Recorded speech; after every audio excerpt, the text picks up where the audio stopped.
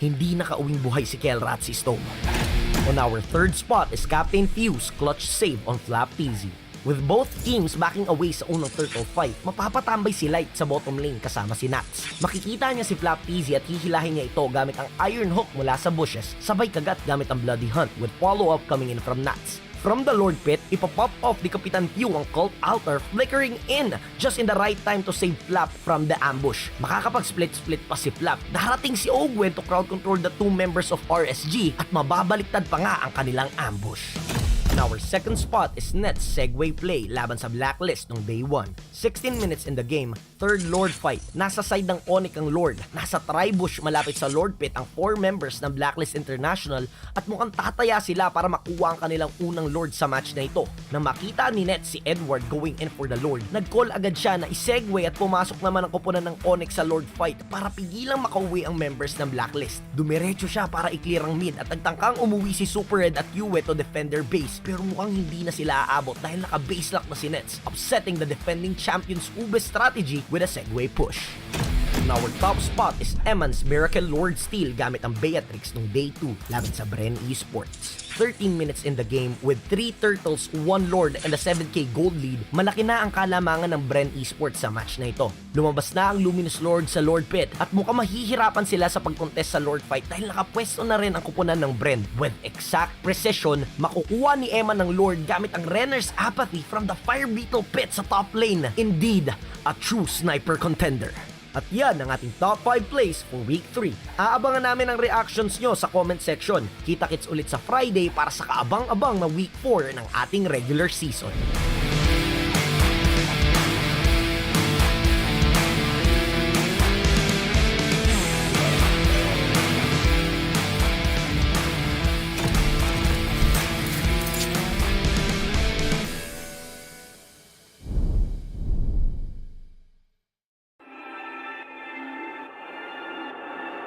Lahat ng manlalaro, lahat ng teams ngayon ay gustong isemento ang kanilang mga sarili sa kasaysayan ng Mobile Legends sa Pilipinas at talagang uhaw na uhaw para matawag na pinakamalakas sa buong mundo. Sa baluarte ng pinakamalalakas, panigurado, walang ibang daan kundi pataas. Sa gitna ng dismaya, pagdududa, pagkatalo at pagkadapa, bumabangon ng tunay na malakas. Itinatakda ang may sikmurang magpatuloy, pero basang-basa ka na nila. Wala ka nang mailalabas na hindi pa alam ng lahat. Wala ka nang maluloko dito dahil lumilipas rin ang mga alamat. Kumakalat ang kawalang katiyakan. Ito na ang katapusan ng mga nagbabalat kayong Diyos. Umuusbong ang bagong dugo para ibagsak ang nagmamataas. Kaya mo bang sumabay dahil walang naglalakad ng paatras at walang ibang daan kundi pataas?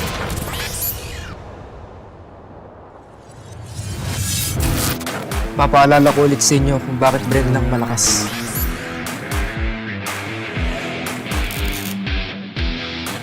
Hindi tatalab sa akin mga bala nyo.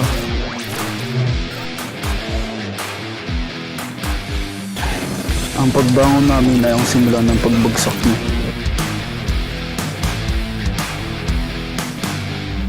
Takbo habang may lupa.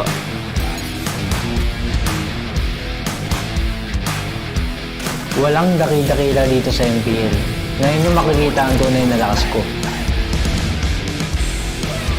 Hindi nyo alam kung anong klaseng bangungot ang kaharap nyo. Naglalaban lang kayo para sa second place. Umatras na kayo hanggat may pagkakataon pa. Pinaglumaan na kayo. Oras na namin to. Pupulbusin namin ang bawat isa sa inyo.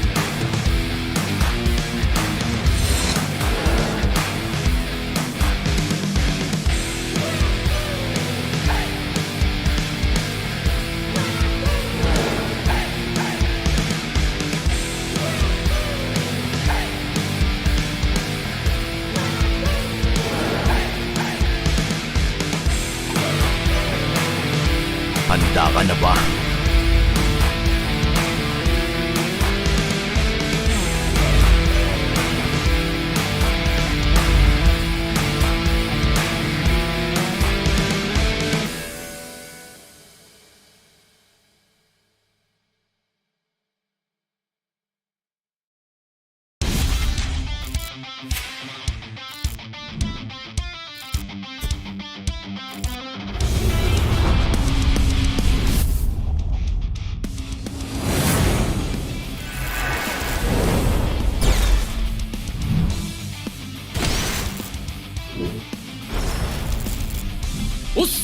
決まってこうぜ。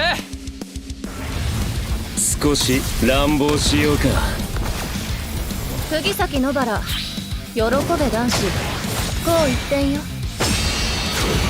邪魔だ。虎杖裕二です。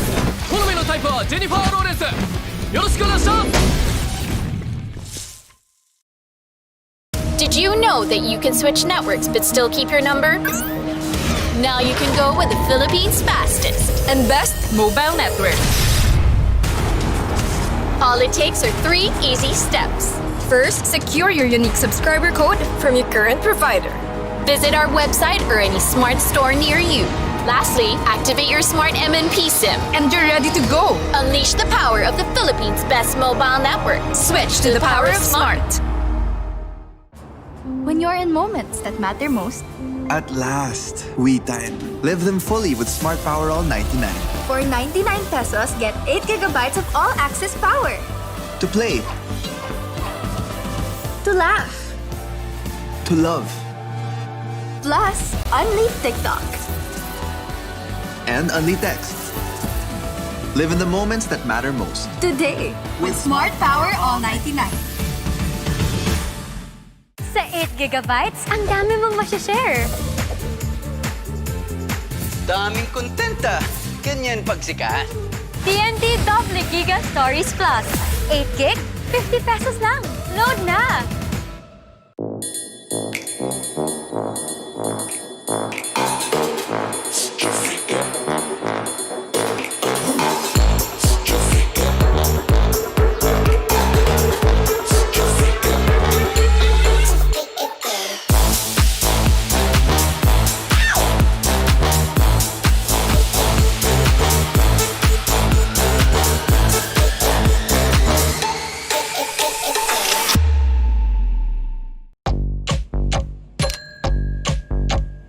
Day in, pay out.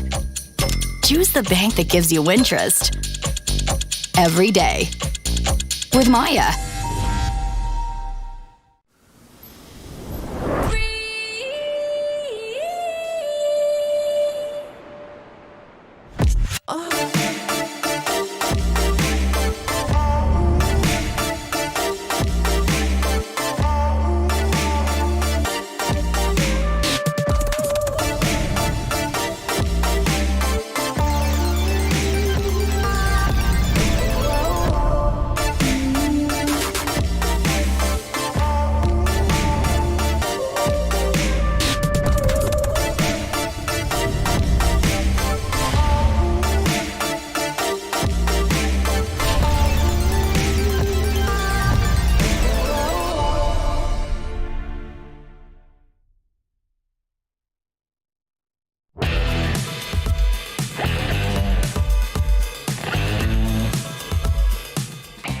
Inumpisahan namin yung game na hindi sila nakareact na masyado sa amin. Sobrang passive nila maglaro. Mahalaga talaga sa ganung play, dapat talaga sa comms talaga yun Ang gusto ko talaga makalaban sa Golden si Bren kasi sobrang tapang niya sa lane.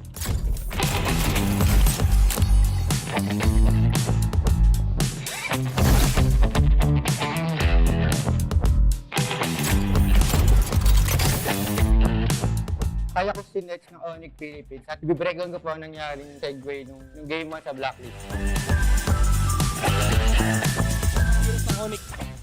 Okay, so ngayon, pwestuhan ang nagaganap. Si Sensui ay sinushow lang dito. Magandang posisyon mula din si Blacklist International habang si Kekidut nakakonsil. Huwag kang maingay. Magtatago ba sa damo? Ngayon si Edward ang pinupok. Retry battle mula dito kay Sensui at siya ang nagtagumpay. Pero si Dets dito with the backdoor play. And game 1 ay mapupunta sa mga headshot. Bago ko magawa yung play na yun, nakita ko talaga na walang tao sa mid. Saka lahat sila nasa load. Kaya nasegwihan ko na lang. Nakita ko po na nag-retreat si Red Task yung UV. Tapos sabi ko sa Ampik, huwag na pa-uwihin kasi baka makadip pa. Sabi ko sinitip mag-lord siya. Tapos sabi ko, sige lord mo lang yan kasi yung sa mid wala talagang tao. Si Edward bigla nag-lord kaya ko yung mid. Na-clear ko tapos tapos ko. Mahalaga talaga sa ganung play, dapat talaga sa comms talaga yun Pag kasi naka-comms ka, na pwede masegwihan yung mid, maano mo yung campaign mo huwag mo sila pa-uwihin kasi baka makadip pa. Inumpisahan namin yung game na sobrang aggressive namin sa early. Di sila nakareact na masyado sa amin. Sobrang passive nila maglaro. Nalaman namin na di sila lumalaban agad ng early. Sa mga teammate ko, ano lang natin, lagi lang natin galingan sa mga laban natin. Ang gusto ko talaga makalaban sa Golden si Bren kasi sobrang tapang niya sa lane. Sa mga fans po namin dyan, maraming salamat sa pag-suporta niyo po sa amin. Ngayon, patuloy niyo po kami suportahan.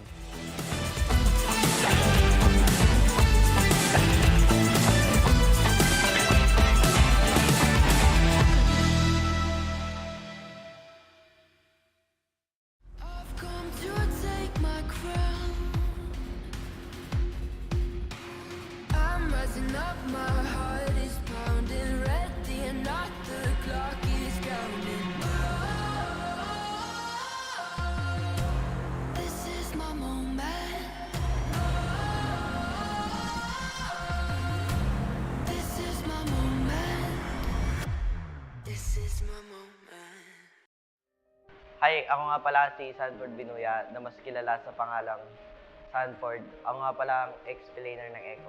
Nakapasok ako sa MPL noong Season 8 sa team na Next Play Boss bilang 6-man na ex-planer. Hindi naging maganda yung run ko sa org na to at nawala ako sa pro scene noong Season 9. Hanggang sa nabalitaan ko kay Yahweh na aking former teammate na nasa Echo na ngayon na may open tryout sa team nila. At sa kabutihang palad, natanggap ako sa team na Echo. Dumaan yung Season 10, pero hindi namin ako yung kampyonato. Pero isa kami sa naging representative sa M4 World Championship. Hindi namin nasaan na sobrang dominating namin sa M4 hanggang sa upper bracket. Pero talo kami sa upper bracket finals at nakalaban namin sa ibaba yung RQ at nanalo. Nakapasok kami ng grand finals at nakalaban namin yung Blacklist International na defending champion. At ngayon kami na yung world champion. Siguro yung favorite pro player ko is si Cartini kasi isa siya sa mga greatest player of all time. Ang favorite food ko is spaghetti kasi lagi ako present sa mga birthday. Kapag wala akong ginagawa or pag nasa bahay ako, ginagawa ko is maglalaro ng billiards or manood ng anime. Una ko nakita yung Mobile Legends sa social media at tinry ko itong larong to kasi mahilig ako sa online games.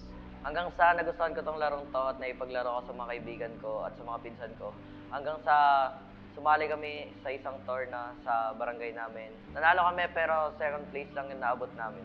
Pero nagpatuloy pa rin ako sa pag-grind hanggang sa marami akong top PH na heroes tulad ng Alice at mga iba pang fighters. Hanggang sa nakakalaro ko lagi si Yahweh at tinanong ako if interesado ako sa Team 9 XP 2.0. Tinanggap ko yung offer ni Yahweh dahil gusto ko rin makapasok sa team na to at maging pro player. Bago ako naging pro player, isa sa mga naging struggles ko is internet dahil naka-data lang ako sa panahon na yun. At yung cellphone na ginagamit ko is low FPS at hindi pa sa akin. Kaya wala rin akong oras na makapaglaro masyado nun. At the same time, nag-aaral ako nun. Ngayong pro player na ako, pinakamahirap na nangyari sa career ko. Isa habang naipag-compete ako, pumanaw yung tito at lolo ko habang naipaglaban. Bago kami pumunta sa Indonesia para may pag-compete sa M4, stop yung papa ko at ginusto ko mang hindi pumunta pero sinabi sa akin ng magulang ko na pumunta ako para sa pangarap ko. Masakit nun para sa akin, ginawa ko na lang siya motivation at doon nakuha namin yung M4. Salamat sa pamilya ko na sinuportahan ako sa career na pinili ko and sa mga fans ko na sumuporta sa akin mula umpisa hanggang ngayon. And gusto ko din magpasalamat sa teammates ko, sa coaches, and sa management sa pagtitiwala sa akin na wala sa edad ang paglalaro ng Mobile Legends.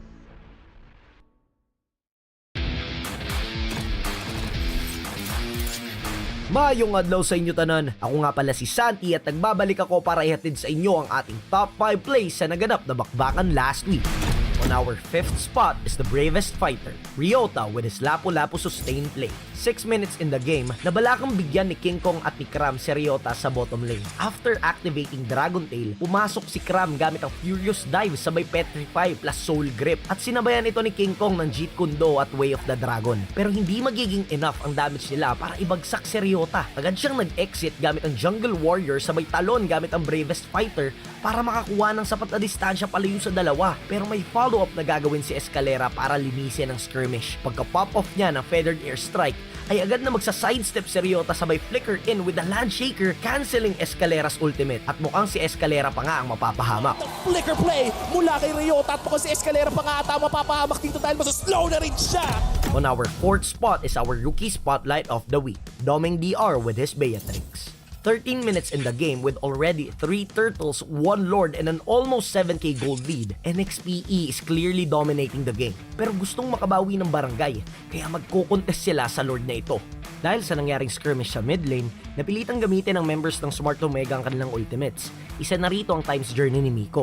At 13:03, ipopok ni Domeng si Renjo gamit ang Renner's Apathy. Agad siyang magsiswitch into Nibiru to free hit Renjo's Lapu-Lapu, sabay bitaw ng Nibiru's Passion kina Miko at Kelra na nagbabalak pumasok sa Lord Pit. Mapapaback away ang barangay pero hahabulin nila si Domeng dashing forward with tactical reposition while flickering in, hungry for kills. Alam ng lahat ang nangyari nung gabing yon. Hindi nakauwing buhay si Kelra at si Stone. On our third spot is Captain Fuse clutch save on Flap Peasy. With both teams backing away sa unang turtle fight, mapapatambay si Light sa bottom lane kasama si Nats. Makikita niya si Flap Peasy at hihilahin niya ito gamit ang Iron Hook mula sa bushes, sabay kagat gamit ang Bloody Hunt with follow-up coming in from Nats. From the Lord Pit, ipapop off ni Kapitan Pew ang Cult Altar, flickering in just in the right time to save Flap from the ambush. Makakapag-split-split pa si Flap. Darating si Ogwen to crowd control the 2 members of RSG at mababaliktad pa nga ang kanilang ambush. And our second spot is Net's Segway play laban sa Blacklist nung day 1. 16 minutes in the game, third Lord fight. Nasa side ng Onyx ang Lord. Nasa tribush malapit sa Lord Pit ang 4 members ng Blacklist International at mukhang tataya sila para makuha ang kanilang unang Lord sa match na ito. Nang makita ni Net si Edward going in for the Lord, nag-call agad siya na isegway at pumasok naman ang kupunan ng Onyx sa Lord fight para pigilang makauwi ang members ng Blacklist. Dumiretso siya para i-clear ang mid at nagtangkang umuwi si Super Red at Yue to defend their base. Pero mukhang hindi na sila aabot dahil naka-base lock na si Nets, upsetting the defending champions Ube strategy with a segway push.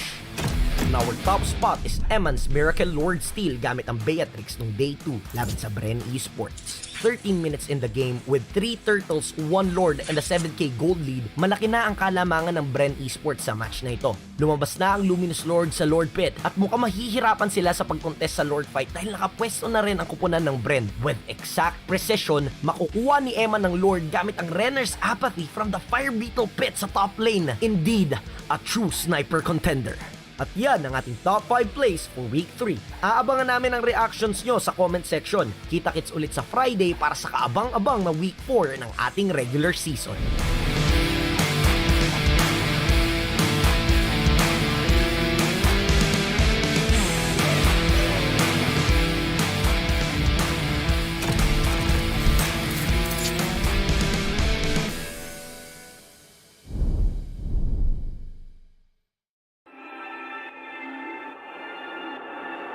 Lahat ng manlalaro, lahat ng teams ngayon ay gustong isemento ang kanilang mga sarili sa kasaysayan ng Mobile Legends sa Pilipinas at talagang uhaw na uhaw para matawag na pinakamalakas sa buong mundo. Sa baluarte ng pinakamalalakas, panigurado, walang ibang daan kundi pataas. Sa gitna ng dismaya, pagdududa, pagkatalo at pagkadapa, bumabangon ng tunay na malakas. Itinatakda ang may sikmurang magpatuloy, pero basang-basa ka na nila. Wala ka nang mailalabas na hindi pa alam ng lahat. Wala ka nang maluloko dito dahil lumilipas rin ang mga alamat. Kumakalat ang kawalang katiyakan. Ito na ang katapusan ng mga nagbabalat kayong Diyos.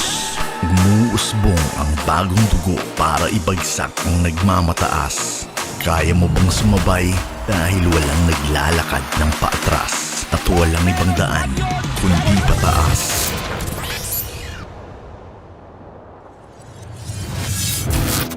Papaalala ko ulit sa inyo kung bakit Bren lang malakas.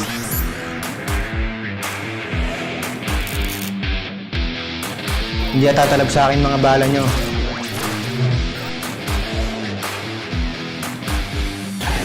Ang pagbangon namin ay ang simula ng pagbagsak niyo.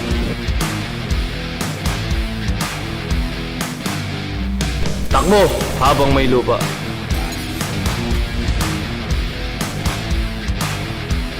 Walang dakila dito sa MPL. Ngayon nyo makikita ang tunay na lakas ko. Hindi nyo alam kung anong klaseng bangungot ang kaharap nyo. Naglalaban lang kayo para sa second place. Umatras na kayo hanggat may pagkakataon pa. Pinaglumaan na kayo. Oras na namin to. Pupulbusin namin ang bawat isa sa inyo.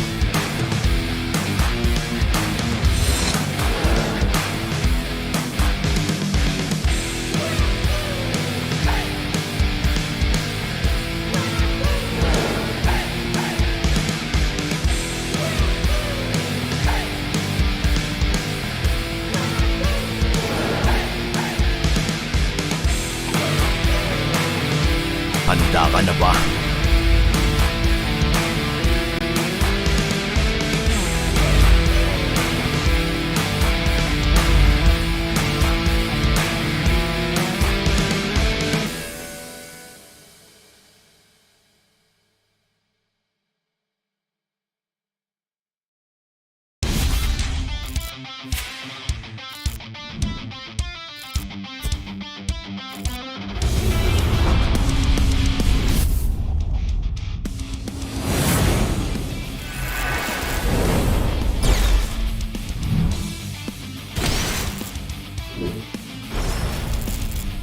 おっす決まってこうぜ少し乱暴しようか。釘崎野原喜べ男子こう一点よ邪魔だ。虎杖裕二です好みのタイプはジェニファー・ローレンスよろしくお願いします Did you know that you can switch networks but still keep your number? Now you can go with the Philippines' fastest and best mobile network. All it takes are 3 easy steps. First, secure your unique subscriber code from your current provider. Visit our website or any smart store near you. Lastly, activate your smart MNP SIM and you're ready to go. Unleash the power of the Philippines' best mobile network. Switch to the power of smart. When you're in moments that matter most, At last, we time. Live them fully with Smart Power All 99. for 99 pesos, get 8 gigabytes of all-access power. To play, To laugh, to love, plus unleash TikTok. and only text. Live in the moments that matter most. Today, with Smart Power All 99. Sa 8 gigabytes, ang dami mong masashare. Daming kontenta. Ganyan pagsikat. TNT Double Giga Stories Plus. 8 gig, 50 pesos lang. Load na!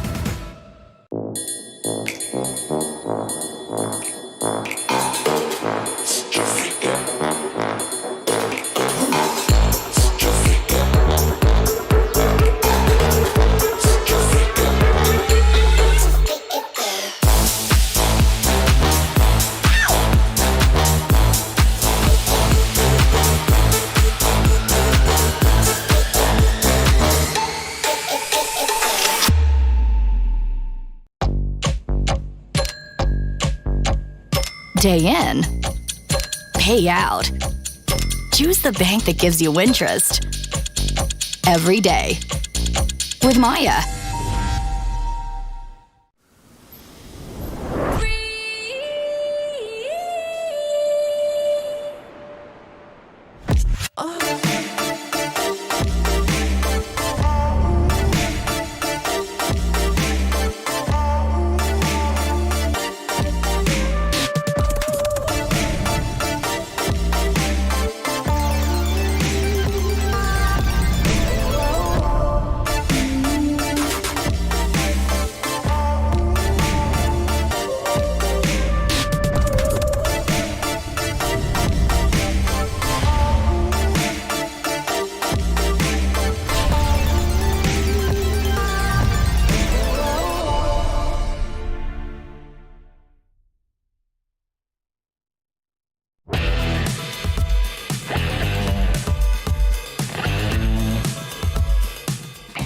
Inumpisahan namin yung game na hindi sila nakareact na masyado sa amin. Sobrang passive nila maglaro. Mahalaga talaga sa ganung play, dapat talaga sa comms talaga yun Ang gusto ko talaga makalaban sa Golden si Bren kasi sobrang tapang niya sa lane.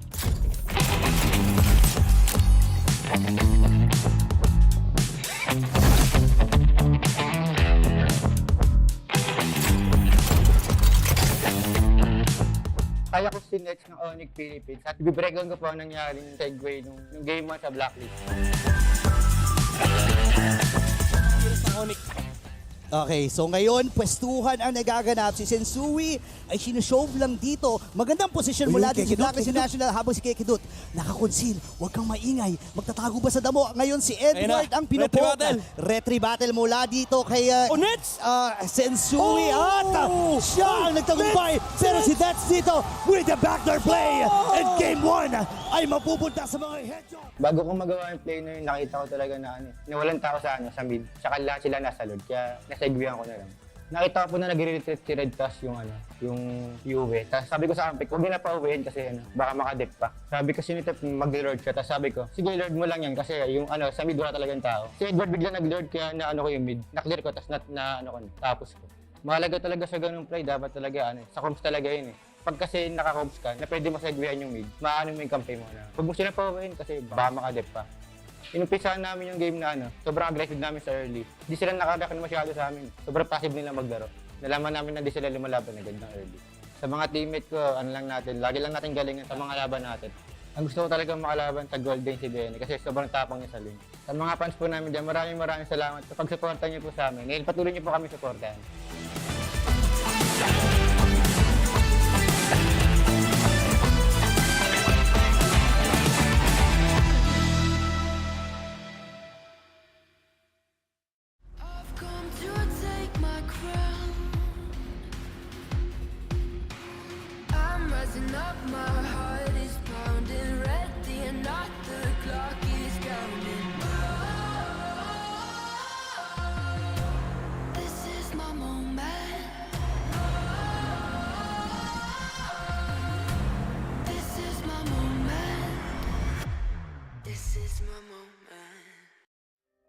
Hi, ako nga pala si Sanford Binuya na mas kilala sa pangalang Sanford. Ako nga pala ang ex-player ng Echo. Nakapasok ako sa MPL noong Season 8 sa team na Next Play Boss bilang 6-man na ex-player.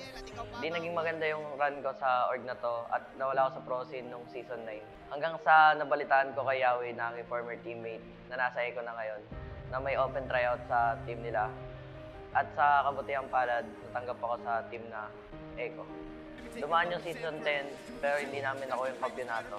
Pero isa kami sa naging representative sa M4 World Championship. Hindi namin nasaan na sobrang dominating namin sa M4 hanggang sa upper bracket. Pero talo kami sa upper bracket finals at nakalaban namin sa ibaba yung RQ at nanalo. Nakapasok kami ng Grand Finals at nakalaban namin yung Blacklist International na defending champion. At ngayon kami na yung World Champion. Siguro yung favorite pro player ko is si Carl Tizzy. Kasi isa siya sa mga greatest player of all time. Ang favorite food ko is spaghetti kasi lagi ako present sa mga birthday. Kapag wala akong ginagawa or pag nasa bahay ako, ginagawa ko is maglalaro ng billiards or manood ng anime. Una ko nakita yung Mobile Legends sa social media at tinry ko itong larong to kasi mahilig ako sa online games. Hanggang sa nagustuhan ko tong larong to at naipaglaro ko sa mga kaibigan ko at sa mga pinsan ko. Hanggang sa sumali kami sa isang tour na sa barangay namin. Nanalo kami pero second place lang yung naabot namin. Pero nagpatuloy pa rin ako sa pag-grind hanggang sa marami akong top PH na heroes tulad ng Alice at mga iba pang fighters. Hanggang sa nakakalaro ko lagi si Yahweh at tinanong ako if interesado ako sa Team 9 XP 2.0. Tinanggap ko yung offer ni Yahweh dahil gusto ko rin makapasok sa team na to at maging pro player. Bago ako naging pro player, isa sa mga naging struggles ko is internet dahil naka-data lang ako sa panahon na yon. At yung cellphone na ginagamit ko is low FPS at hindi pa sa akin. Kaya wala rin akong oras na makapaglaro masyado nun. At the same time, nag-aaral ako nun. Ngayong pro player na ako, pinakamahirap na nangyari sa career ko. Habang naipag-compete ako, pumanaw yung tito at lolo ko habang naipaglaban. Bago kami pumunta sa Indonesia para may pag-compete sa M4, stop yung papa ko at ginusto ko mang hindi pumunta, pero sinabi sa akin ng magulang ko na pumunta ako para sa pangarap ko. Kahit nun para sa akin, ginawa ko na lang siya motivation at doon nakuha namin yung M4. Salamat sa pamilya ko na sinuportahan ako sa career na pinili ko and sa mga fans ko na sumuporta sa akin mula umpisa hanggang ngayon. And gusto ko din magpasalamat sa teammates ko, sa coaches, and sa management sa pagtitiwala sa akin na wala sa edad ang paglalaro ng Mobile Legends.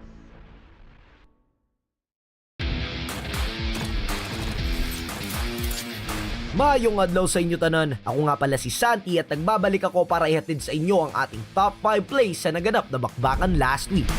On our 5th spot is the bravest fighter, Ryota, with his lapu-lapu sustained play. 6 minutes in the game, nabalakang bigyan ni King Kong at ni Kram si Ryota sa bottom lane. After activating Dragon Tail, pumasok si Kram gamit ang Furious Dive sabay Petrify plus Soul Grip at sinabayan ito ni King Kong ng Jeet Kune Do at Way of the Dragon. Pero hindi magiging enough ang damage nila para ibagsak si Ryota. Agad siyang nag-exit gamit ang Jungle Warrior sabay talon gamit ang bravest fighter para makakuha ng sapat na distansya palayo sa dalawa. Pero may follow-up na gagawin si Escalera para linisin ang skirmish. Pagka-pop-off niya ng Feathered Air Strike, ay agad na magsa-sidestep si Ryota sabay flicker in with the Land Shaker, canceling Escalera's ultimate. At mukhang si Escalera pa nga ang mapapahamak. Flicker play mula kay Ryota at mukhang si Escalera pa nga ata mapapahamak dito dahil masaslow na rin siya. On our 4th spot is our rookie spotlight of the week, Doming DR with his Beatrix. 13 minutes in the game with already 3 turtles, 1 lord, and an almost 7k gold lead, NXPE is clearly dominating the game. Pero gustong makabawi ng barangay, kaya magko-contest sila sa lord na ito. Dahil sa nangyaring skirmish sa mid lane, napilitang gamitin ng members ng Smart Omega ang kanilang ultimates. Isa na rito ang Time's Journey ni Miko.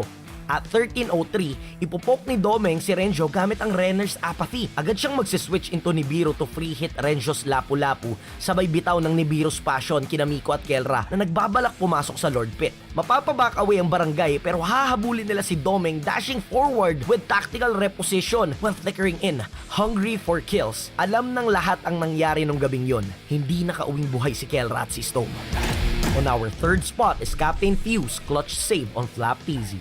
With both teams backing away sa unang turtle fight, mapapatambay si Light sa bottom lane kasama si Nats. Makikita niya si Flap Peasy at hihilahin niya ito gamit ang Iron Hook mula sa bushes, sabay kagat gamit ang Bloody Hunt with follow-up coming in from Nats. From the Lord Pit, ipapop off ni Kapitan Pew ang Cult Altar, flickering in just in the right time to save Flap from the ambush. Makakapag-split-split pa si Flap. Darating si Ogwen to crowd control the 2 members of RSG at mababaliktad pa nga ang kanilang ambush.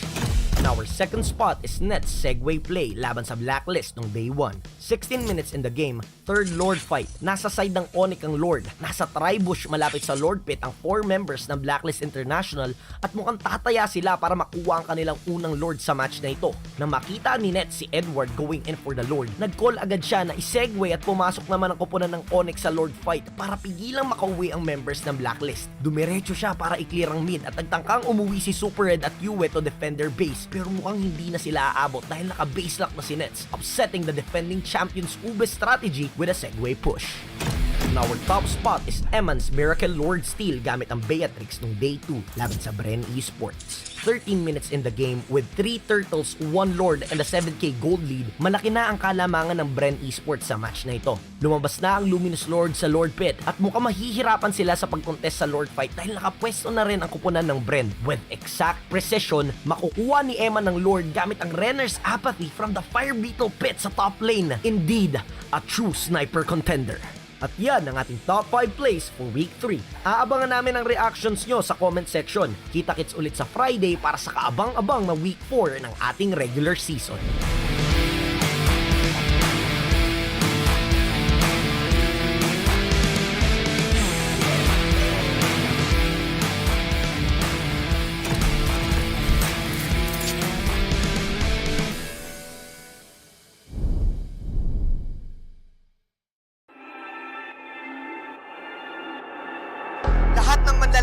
Lahat ng teams ngayon ay gustong isemento ang kanilang mga sarili sa kasaysayan ng Mobile Legends sa Pilipinas at talagang uhaw na uhaw para matawag na pinakamalakas sa buong mundo. Sa baluarte ng pinakamalalakas, panigurado. Walang ibang daan kundi pataas. Sa gitna ng dismaya, pagdududa, pagkatalo at pagkadapa, bumabangon ng tunay na malakas. Itinatakda ang may sikmurang magpatuloy. Pero basang-basa ka na nila. Wala ka nang mailalabas na hindi pa alam ng lahat. Wala ka nang maluloko dito. Dahil lumilipas rin ang mga alamat.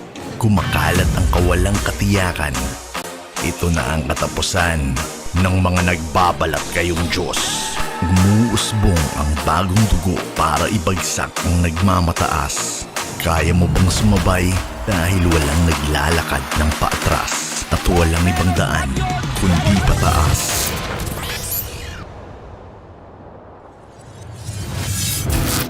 Papaalala ko ulit sa inyo kung bakit Bren lang malakas.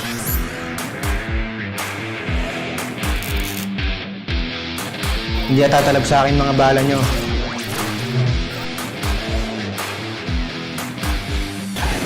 Ang pagbangon namin ay ang simula ng pagbagsak niyo.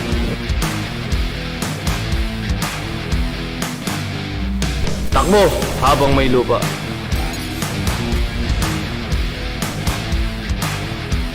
Walang dakil-dakila dito sa MPL. Ngayon nyo makikita ang tunay na lakas ko. Hindi nyo alam kung anong klaseng bangungot ang kaharap nyo. Naglalaban lang kayo para sa second place. Umatras na kayo hanggat may pagkakataon pa. Pinaglumaan na kayo.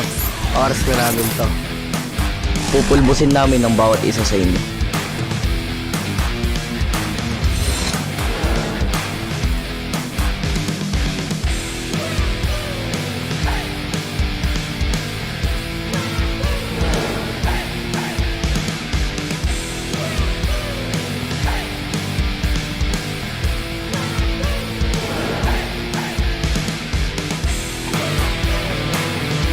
Handa ka na ba?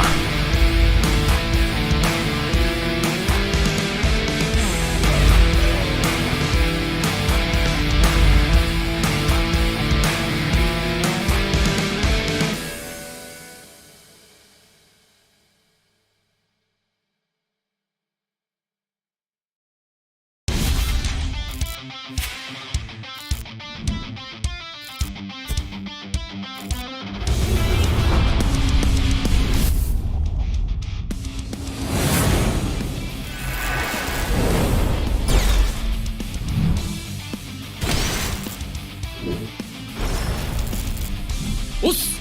決まってこうぜ。少し乱暴しようか。釘崎野原、喜べ男子、こう一点よ。邪魔だ。虎杖裕二です。好みのタイプはジェニファー・ローレンス。よろしくお願いします。 Did you know that you can switch networks but still keep your number? Now you can go with the Philippines' fastest and best mobile network. All it takes are 3 easy steps. First, secure your unique subscriber.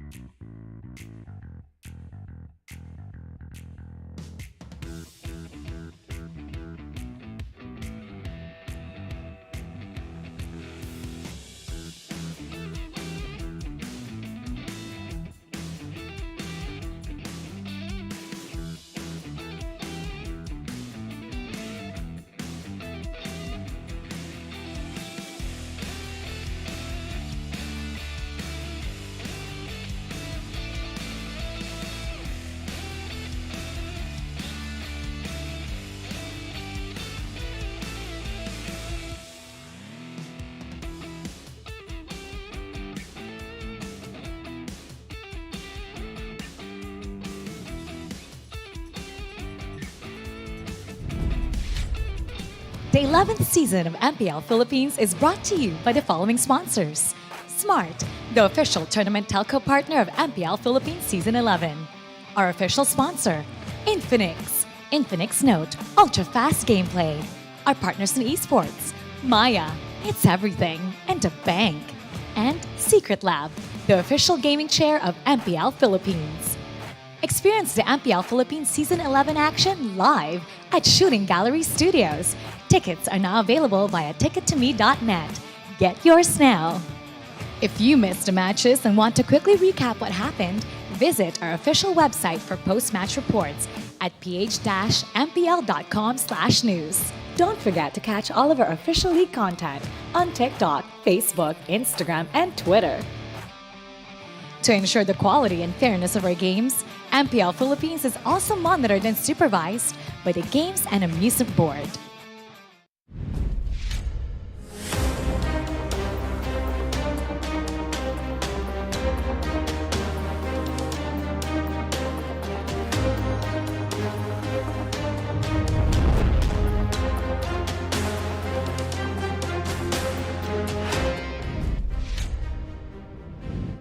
By the time this week's matches are over, all 8 of the world's strongest Mobile Legends Bang Bang team would have already faced each other. Nakita na ng ating mga koponan kung paano sila kumagat sa hamong itaas ang lakas. Nakilala na rin natin ang ilan sa ating mga unsung heroes. At unti-unti nating natututunan kung ano nga ba ang Philippine meta. Pero kung meron pa tayong dapat abangan, yan ang mainit na bakbakan. Magandang araw, Pilipinas! Ako po si Mara Aquino and welcome to Week 4 of MPL Philippines Season 11. Now, to jumpstart the halfway point of our ongoing regular season, we're gonna take a closer look at Renegade and his role for his team. What exactly does he do to break the code? And how will he fare against the Hive, especially now that Flapteasy is now back to his M2 form? That's what we're gonna find out.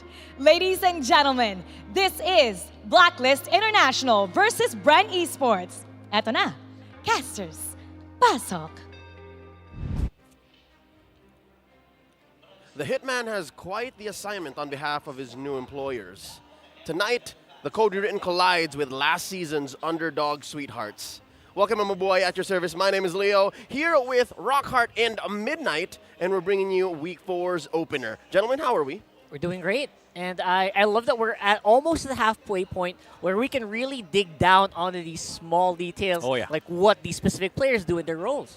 I mean, I cannot believe that we are in Week 4 right now. It feels like, you know, I woke up earlier in the morning and I thought it was Week 2. Now it's Week 4, and we're about to witness again World Championship teams in both Blacklist and Bren.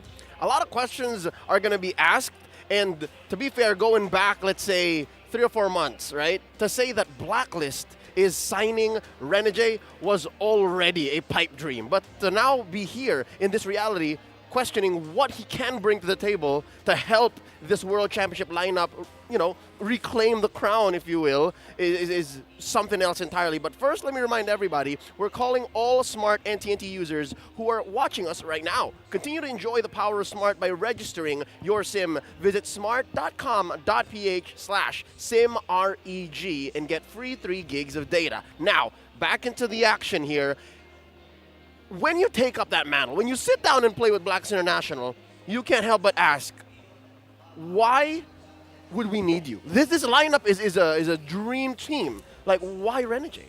I understand this because Blacklist International just has so many accolades already that you know they only pick up really high caliber players. So I hope that by today, we'll be able to finally iron out why he is in that roster. Speaking of lineups, we have a quick headline. We've got some movements between MPL Philippines and MDL Philippines, all right? TNC's Saksha Jago and Riku are moving over to MDL Philippines. Follow MPL and MDL pages to stay up to date on player transfers and other league news. So that's both on social media and the respective websites. Now, back into the action here. Midnight, your thoughts on Renegade being part of Blacklist International? I mean, it was the question before he joined Blacklist International. Like, why would you do that?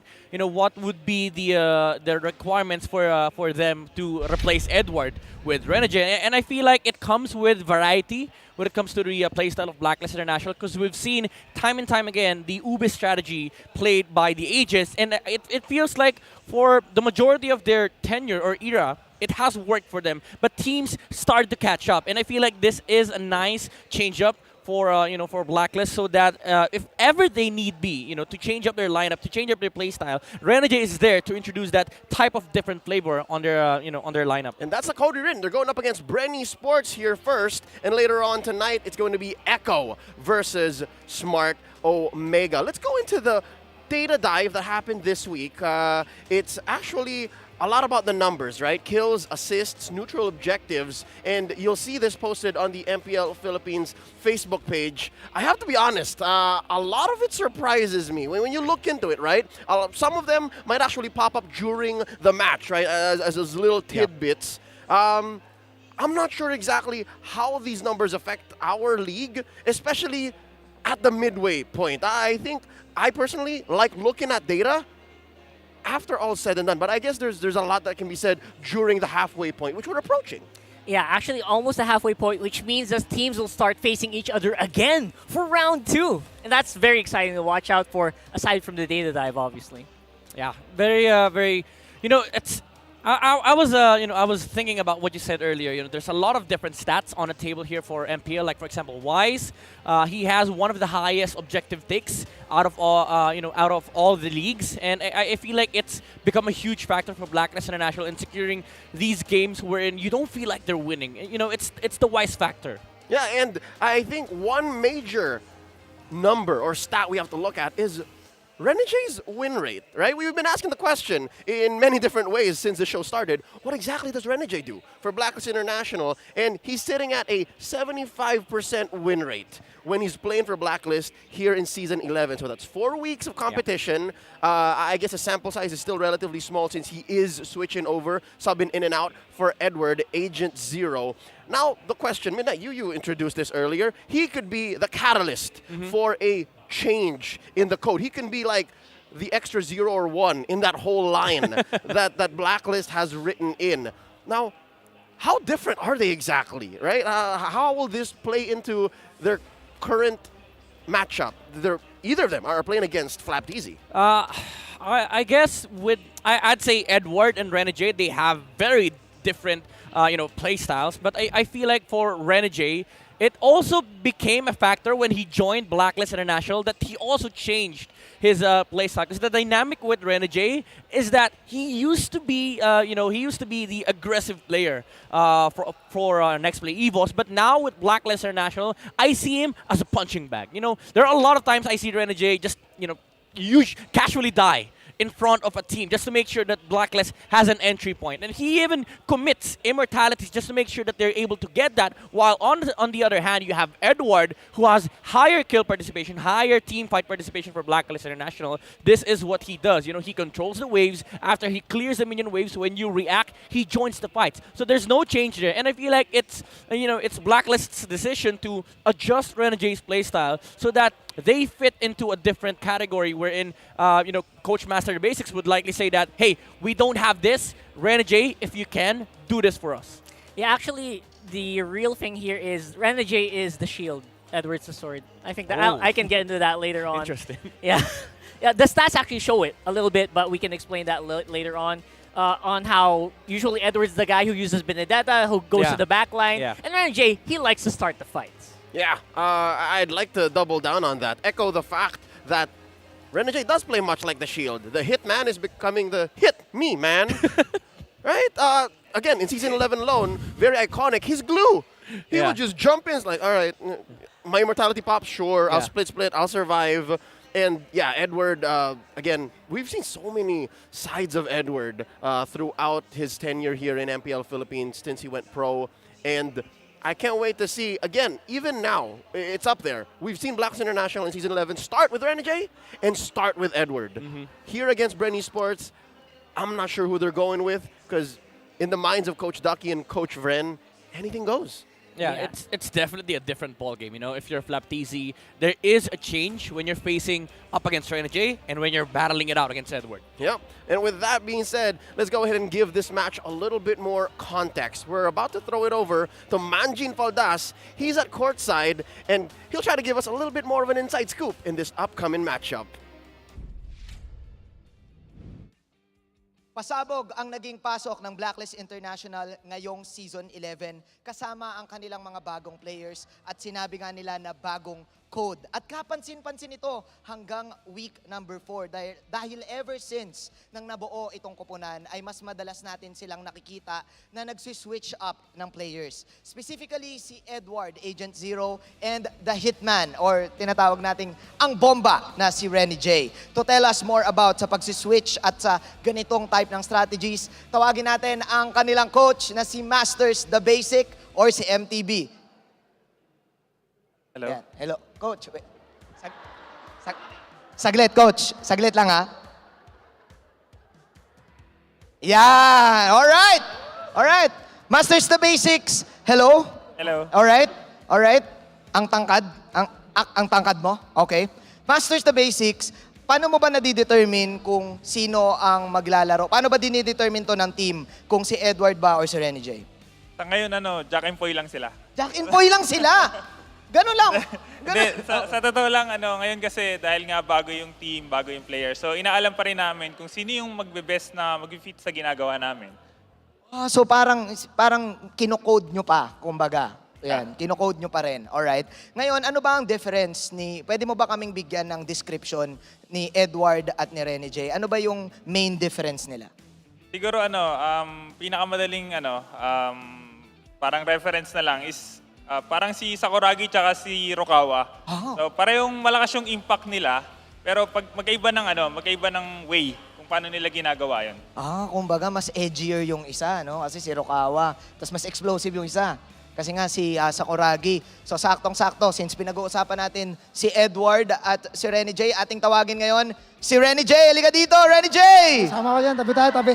Ayan, dito tayo. Parabot natin si Coach. Ayan, parabot natin si Coach. Tangad ni Coach, Oo nga eh. Renny J, nakwento mo sa akin na talagang nag-iba yung methods mo nung napasok ka sa Blacklist International. Pero last week ay naging pasabog ang laban nyo dahil nakalaban mo ang bestie mo na si H2O. Hindi ko na bestie yun? Ano? Tinalo ko, di ko na bestie. Hindi mo na bestie. H2, alam naming nanonood ka ngayon. Ayoko na. Ano ang nakita namin parang pinupuruan ka ni H2 nung laban nyo, diba? Halatang-halata eh, no? Halata eh. Halata. Alam mo na yon na tatargeting ka ni H2. Alam mo na yon. Hindi, kasi magkaibigan kami. Parang pinag-usapan namin yun. Sabi ko, huwag niya akong tatargetin. Ay, nako. So, gusto ako pinapatay. Ayun lang. Ay, ikaw mukhang ikaw talaga. Anong message mo kay H2O na unfortunately natalo kayo last week? Chamba. Mabawi ako sa sunod na laban namin. Pinagbigyan ko muna kasi kaibigan ko eh. Okay. Ayaw ma-down si H2 kasi kilala ko siya. Okay. H2, alam naming nanonood ka ngayon. Sabi ni Renny J, Chamba. Chamba daw. Alright, Renny J, kausapin mo ngayon si Coach MTB. Na game ka ba pa rin sa mga switching nyo? Ni Edward? Game na game, no? Game na game. Alam ni Renny J na kailangan... Siswitch ako ni Coach sa gold eh. Sa gold na daw? Payag ka, Coach? Any roll. Kaso malulungkot si Super Red. Ay, tama. Wag na. Baka malungkot sa Red eh. Sila mag-Jack and Poy. Alright, payag ka kayo ni Super Red ang mag-Jack and Poy? Wag na. Alright, wag na daw. Ayan na mga kaibigan, si Renny J at si Masters the Basics. Napakatangkad mo. Masters the Basics. Meron lang ako matatanong, Masters the Basics, kasi nga, malapit na rin, in-announce na rin ang MSC na Mid-Season Cup na daw. And nakita nga natin na meron ng North American region. At alam natin, meron pang isang player doon na Basic din ang pangalan. Sino mas basic sa inyo ni Basic? MTV na lang ako. Alright. Alam nating ang mga agents ay proud pa rin sa Blacklist International at tuloy pa rin ang suporta nila at ang kanilang makakalaban ay umaarangkada ngayon. Ano yung kalaban nyo? Bren Esports. There you have it. Tama. Oo nga pala. Oo nga, nalito na ako. Nalito na ako sa dalawang to. Ibalik na natin sa ating mga shoutcasters. Kayo na muna. It's nice to hear from both Master the Basics and Renegade from Blacklist International, although it's worrying. It seems like the change in altitude seems to have messed with our friend Manji's head there a bit, but no.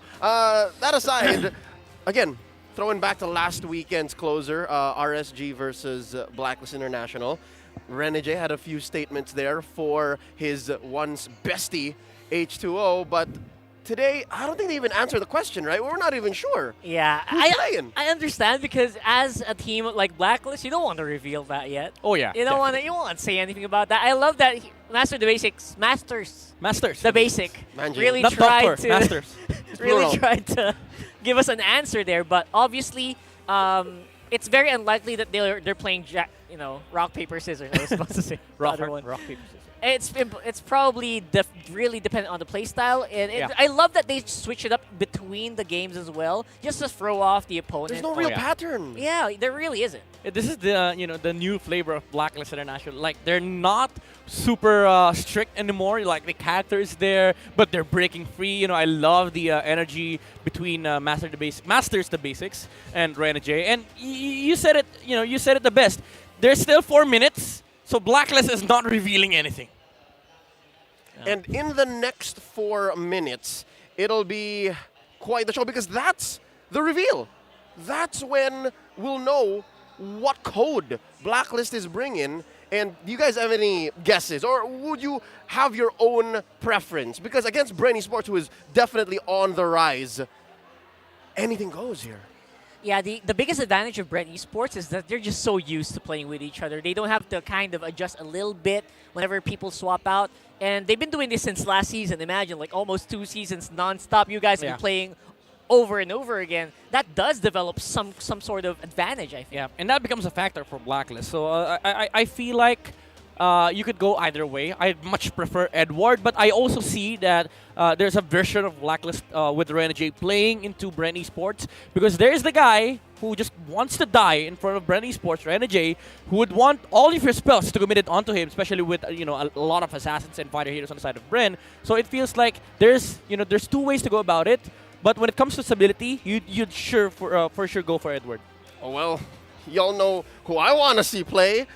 Let's have him come in. Let's welcome Blacklist International and Bren Esports.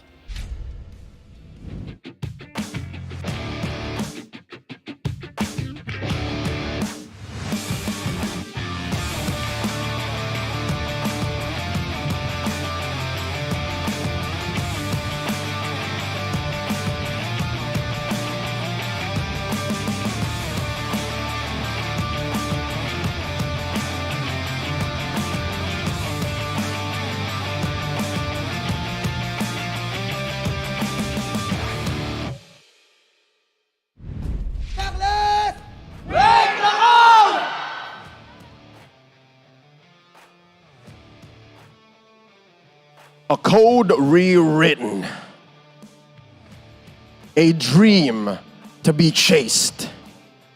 Which shade of black will we witness here tonight? Let's welcome Blacklist International!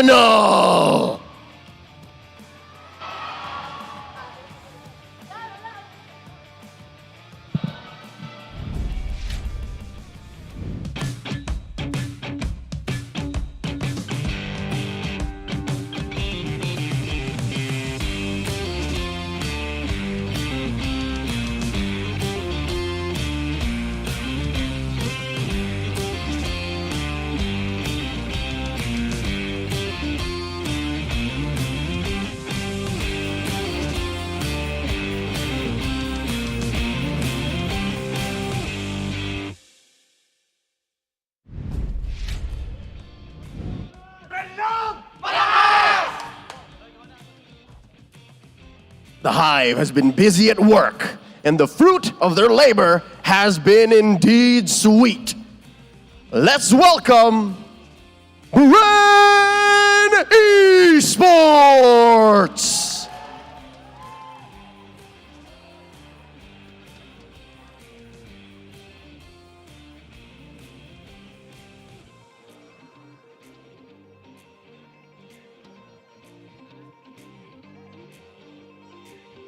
And their coaches, Coach Ducky and Coach Master of the Basics.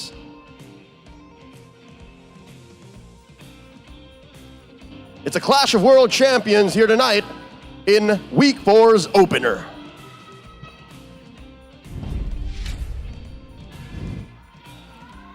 And we're about to find out. It's Agent Zero coming in for Blacklist International's opener alongside Super Red, Wise, Oh My Venus, and Yue.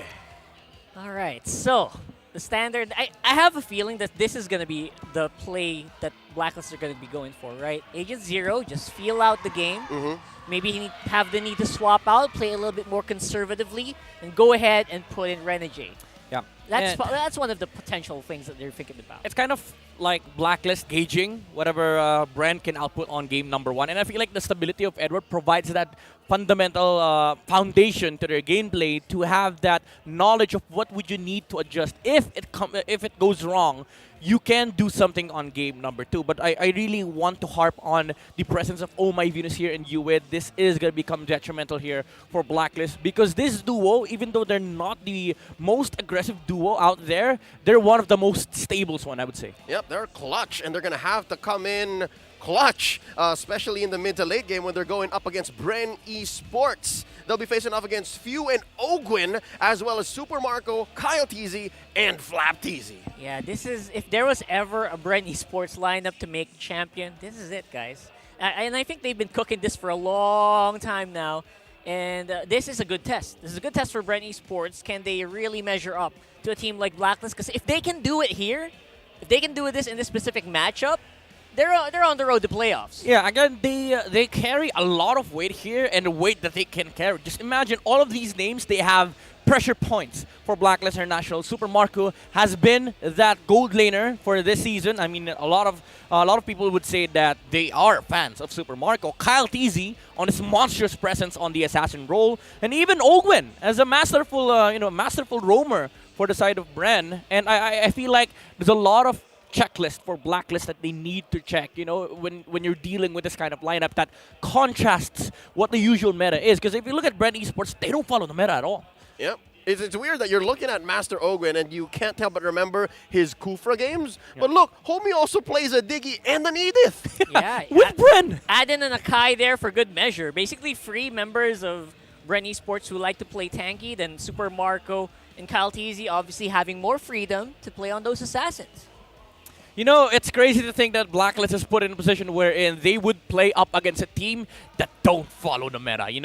It used to be their flavor. It used to be their signature. Season 7, Season 8, up until Season 10, wherein a lot of teams tried to catch up to them. With Bren Esports, they didn't adjust. This is the the playstyle that works for them, and it has been working phenomenal, especially for Kyle Teasy, who has still been playing those assassins. Yep. And it's something that Blacklist needs to deal with. That's why I love the presence of Edward, because he's used to this position. Whatever you throw at him, he is playing that fundamental role of just controlling the the minion waves and looking to fight at all overall. And if you're playing in a meta wherein Fredrin is key and it's a team that barely cares about Fredrin, then what now, right? So Master the Basics, Dexstar, they have their plates full against Coach Ducky and Coach Bren, who I'm pretty sure as well are having the time of their lives, right? So we're going to see all of this unfold when we begin the draft. But first, let's go ahead and throw it over to our analyst for the keys to victory.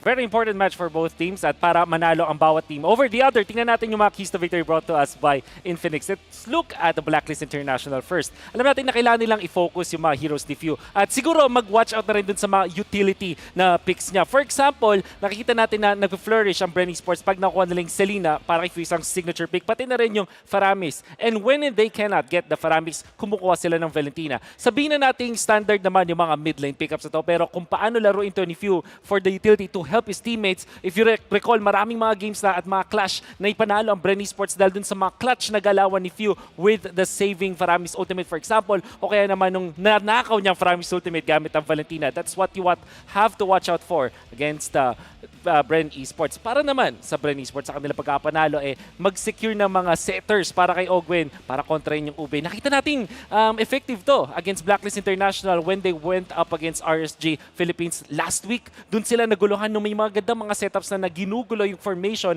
at tempo ng side ng Blacklist International. That's what Bren should be doing. And for both teams, kailangan nilang mag-punish ng overextending XP laners. We know na disiplinado itong dalawang teams na to, but there will be times na yung 4-1 moves, cross-map plays na ginagawa ng mga XP laners for the team, yan minsan pwedeng i-punish ng kabilang team over the other. That's what you have to watch out for. At yan ang keys to victory ng dalawang teams natin, brought to us by Infinix.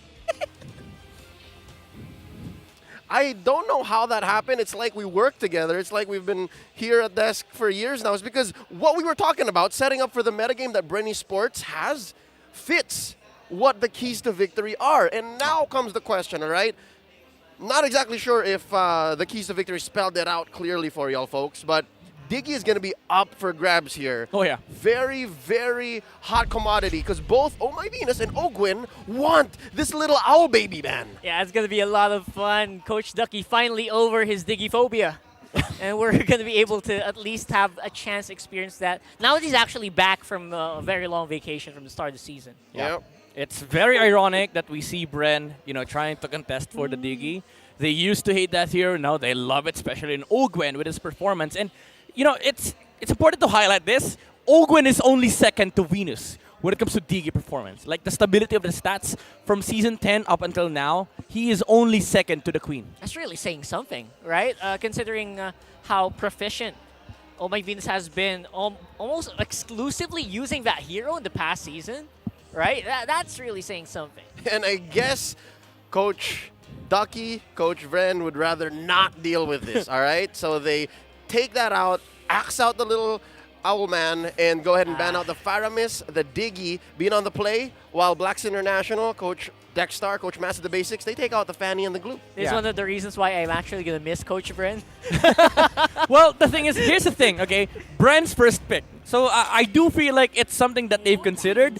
They don't want to be playing into a Diggy because you're forced to either get Valentina or Fredrin. Snatch away the Fredrin. So it feels like Bren Esports, they understand the assignment that they're not going to be able to get the Diggy here because it will be first picked by Blacklist International. If you open up, the Diggy pick up against Master Basics, it's basic for him to just straight up pick up the hero. So I love the adjustments coming out from Bren. Now the question is, will Fredrin be first pick? Because consider this, Kyle TZ is primarily playing the assassin role. Although it can go to the XP lane, it's not something that Bren favors very, very much. Well, one of the reasons why you would ban out a Diggy is if you want to pick up big-time heroes like the Atlas, going over to the Rome. That's actually a pretty good idea. People have been disregarding that hero for quite a while now. And they understand this. Bren Esports, they know that we have the Atlas, we have the Kufra, we have the Cho. These are heroes that, as amazing as the Queen is, are not in her arsenal. Ooh, 1-1. Oh my goodness. What? We no! go back. We didn't notice. We go back to the 1-1 era. By the way, Joyce open for Edward. Yeah. And also Estes. She's back. 1-1 has been, I think, 100% banned. Yes. All season long. Last week, it was the first time that Fredrin was snubbed. Now, 1-1 makes a debut. Well, snubbed first phase. Exactly. It was still banned second phase. All right. It's a hero that, usually loves drafts. But there was one game, Blacklist and RSG, wherein he was nowhere to be seen. Yep. No one saw value in him, Yeah. as they should. That's interesting. All right. Actually, 1-1. This is a little bit of a shocker. Okay. And now we're going to have to be reminded Ooh. why heroes like the 1-1 is going to be banned out. I think you mentioned why, right? Just so strong in the laning phase. Yep. Oh my goodness, just has no counter almost. I love this answer from Blacklist. Again, you pick up the Joy because it's open, and now you give Yue the Valentina. The most played Valentina out of everyone. Yep. He played almost, I think, 16 games. 14 games out of the hero, and it's his specialty. She's great. She's great. Opens up a lot of options for Blacklist, and kind of pigeonholes Bren into certain heroes that might want to avoid giving over hot ults. Was Yue using the Valentina at the times that he stole, like, I think 2 Lords or something? Yeah. Oh, yeah, There was a time there people were missing their Oh! retributions. Okay. Fredrin, Lolita. They're the ones who pick up the Lolita. Surprisingly, I would have loved to see that Lolita against this Wan Wan, and I think that's one of the reasons. Yeah, this is really, really great from Bren. They're already expecting that Estes will likely come out from the side of Blacklist International. That's why you see, you know, a composition that primarily fights 5v5 engagements. So there is that idea for Bren Esports, but I don't think the Queen is going to waver in front of this. You know, we've seen time and time again the Estes not really care at all about, you know, how strong your team fight is. As long as they get off their spells, they heal the important heroes, they're going to be able to go with that. And one thing is for sure, this Joy is a problem for Bren because it's a hero that doesn't mind playing into these immune, you know, crowd control heavy lineups. And it looks like they understand that. It's either you ban out the Rafaela and the Estes so that you really just make sure the Queen picks a certain hero that you're okay with, or you just don't care at all. And I think by picking up the Melissa, they're playing on that axis. I actually like this. That's true. And again, Oh My Venus is just one of those people that you can't really ban against, so they have no problems leaving this guy up until the last pick. Oh yeah. Just has such an ocean of heroes. Also, in before, they also pick up the Eve. Yeah, I was gonna say. I was gonna say unless they pick up the Eve here. It's not banned out. So yeah, there's still 3 heroes. Because look at it this way: if Bren Esports wants the Queen to play, okay, Eve's out. So Bren Esports, they most likely want the Queen to be playing that Estes, right? Because there's no way that they're gonna be playing Eve here on the side of Blacklist International. So Blacklist is already prepping that idea wherein they can pick up the Eve on the second phase. So they draft these heroes that are strong in, you know, group ups. So Bren Esports, they're under that impression that if that happens, they already have this Lolita. Because, you know, guess what? The Queen has no heroes left. What would you rather, you know, pick for Blacklist International? The, you know, the Lolita's already out, the Digi's out, Promise is out. There's no one left on attack here for Blacklist. So I feel like both these teams, they're already under that impression that the Queen will be playing that Estes, and this gives Bren the advantage because they've already drafted a heavy team fight lineup, and I think Claude would soon follow up, either a Claude or a, you know, a carry for Super Marco. But one thing is for sure, there is that idea where in that last pick of Bren will be critical for them in countering this Estes. I would even dare say that the Kadita is a possibility here. Oh yeah. Yeah, I think so. But overall, because of these bans and picks, never mind. These are 2 heroes. We were saying, hey, Momshu can play this. You pick that? Nope. Nope. It's Blacklist that bans it out too. Never mind. So, What? I am so sorry, Master the Basics. What? all of this is happening with everything that's happening right now. Basically, Oh My Venus is being forced on a bit of a squishier support. And I don't know if they're going to be comfortable with that. Matilda Airlines though. Oh, what if they ban it out for Bren? Because again, if you're in the shoes of Coach Ducky and Coach Bren, Queen, play Estes. We've prepared this. We do want to fight into that Estes. Now, I just have one question. Where does this Fredrin go? Again, by being in the blue side. Oh, Lord! This is out. Okay. So it looks like the only other reasonable choice, unless there's something we're forgetting completely, is the Matilda. Yeah, Matilda. Matilda. I'm preparing. Unless you go for a Minotaur. No. I'd love it. No. There she There is! she is. All right, there you go. Yeah, basically that lines it up. And we kind of just know what the last pick is going to be. It's going to be forcing Edward into a really tanky hero unless he wants to go for a Benedetta. Unless. No, that's Wise we're waiting for. Yeah. Because Edward's already playing Edward's, Joy. Unless Wise wants to play Joy. Yeah. Also not impossible. No, or the Valentina. So for Bren, you are... Oh, there is a Barats! There's a Barats inside of Blacklist. All right, there you go. I actually like the Barats here. So if they go Barats for Wise, I think for Bren... It's very classic. You go... It's confusing because there is already that Fredrin, but you know, the Kyle TZ most likely would want to play an Assassin. Hayabusa is still open. And also, you know, Gushun? Never mind, Julian. Julian's on the rise. We've been seeing more and more Julian in the Oh past my goodness! All right, weeks. Scary. Is this a jungle Arlot though? Likely. Unless you're right. No, it's a toss-up.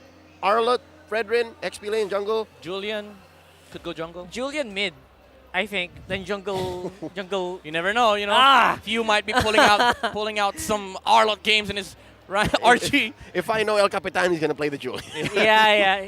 It's the most magic bursty hero. So. I do like this because these two heroes are great against Barats. Unless Wise goes Guinevere again. Oh! It's Alice. Never mind. Not a surprise anymore. Against 1-1 though? It's gonna suck. The first 5 or 6 minutes, Yeah, like there is that chance wherein the 1-1 just, goes great, goes ballistic it's in the mid game. Gonna be again, there's a reason why even now, right? Years after her release, she's still one of the most banned heroes in the league.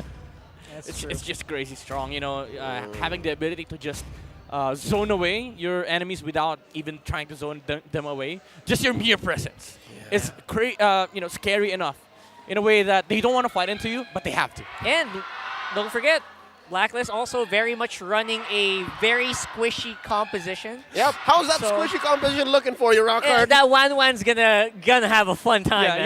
you're the only guy that went for the agents. Yeah, and for all of y'all who enjoyed our Smart Power predictions, at some point in the game, a poll will show up, and you only have until the timer runs out, folks. Comment your prediction with the hashtag PowerIsSmart. One lucky person who guesses correctly will win a redeemable in-game code. Remember, keep an eye out for the poll. All right, I'll have to play a little on the fence here. Despite the 1-1 debut, despite the relatively soft lineup the Blacklist has fielded, I think they can pull it off.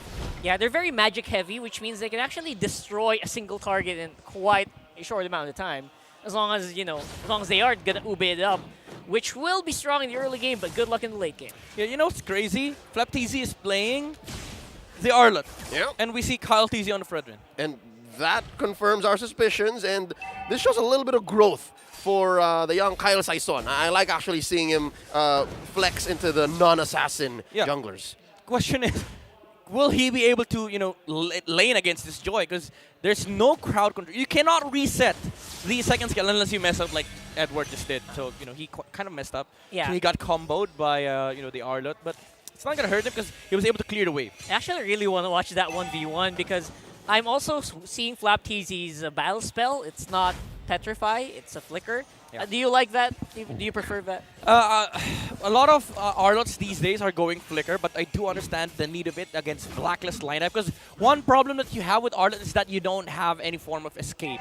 And, the thing is, you have to be confident, you have to go with Petrify, but again, this is quite understandable for FlapTZ to go with Flicker because just look at the lineup of Blacklist. you just don't want to die. You need to run away from these heroes. Yeah. And so far between Yue on the Valentina and a few on the Julian that's rocking the Megumi Fushiguro skin from Jujutsu Kaisen. So good. I'd like to think Bren Esports has to push their velocity here. They have to go a little faster. Yeah. Because again, you're playing against the Jungle Alice. Yep, and it takes time. Damage is going to become a problem here for Blacklist come the mid game, but also, that is also true for Bren. Because this time around, you don't have that assassin. Although, again, I would say that this 1-1 could go ballistic in the mid game if he ever gets that momentum. And I feel like this is something that Blacklist cannot even contest in the early game because there's a lot of heroes that they cannot deal with at the moment. Like, again, the Fredrin, the Julian, even the Arlott. They cannot, they cannot try to contest this because, again, FlapTZ is rocking that Flicker. Well, we saw the turtle take there quickly by Bren Esports. Again, they're pushing that early game advantage. Question though, who's going to take more damage? Is it FlapTZ or Edward? Comment down below. Join our little promo there. Down bottom, it's interesting. There hasn't been much action between these two gold laners. That's true. Well, normally we'd see a lot of people just flow to that bottom lane, try to get an advantage over the gold. But not today, especially, I guess it's because of the heroes of the junglers. They're a little slower paced. Even Yue getting caught up with a knock-up there doesn't really matter as much. I love this. Super Marco already rotating towards the middle lane. He wants to do what Alice's used to do. The double wave. You get all the golden XP on your own lane, and you also get some part of the XP and gold in the mid lane. Yeah, speaking of just all of that gold, look at Bren. They're just dominating the control of even the jungle. Even the small camps are being contested by Bren right now on the side of Blacklist's jungle. I think Wise got that. I'm not sure. It was quite fast. But again, this top lane is a hope for Blacklist International. This Joy is detrimental to the team fight aspect of their lineup, especially with 1-1 on the back line. You don't want to be playing up against a Joy. Although some would say that you are a stacking tool. Oh man, look at this. Oh my Venus is gonna be in trouble here. You went to the rescue, but I think he might pay for it with his life if he's not careful. And Blacklist gonna make it out barely. And again, we're seeing where they're lacking here, right, Leo? You're seeing where their lineup is kind of weak, especially right now. And again, it's a massive control for Bren Esports. It's one thing to consider that I have to go fast, but it's another to say not too fast, because the punish is very real from Blacklist International. With that being said, Turtle coming up here, and this is great positioning for both teams. I'd still give the advantage to Bren, though. Yeah, Blacklist, though, I would say that this is not a bad time for them, because they've been able to farm without any contention for Bren, but Edward, though. Gotta try to go for it, and Wise will finally get it with the Retribution. Getting out safely as well with the full 4-man. Blacklist will retreat with Turtle in tow. KOJ getting them timings in.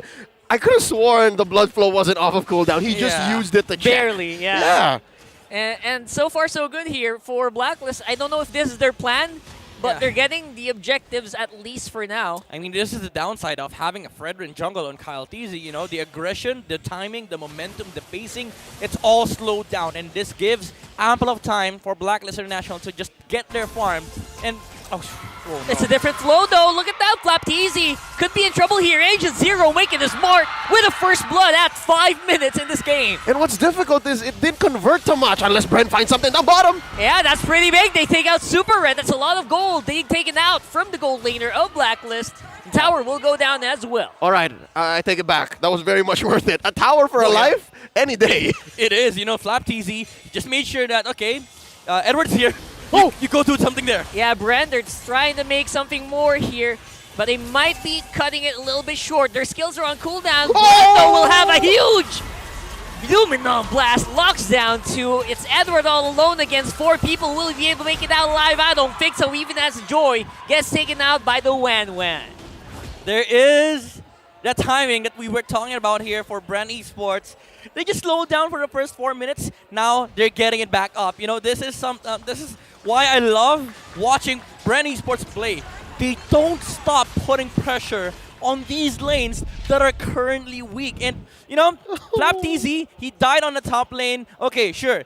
Edward's there. That made an information available for Bren Esports to go for that bottom play. And after that, they converted into the mid lane because they know that Blacklist don't have the firepower to deal with them at the moment. They were just recovering from last week's 3-man, 4-man Numenor Blast from Light, and now it's Ogwin. Over again. And maybe that's the point. Psychological warfare, man.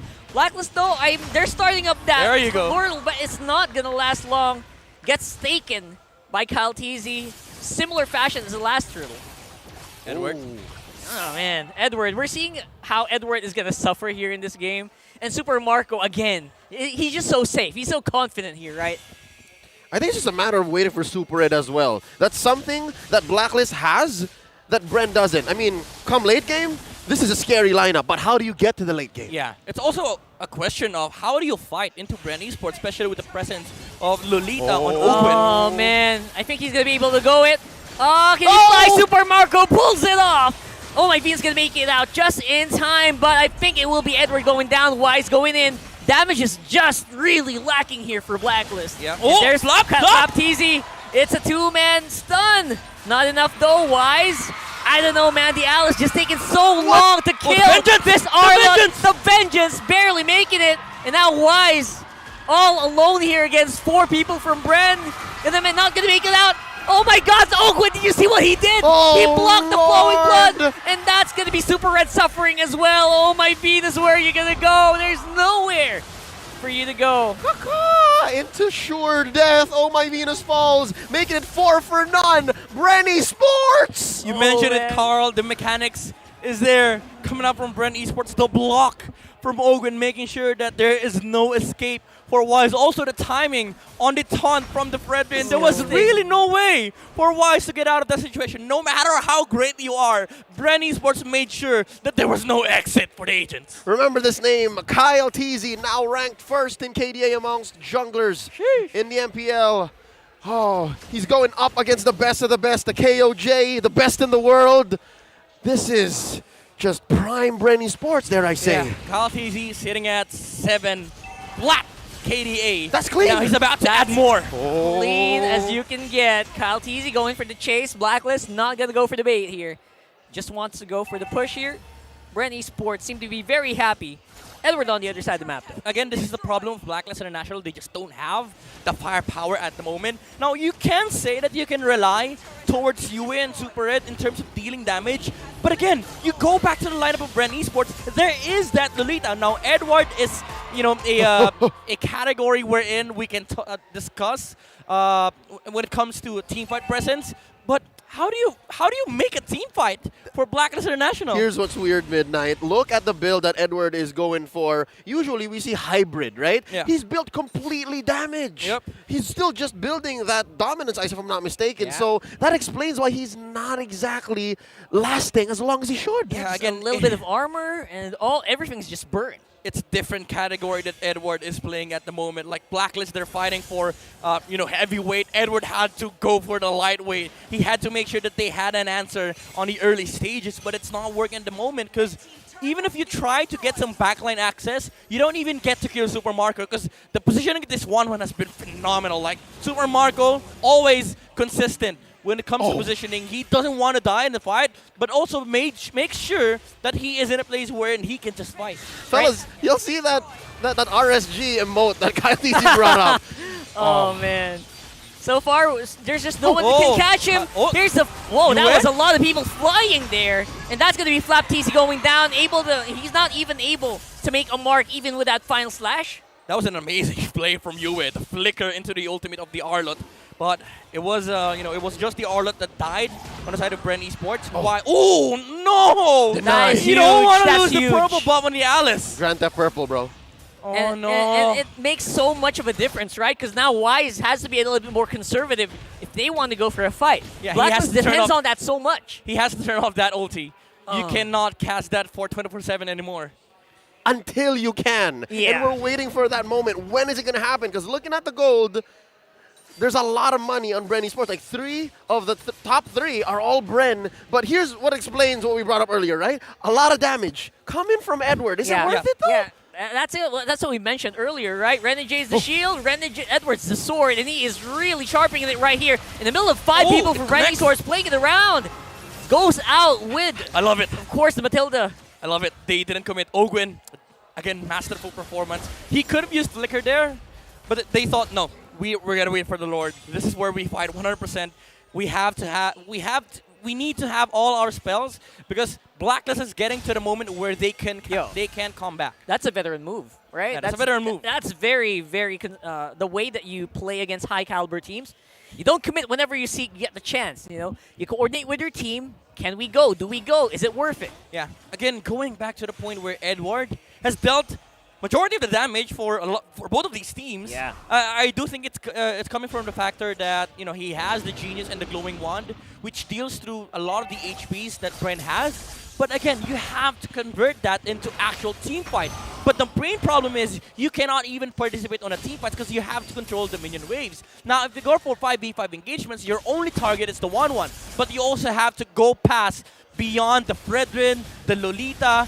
And if you ever get that chance, Blacklist, they cannot even go straight into the fight because again, you have to be worried about the Numenum Blast coming onto Super Red. And that's a byproduct of not having enough peel. That's why I was wondering, where's the tank items for Edward? And he's just built one, right? There's a Dominance Ice. He's about to build, I believe, an Athena's Shield or a Radiance Armor. He needs both. All right, going up against Bren, who's now what? 8,000 ahead. Oh, Lord. 8,000 ahead with a Luminous Lord marching through. Honestly, it's so difficult, man. Yeah. And there's no one to catch Super Marco, right? Because of the natural Purify ability of a Wan, aside from the fact that there's almost 0 crowd control on Blacklist. Yeah. Like, what do you do? I'm going to have to apologize, Rockhart. I looked over to your screen just to make sure that Super Marco is leading by 4,000 gold. Over Super Red. That's massive. And they're going to have to fight him under the turret here. Don't forget, Lord is on the top side. It's actually very, very good for Bren to split this up as much as they can. Get those damage onto the inhibitor. Inhibitor on top goes down. Pretty good damage control by Blacklist, though. They could have definitely lost more than just one inhibitor up top. but now it's mid. Yep, Edward, he's a lot squishier than you mentioned. Final Flash, 3 members are being displaced, but they are able to take out Flap, but at what cost? Inhibitor on the mid goes down. All right, they're still going. Still Edward. going at it. Edward's still in the middle of everything. Vengeance. He's going for Super Marco, and the Vengeance actually makes a difference here. Kyle Teasy, he's on the run from 4 members of Blacklist, and he gets taken out. Oh, that's all that they could do. I mean, Kyle was just buying time for what was, I'd say, a disastrous outcome. I would have said flapped easy for that inhibitor mid, worth it. But now, Blacklist punishes hard. Yeah, as awesome as the play was coming out from Flat TZ, there was no conversion, there was no follow-up, and Ogwin didn't even want to commit the Numenon Blast. So Flap TZ died, now they transition towards the bottom lane, but Blacklist gets what they want, you know, that the division in the team fights, Ogwin was nowhere near Super Marco, and Edward was able to go ham onto the 1-1. That's what you want for Blacklist International. If Edward gets his hands on the 1-1 and Bren is distracted towards the other players of Blacklist International, then this joy could work, because Wise is already soaking up so much damage from the 4 players of Bren, and Edward can 1v1 against the 1-1. Brethren, working is an understatement. I believe it is buying Blacklist back the possibility to win this game. That's true. I stand corrected. It's actually an oracle that he built, which I think is better. Yeah. That is better. More sustain, gets that lifesteal back up. Cooldown reduction. Cooldown reduction. It's pretty good. Edward really becoming the sword here for Blacklist. But I have to say that earlier pickup on the Wan, that might have been a once in a blue moon opportunity. Yeah. In this lineup. It was pretty hard for Edward to go to go on that, because everything had to be perfect, you know. Super Marco out of position. Oh my Venus. Venus has to commit so much to get out of there, and that is huge. That's a big advantage for Bren Esports in this coming Lord. They go back to the formation again. Ogwin near Super Marco. And to think that Edward also has the Vengeance on there. Ooh. Oh man, that was Damage. close. Again, they're baiting out ultimates here. I don't think they want to go for the Lord. Made the call. That's it. They're going back. That's the call. This is still hard for Blacklist. Again, that late game factor is near. They do have the damage now, but when it comes to positioning yourself in a team fight, it's really hard to do that, because Bren Esports, even if you try to go on somebody, they can react immediately, and they have damage as well. And you saw what happened to Yue earlier. There is that sufficient damage for Bren to just take out one on the side of Blacklist. And you don't want that. You want a 5v5 engagement if you're Blacklist International, because you have to check that checklist that we had earlier. Edward goes in, 4 of you fight into the 4 of Bren, so that he gets a soul, baby time, I would say, with 1-1. Baby time? Baby time. All right. So on the bottom lane, obviously Super Marco gonna free hit this up. No more inhibitors left here for Blacklist. It's gonna be the fight around the Lord. Who's gonna pull the trigger here? Alteezy, he's trying to bait, see if he can get someone with the energy eruption. He catches Yue, and I think at this point the final slash gonna take so many members here for Blacklist. And I think there's no way they can stop the Bren Esports members. That's a 1-0 for sure. Swift victory by Blacklist, by Bren, that is, because Blacklist showed some signs of life. I'd say towards 13, 14 minutes when Edward started to find Super Marco. Yeah, that's where I'd say Blacklist put a dent on this game, but just as quickly, Bren Esports snapped back. Yeah, almost is never enough in those moments. I mean, there was, again, a small shining moment where maybe, just maybe, they could have made something happen. It's not a 0%. You know, we have to go back to that Alice pick where we saw the weakness on the lineup of Blacklist. There is that timing that they have to be worried about, because Alice takes a huge time to come up online, and Edward was put in a position wherein he had to do everything. He had to check all the conditions, but at the end of the day, it wasn't really enough for Blacklist because they didn't have the firepower. And come the late game, the timing was there, but the execution was not, because Bren, again, their lineup is meant to fight 5v5. And I'd count that as a blessing, the fact that Bren Esports didn't pressure Wise as much, right? That whole 1-1 Alice thing really didn't happen up until, I'd say, the late mid-game. Yeah. So it could have been much worse. Yeah, a lot better if you think about it, if maybe the Barretts went in. That's what I'm thinking, right? I mean, too much late game potential could not be done for Blacklist's lineup. Well, it's your turn, Midnight. Do tell us exactly how this happened. What did Bren Esports do to win Game 1? Well, it actually is a matter of playing into an expensive lineup with a much more aggressive composition. Bren Esports, again, they took game number 1 against Blacklist International, and we're here to break it down how they're able to do this, especially with this composition wherein we saw Bren Esports field in a Fredrin for Kyle TZ. This is not the usual flavor that we see from the Hive, but it worked. What they needed was the front line for the 1-1 to make sure that there is no threat coming out from the side of Blacklist International to deal with this gold laner. Now, they did have the Joy on the side of Blacklist, but there is also that problem of damage. Looking at the composition of Blacklist, there is the Alice, there is the the Melissa, but when it comes to outputting damage on the side of Bren Esports, you also have to be worried about the presence of Ogwin, because even if you do have the items, even if you do have the damage, the Bulwark is going to become a problem. And also the fact that if you want to fight 5v5 engagements, there is that Numinum Blast coming out from the Lolita. So in a way, they got cornered here by Bren Esports. And I'm not saying this just because of the fact that they lost to Bren Esports, but just looking at the lineup, there's just so many utilities coming out from Bren Esports. Even with Flap TZ, with that Arlot, those flicker plays are really, really important because it it catches Blacklist off guard. We saw that multiple times come out from Flap TZ, also once from UA. But at the end of the day, it wasn't really a problem for Bren Esports to continuously do this. As long as the 1-1 is alive, they have the team fight going for them. Now, Blacklist International, they did have some answers come the late game with Edward on the front line trying to catch onto the 1-1, especially with the glowing wand. Putting more damage. If Bren Esports goes for higher HP, he does output more damage, but it wasn't really enough. There was no closer for Blacklist International, and they didn't really get to that point where they're able to deal with the 1-1. Again, we continuously harp on the presence of the Lolita, and Ogwin had a phenomenal performance. Such a masterclass coming out from the young Rumor with this Lolita. 0-0-10. Again, KDA doesn't tell the entire story. What he did in this game was immaculate. His positioning was really, really great. Although there was one time wherein, the formation for Bren Esports got destroyed because of Blacklist's play. He was not letting go of his role. His main responsibility is to become the team fight threat, the team fight presence for Blacklist International, and serve as the shield and protector of the 1-1. Looking at the heat map here, the rotations, we see that Ogwin has always been checking bushes, has always been staying in those bushes just to gather information and also to get the reinitiation for Bren Esports. Because guess what? He doesn't need to stand in the front lines. He has his Fredrin for that. He has Kyle TZ for him to do that, because what he needs to do in this game, again, is to become the answer to whatever Blacklist wants to do. He is the counter to the response. So it kind of feels like Blacklist, if ever they wanted to do a play, there is the Ogwin factor that they also have to be thinking about, which is what we talk about during the pre-game discussion. Now, look at the highlights here.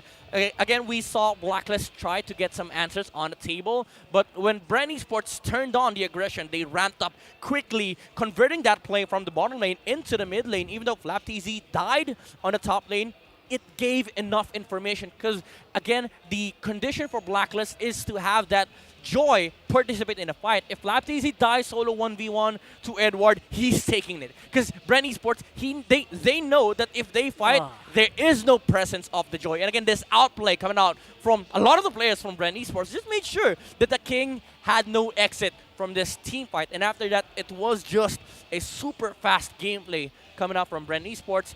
This was one play that I really appreciate coming out from UA. The flicker play with the Arlot ulti, it shut down the push from Bren Esports, and this was a team fight wherein Bren kind of messed up. They let go of their positions. There was nobody protecting the 1-1, but at the end of the day, the firepower wasn't really enough, and Ogwin's presence in this game was really a big threat for Blacklist International. Even if they have the answer, even if they have the firepower, they don't have any answers against the Lolita, which is why Bren Esports ended up taking game number 1. Now we go back to the keys to victory that we had earlier. Watch out for Fuse utility heroes. This is something that, Blacklist kind of did, but Bren Esports was able to secure the setters for Ogwen to counter the Ube strategy, which is the Lolita. And I would say there is that version of punish overextending XP laners, because FlapTZ, when we say overextending, it's not all about the fights, but it's also about the presence on your map. And FlapTZ, he did that once, even though he died against Edward, it gave enough information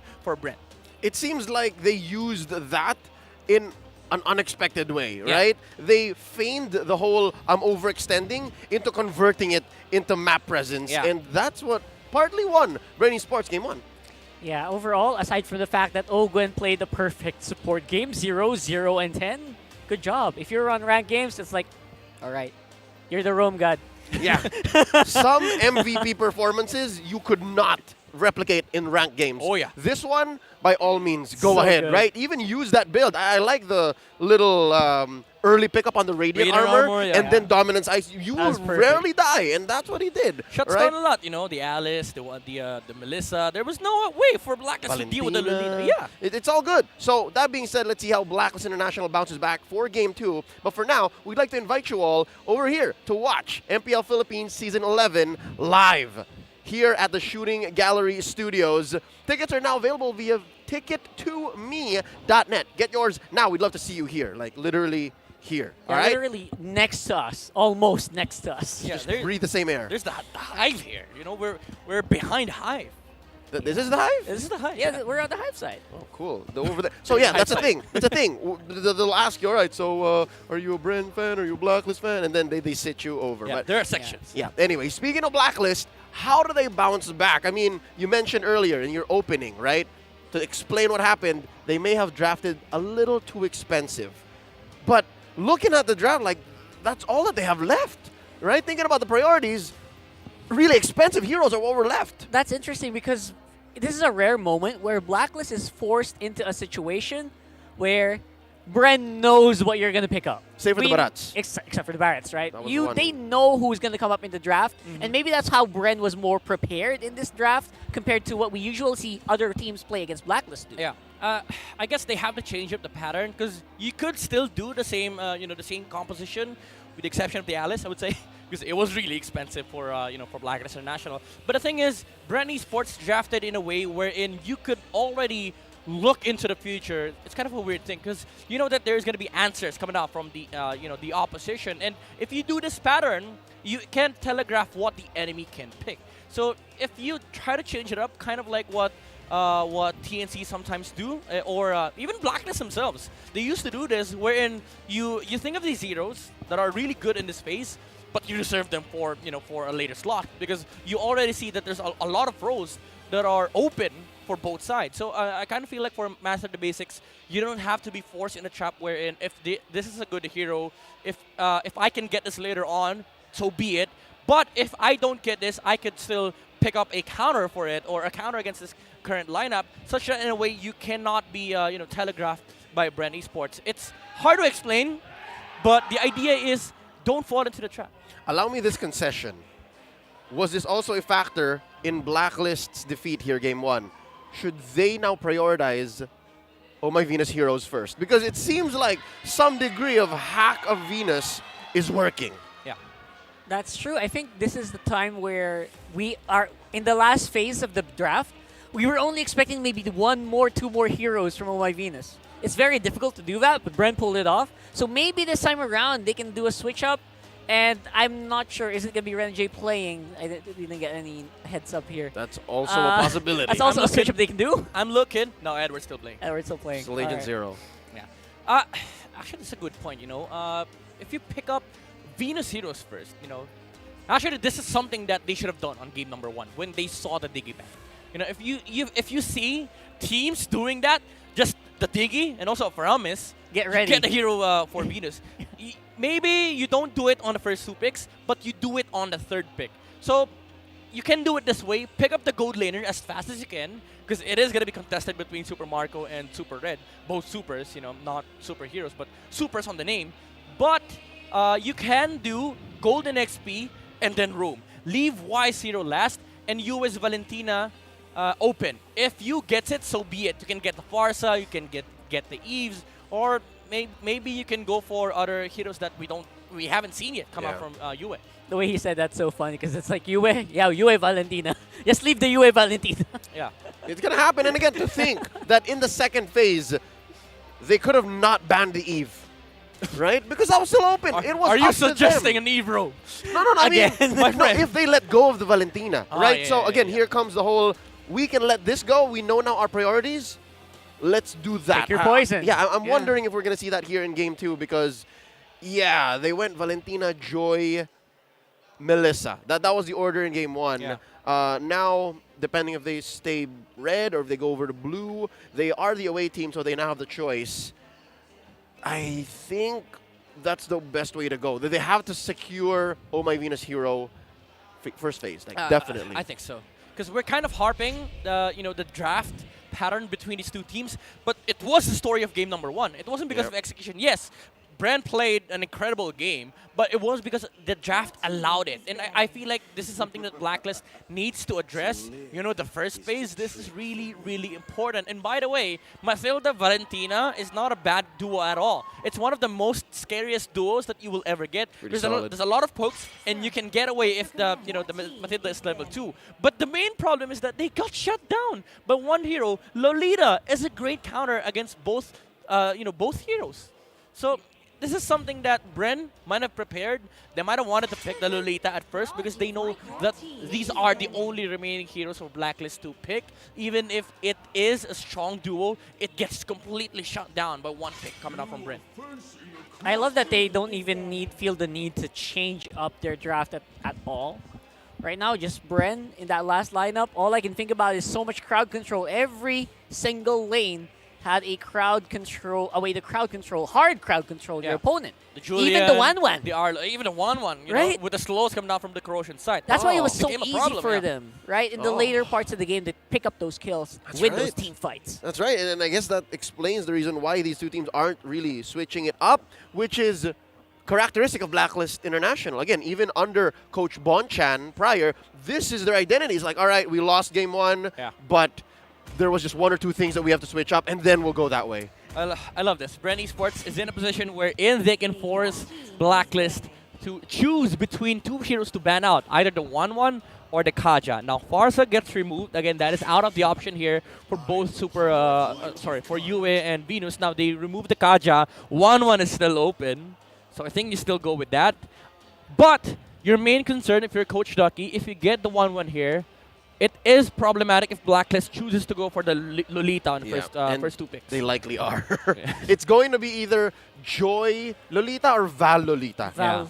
I think Valentina is a great way to spice it up a little bit. If you're Bren Esports, the first pick on Val, huge deny, but it's once more a Wan, like as you guys expect. So I guess you go for Val Lolita, as Leo suggested. That's perfect. It's a great power pick. But again, your main problem is they might be falling into the trap of Bren Esports. They might have calculated this permutation. Joy because Lolita. if you get Joy's just Joy... too good. Okay. There it is. Now you get Joy Lolita. I think Atlas Valentina is the answer from Bren. Oh. Atlas. Ah, God. That's nasty. I love... I'm loving this draft between these 2 teams. It's nasty. It's giving me some butterflies. Historically, Ogwen has been so good on the Atlas.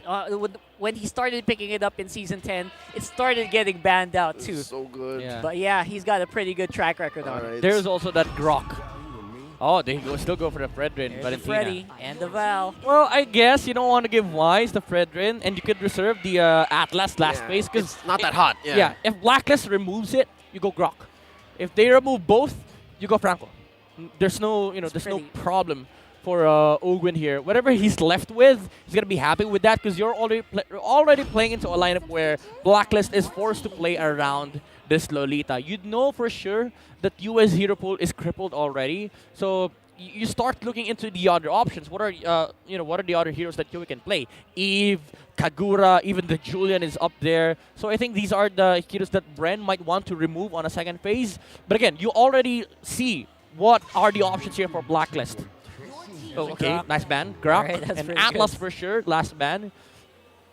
Heroes like the Akai is also pretty good here. If you have a Lolita on your opponent, you want to displace, you want to at least remove the Bulwark. Because right now, Bren are starting to pick up those heroes. Yeah. Kyle Teasy. Huh. Kyle Teasy in the crowd. Kyle Teasy, yeah.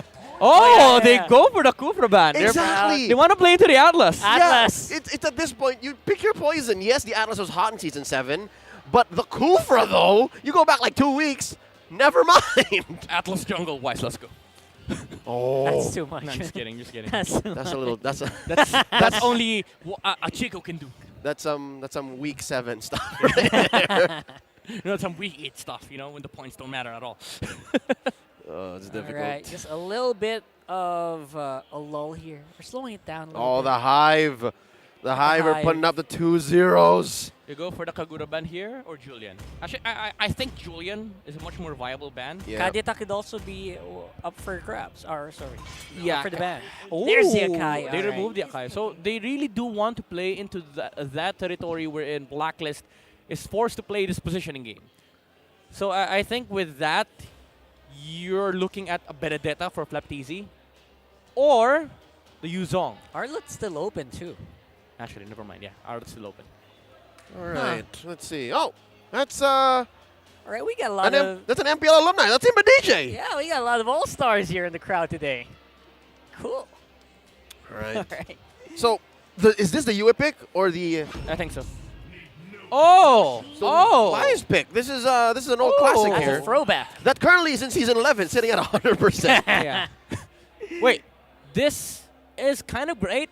Because at the moment, Bren Esports, they don't have any ways to deal with the Baksha. I mean, except from the 1-1. But the mobility is there. You know, you can just get out of the team fight. Yep. And also, it adds the sustain factor for Blacklist, wherein they can play this positioning gameplay when it comes to the team fight. I like their peel a little better this time. Yeah. They had very little game 1. This is a great correction. Yeah, and Wise this time around is not afraid to be on the front line. Oh, yeah, for compared sure. to game number 1, wherein he just played farm games. So Baksha even has better survivability against a wild one because of the passive. yeah, with the ultimate, yeah.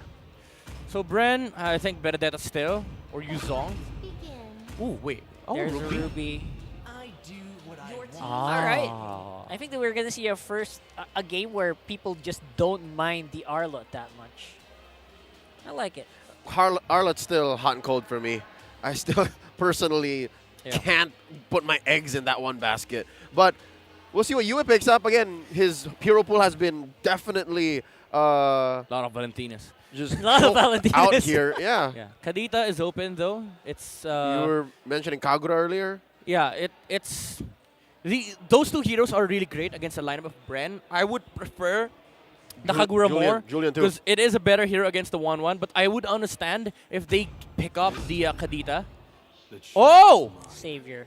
Against That's 1-1, yeah. That's a riskier pick, to be honest. That one I can get behind. Yeah. Because it is such a great hero against the 1-1. Marco's gonna get blasted, dog. But against a Valentina, though, You give away the Dawning Light. you give away the Dawning Light, and there's also a hero that doesn't want playing into a range, range nuke. Melissa, yeah. Horrible. You might have a bad time in the laning phase, and you also give away a pretty good ultimate. But yeah, I think this is going to be a fair fight around the mid game. Just a bit of a toss up in the laning phase, so we'll see. What Blacklist has, though, is mid-game power. But again, early game is a concern for Blacklist International. Even though you are playing into a much lesser damage lineup, I would say, for the side of Bren. But these heroes are more aggressive. They want to just fight. They don't want to farm. They want to fight.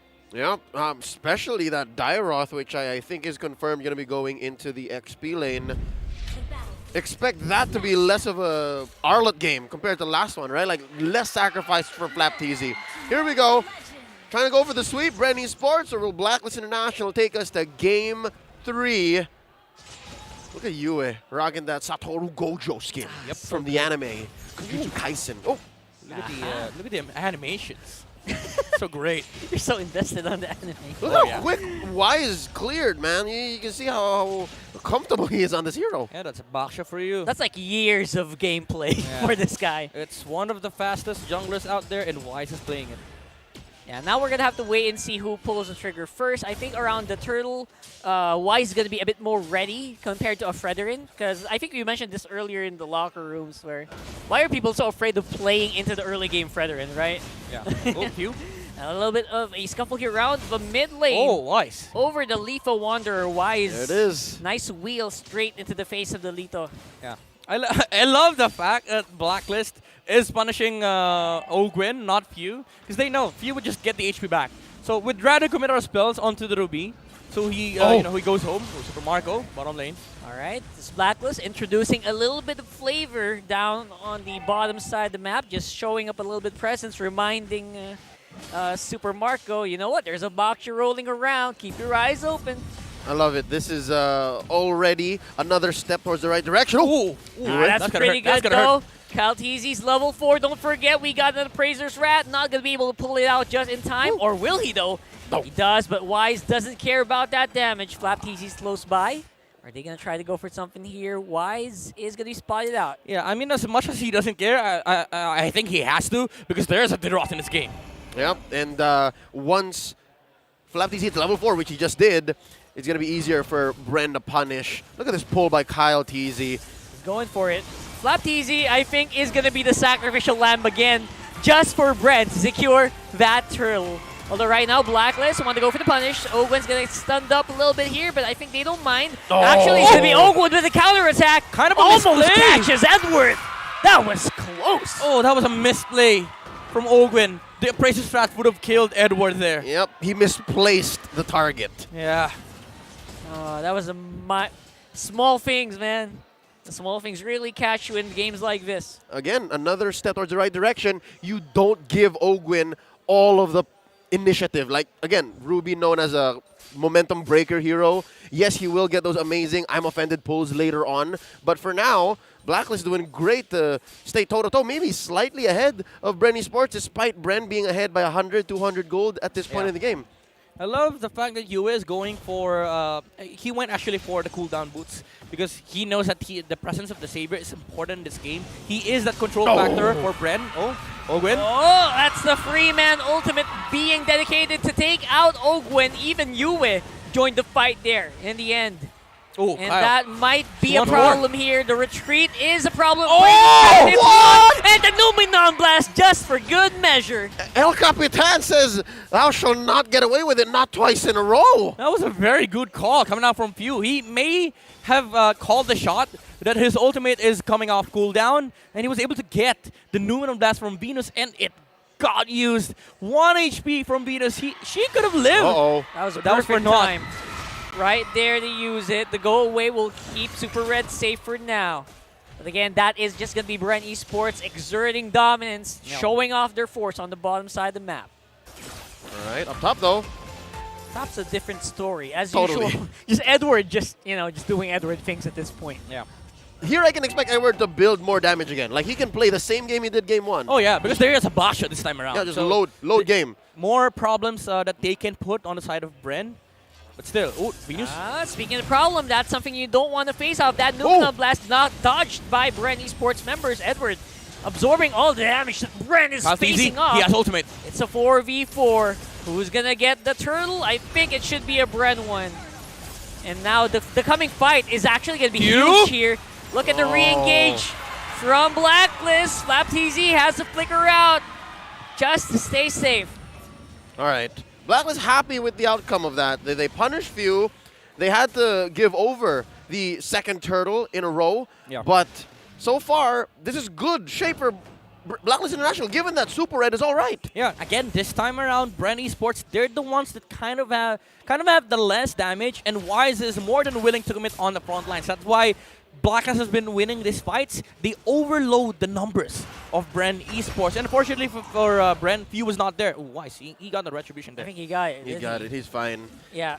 So the way I see it, Blacklist is a lot more proactive in this game. Oh, even even Yui got a Lethal Wanderer with the ultimate. And again, because of this proactivity by Blacklist, they're getting more on the map unless Ogwen pulls off a good pull, which he does in the counter in the get-go, right? Yeah, and I'd like to think that a lot of this is off the back of Oh My Venus. The fact that she's playing a hero that is better in these engagements, that the current game environment allows for. Because again, Matilda's all right, but Lolita's a better pick now. Yeah, hard crowd control and more members.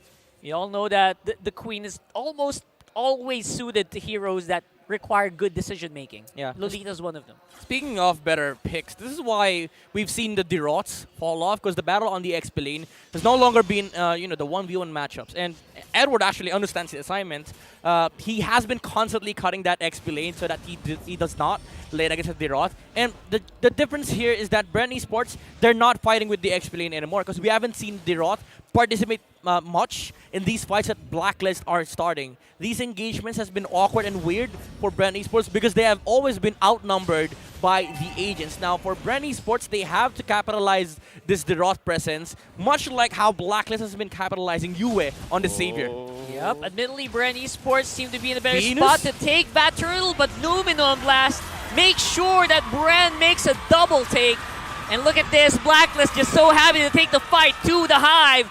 Bren Esports on the run here. Kyle's easy left alone to defend against 4 members of Blacklist. Praises Rad gets some of that HP back, but he can't get out. He got blocked on the way out, and that's going to be Blacklist with a kill. I mean, there were 4 members of Blacklist there. It was very difficult. Not impossible, but very difficult for Kyle TZ to have survived. Yep.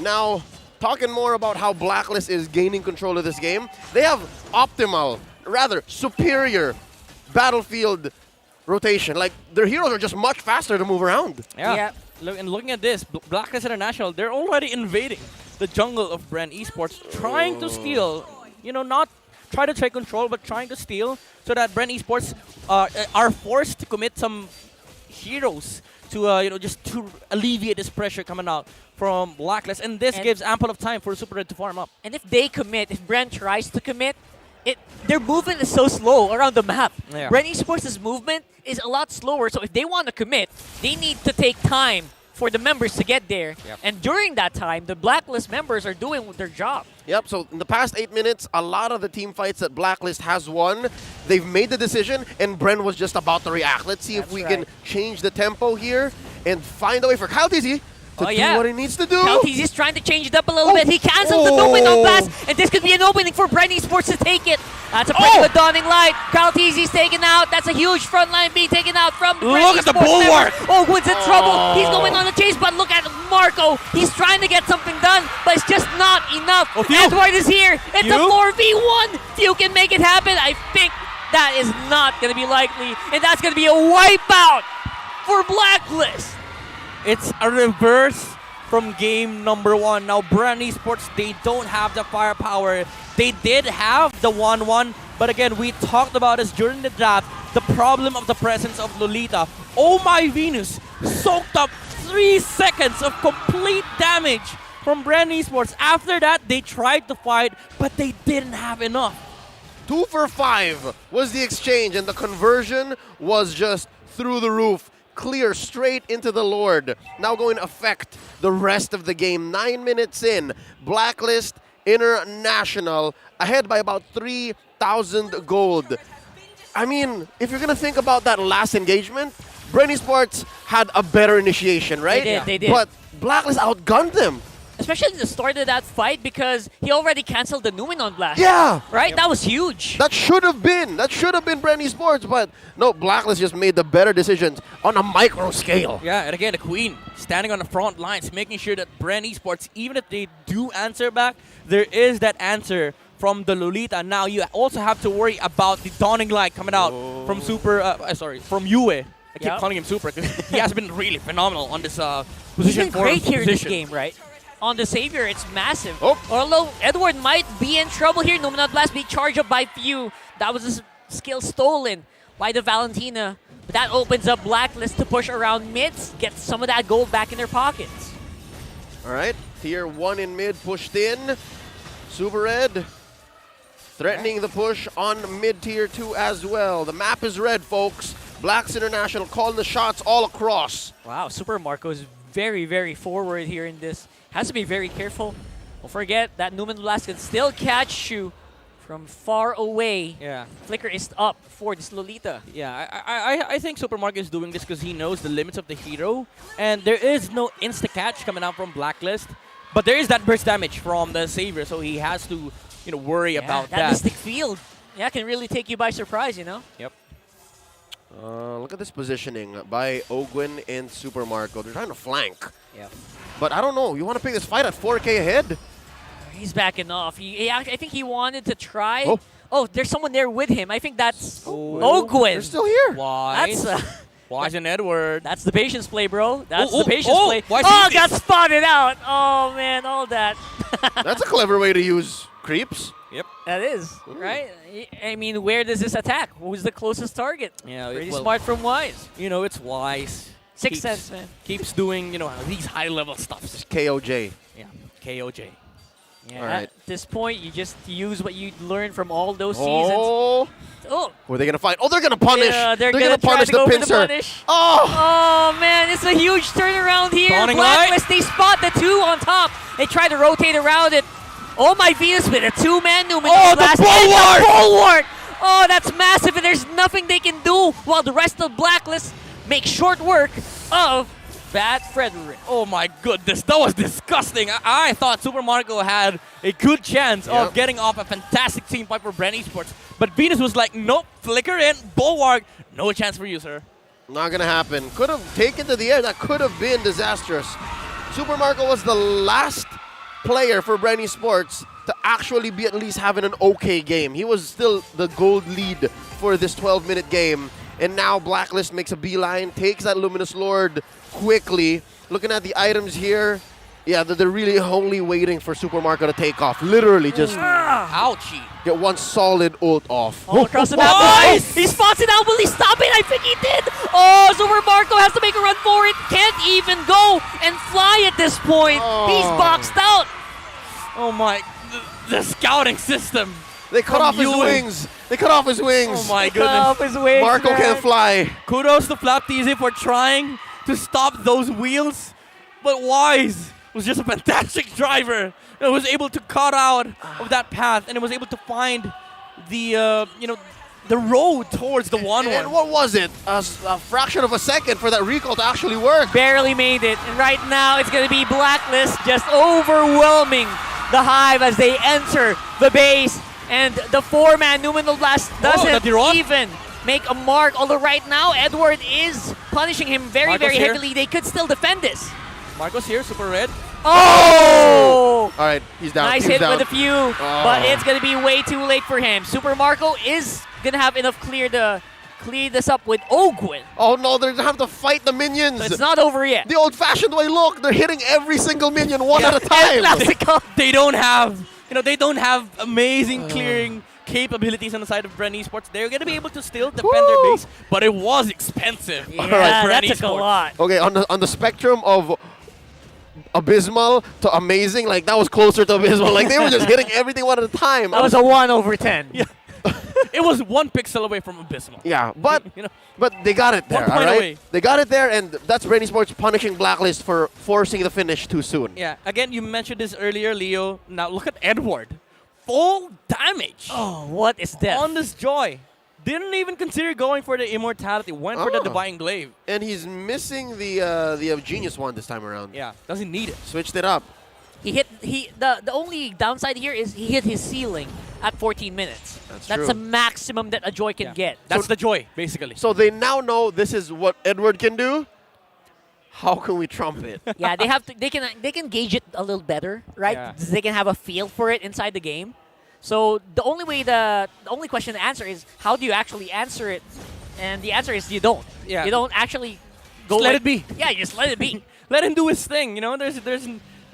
We have bigger problems. There is the queen. There's bigger fish to fry. Yeah, there is the queen on Blacklist. Granted that the scaling on Bren is still really high. The ceiling has not been touched yet for the Hive. But again, the main problem right now is this Lolita. Oh, man. How do you take him down? It's so hard, especially if there's like a box shot rolling straight in your face. All your senses just go away, and that's exactly what's happening to Ogwin right now. being assassinated, or attempted to be assassinated by Edward. Here's the Numenon Blast to finish it off. The counter Numenon Blast, though, is huge for Bren Esports as well. Red has fallen. Blacklist backing out. Big. That is big. That's one for free. Make out. Oh, okay. Well, that's how you do it. That's one way to do it. You do it with few. No, math doesn't matter. Bren is back on board. They are. Oh my goodness, Few, what a fantastic Numenon Blast. That counter onto Numenon the face Blast. of Blacklist International. And Venus didn't catch that. He went on to the team fight. He got stunned himself. Well, and she was not able to react. In fairness, that was a perfect way to put it. Exactly. That was one of the few ways that Bren could have come for a comeback. Nice pun, by the way. You're welcome. One of the Thanks. few ways. And, you know, it's really critical for Venus to stand her ground. The bulwark wasn't there. He was caught with the stun. And Bren Esports find an immaculate ultimate from the 1-1 and also the crowd control coming out from the Fredrin. All right, fellas, we were just talking about how Blacklist may have hit their ceiling, right?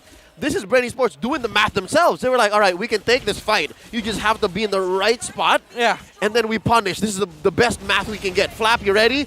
Okay. And then they went for the trade. Right. The counter push is really strong for Bren as well. They evened out the goal. They're actually in the lead right now, which means we're back on even Stevens. Yeah. Now the question for Bren is, how many times can you can you replicate that? How many times will you catch the queen, make a mistake?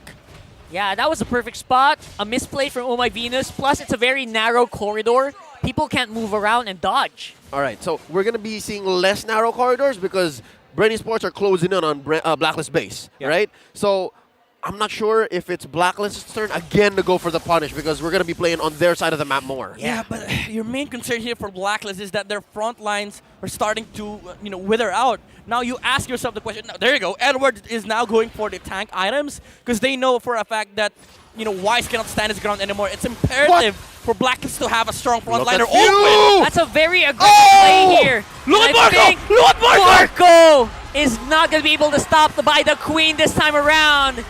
And Super Red, the go away, can't slow down Bren Esports at this point. It's a 5v1 for Edward. He's taken out Super Marco. That's pretty big. That slows down the push here for Bren Esports, but it doesn't stop it. It's KOJ versus Bren. Oh, 4 for 1 and just a Baksha? This King is gonna versus be... the world. Oh, they can do this, definitely. They have the damage. That's 100% doable here. Wise is buying as much time as he can, but I don't think he will. Cannot still and alive. That is going to be game. Oh my goodness. Bren Esports gets the sweep and continues their win streak. 5 wins in a row. Wow. They did have the answer. You don't wait for the queen to make a mistake. You fight when Blacklist is not expecting it. And it was such a weird angle. Blacklist was essentially forced into two team fights. Wise was on the right, the queen was on the left, and Supermarket chose, hey, we can fight on the left. They don't have heroes there. It's just Yue and the Lolita. Checkmate. That was super smart for Super Marco because you're fighting against a Lolita that can't shield against you. Yeah. You know what? Super Marco took the Queen's Gambit. That was amazing. I honestly could have sworn Blacklist had it in the bag. Looking at the way the game went, like especially in that moment where it was just Ogren and Marco one target trying to hit minions 1 minion at a time. But again, it just shows how much and how far this Bren Esports lineup has gone and grown, right? Yeah. From sure defeat, they've crawled back into a position where they can force the best of the best, KOJ, the Queen, to make mistakes and all right, it looks like that's it. Yeah, in those situations where you're kind of wondering what went on in the minds, what changed, right? They played so well up until a certain point, and then they just stopped at that moment. Yeah, it's kind of weird because it was also Bren Esports, realizing that, hey, this is such a good position to fight. And you had a phenomenal position on the Valentina, getting that ultimate from the Lolita, and he caught Blacklist. 4 heroes were stunned by that Numenon Blast, and he caught the Queen. And without that bulwark, Super Marco went wild. Yeah, and for a good part of the mid and the early late game, he was attempting to do just that. He was trying to get the Numenon Blast, flank him, and then go for, I'd say, a positive trade. Because again, usually Flap's gonna die. Like, I think Bren just has accepted the fact that Flap, you're gonna die. Like, it's just in this game, all right? In this engagement, we're gonna win, but you're gonna die. You're kind of playing Renegade now. Yeah, and in this game... You die, you force mistakes. It was so funny because at this game, Oh My Venus had the better initiates, but Few just had the better punchbacks with the Numenon Blast. Yeah. He played the better Lolita in that sense. And it takes, I don't know what it takes, like, for you to be able to lose the same engagement 4 or 5 times in a row and then get it right eventually. In the same game, in the same 20-minute span, he did just that. Like, that's what Few did. Yeah, you know what? That's what veteran experience gives you, man. You know, just the sheer patience of this man to just wait out. And it was not even a fluke. All of the team fights look that way. You know, you mentioned it. Consistent. Like, Few has always been waiting for the re-engage. He never initiated once. It was always, you know, Flap TZ dying for Bren Esports. No matter how funny it is, it was the way the team fight worked for Bren. It's how they won. It's 2 games in this series. And dude, I lose Little Wonder, I just give up. It's just like, as a jungler, like never mind. But Few, he lost so many team fights and they still kept going. I'm gonna get this. I'm gonna get the Lolita and a Numenon Blast. You can question it all you want, right? As long as we won, we win. That's it. I mean, his mechanics obviously are still there. His decision making, still definitely highest level, I have to say at this point. This is what they say over in our vernacular. His fingers aren't locking yet. Ain't locking. Ain't locking, and he is sure hella smart. Hey, sponsoring. Yeah. I love it. Again, we were going to see it in the highlights. And is this foreshadowing, or are we saying it's possible that we're given the MVP nod to Few? Because Bren Esports, as a whole, I'd say as a whole, that they played very well. But is Few our standout? It's kind of hard to dictate because Supermarket did pretty well on the 1-1. Flap TZ did Flap fulfill TZ. his role. You know, it's hard for you to, you know, just imagine, you know, me telling Leo, your job today is just to die. Just to die. It's hard to accept that fact. It's actually to Uomi. Like, Uomi is now our XP lane. Yes. You're meant to die. But Uomi, most of the time, just kill every He single- doesn't, though. Yeah. He, you know, when I tell him your job today is to die, he kills 4 of them. It's counterproductive. Like, as a player, right? Like, to understand the fact that you are the trade fodder, it's amazing. Yeah. And we would love to see exactly how they're doing, what's going on in their minds, and how happy they are, because Marakino is on stage right now with Bren Esports. And it's just a matter of time. I think they're setting up. Folks, let's go ahead and throw it over to the stage and hear from Bren themselves with their winners interview.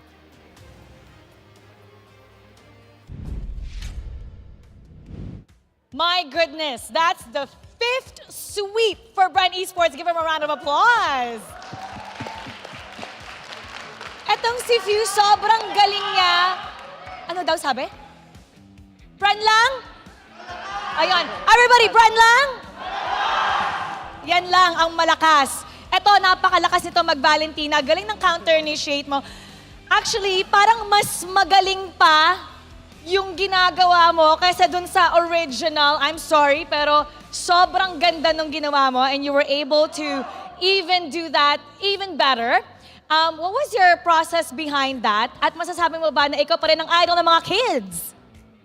Para sa akin kaya ako nagagawa yun kasi yung dalawang kampi ko lagi nakaharap nakikita ko lagi yung kalaban. Tsaka mas mahirap yata gawin ni Ma'am Shoes yun kasi nga 1-1 yung gamit ni Mark na makulit. Tapos ako nakatago lagi. So parang mas pabor sa amin kung yung paggamit ko ng ulti gamit sa Xavier lang nila pati Melissa. Speaking of, na-mention mo nga 1-1. First time, finally, hindi na-ban ang 1-1 na gamit ni Super Marco. Game number 1, game number 2. First time din, Arlot. Ang galing na, ano yun? Flicker hampas? Yung sinasabi nyo, ganda ng flicker hampas. And Julian, first time mo nalabas sa Season 11, pero perfectly fit your playstyle. Pag-usapan natin how those 3, yung ginawa nyo na first time nilabas, how that worked perfectly para sa game number 1 kasi natapos niyo yun in less than 17 minutes. Nung sa game number 1, parang sobrang scaling kasi ng hero nila, lalo na nag-pick sila ng Ali. So, pinikan lang namin ng mga pang-early na hero, yun, tulad ng Arlot, ng Julian. Tapos, trinay namin tapusin agad. Kasi kung tumagal pa ng mga 20 plus minutes yun, mahirapan na kami. Gusto ko nga, actually, ito gusto ko marinig from, nag-hide siya palagi, si Super Marco. Nung nalabas yung 1-1, finally, anong sinabi mo sa kanila? Ba't ang layo mo? So, boses mo. Ano po yun? Yung 1-1, first time, finally, hindi na ban. Anong first expression mo kanina? Ano po? Masaya. Masaya. Okay, ano lang masaya? Anong sabi nito sa comms? Nung nalabas to sa 1-1, first time. Kasi laging autoban yun, ha? Where you like, I got this, sa akin to, mananalo ako. Wala po kasi ngayon ko lang uli nagamit 1-1 eh. Kahit sa scrim, di ako nakaka 1-1. Oh, really? Kahit sa script di ka nakaka 1-1. What would you say? First 1-1 sa MPL Season 11, yung performance mo? Kasi masaya kasi panalo. Masaya! Super Marco! Masaya! Ito. Alam ko kung sino masaya dito. Gwen. Alam mo, okay, sa 5 panalo nyo, by the way, puro sweeps. 5 doon, MVP! May isa pa doon, 2 beses ka ng MVP. Bakit ka nangongolekta ng MVP? Ano lang po yung chamba. At saka hindi ko nagawa yun kasi sa teammates ko lang rin yun. Kaya ako nagawa yun. Masasabi mo ba, may mga nabasa ako sa comment section na ito na daw ang era ng mga roamers. What can you say about that? Pwede na.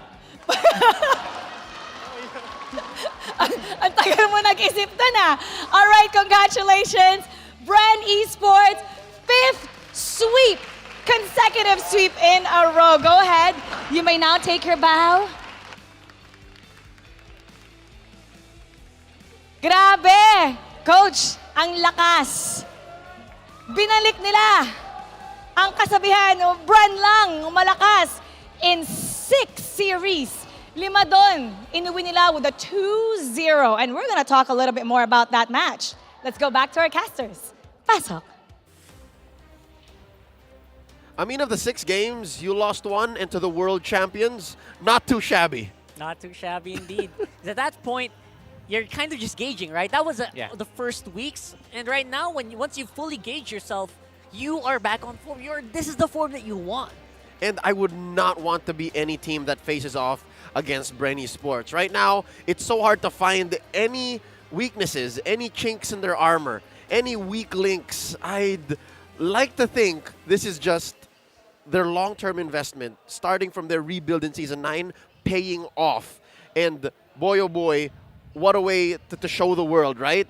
Season 11 being in the home of the strongest players in MLBB in the world, and you're the one with a 5-series win streak, all of them sweeps. What's the secret of Bren Esports? Midnight is going to tell us. How, you ready? Yep. Let's go. I have 3 letters for you. ROI. For those of you that don't miss this, it's a return of investment, and that is what happened with Bren Esports. Not just with the 3 seasons that they've trained, but for the patience that they have sustained on game number 2. Now, what patience are we talking about here? We're gonna be breaking out here in the post-game segment. Now, for Bren Esports, there is that factor of, again, lack of damage on the early game. That's why Blacklist was able to capitalize and mount an amazing form of aggression towards Bren Esports, because this time around they had the firepower, they had the capacity to just overrun Bren Esports, but also because of the fact that they have the Lolita. In a way, a majority of the answers coming out from Bren Esports is already checked by the agents. But what they didn't expect that can come out from Bren Esports is the counterplay that came out from few on this Valentina. The Numenon Blast that we saw in the late game shut down the team fight completely on the side of Blacklist International. Now, you might think that Blacklist is still stronger at that point.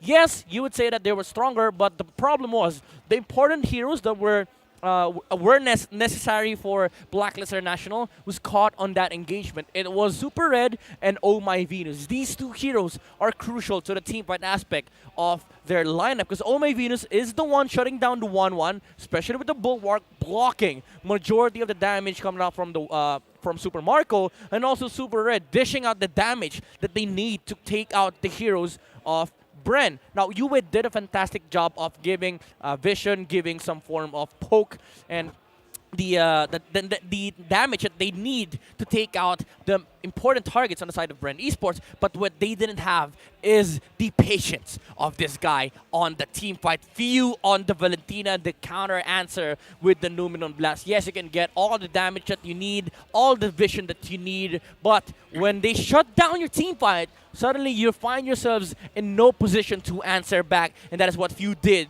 to Blacklist International. One crucial Numenon Blast that hit the most important heroes on the side of Blacklist shut off their winning condition, and that was what Bren capitalized on, taking this team towards that aspect wherein they can fight in the late game. Because given the fact that the lineup of Bren Esports is a scaling lineup, they did have the firepower on the late game, in contrast to the early game that they have. Now looking at the heat map here for Few, majority of his time went on reacting towards the play of Blacklist International. Wherever Blacklist is, he was there. But also keep in mind, he was playing kind of a Lolita this game. Look at those bushes. A lot of the times, Few was there. Majority of this game, he was just waiting for the perfect timing on the Numenon Blasts, because he needed to become the re-engaged factor of Bren. We didn't see him stand on the front lines for too long. We always kept Few waiting. We always see Few waiting on the bushes and kept on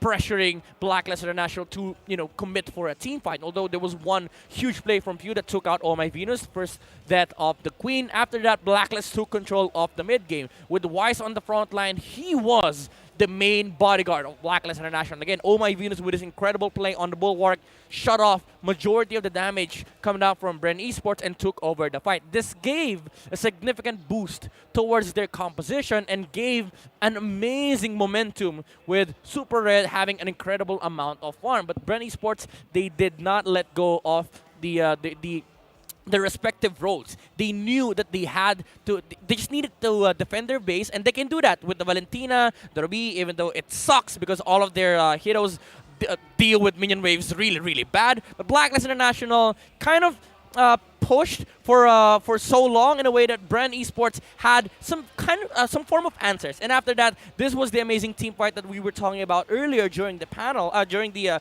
caster's desk. Oh My Venus was caught during that clash. Yui was able to flicker out, but after that, Bulwark wasn't there anymore, and in those duration, in those small window of seconds, Super Red was taken out, and after that, the Bulwark was committed. This is where we saw Super Marco kind of try to think where he wants to go. He went to the left because the Lolita was there, but also the Savior was there, and the team fight got split, and Bren Esports just overrun the composition of Blacklist International. Again, it was the patient game coming up from Few that sealed the deal here for the Hive in game number 2. I mean, if you've been playing since season 1, patience just comes with the territory. I mean, at this point, you kind of just have to expect Few to know every ins and outs of this game. Playing since its inception, basically. It just doesn't go out. And what's so impressive here is he just keeps playing. He just doesn't stop season in, season out, and this is the result. That's what I'm hoping, is players like Few actually push the boundaries, the limits of what a professional player can do in the league. But that leaves us with one more match. Congratulations to Bren Esports. GG well played. Blacklist International bounce back. Tonight, we're still yet to witness Echo, our M4 World Champions, go up against the Barangay Smart Omega. Y'all excited? Yeah, it's top 1 in their ladder so far, but against the team that doesn't have a win yet. Midnight. It's the most chaotic team up against the world champs. I'm really rooting for the underdogs here. All right. Well, we'll see you when we come back. Y'all are watching MPL Philippines Season 11. At your service, my name is Leo. This is Rocker. That's Midnight. We'll be back. The 11th season of MPL Philippines is brought to you by the following sponsors. Smart, the official tournament telco partner of MPL Philippines Season 11. Our official sponsor, Infinix. Infinix Note, ultra-fast gameplay. Our partners in esports, Maya, it's everything, and a bank. And Secret Lab, the official gaming chair of MPL Philippines. Experience the MPL Philippines Season 11 action live at Shooting Gallery Studios.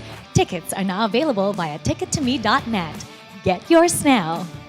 If you missed the matches and want to quickly recap what happened, visit our official website for post-match reports at ph-mpl.com/news. Don't forget to catch all of our official league content on TikTok, Facebook, Instagram, and Twitter. To ensure the quality and fairness of our games, MPL Philippines is also monitored and supervised by the Games and Amusement Board.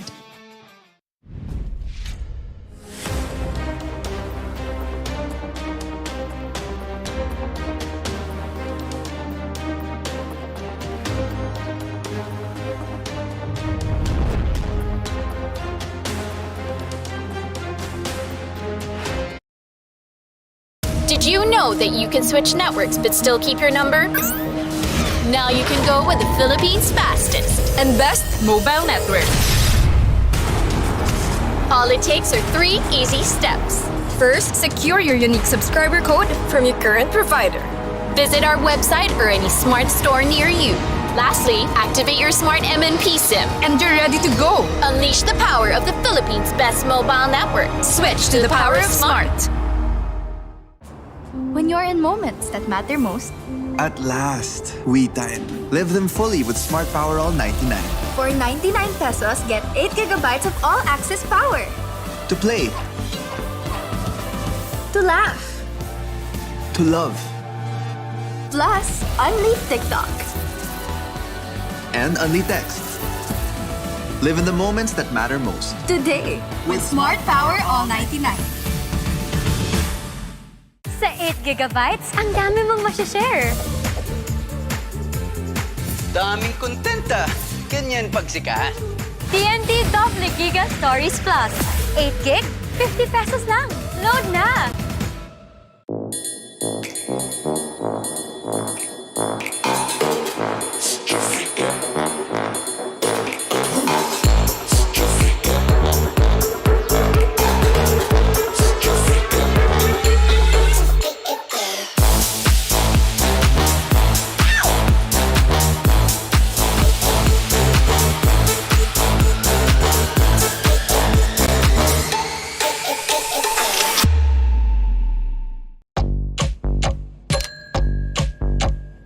Day in, pay out.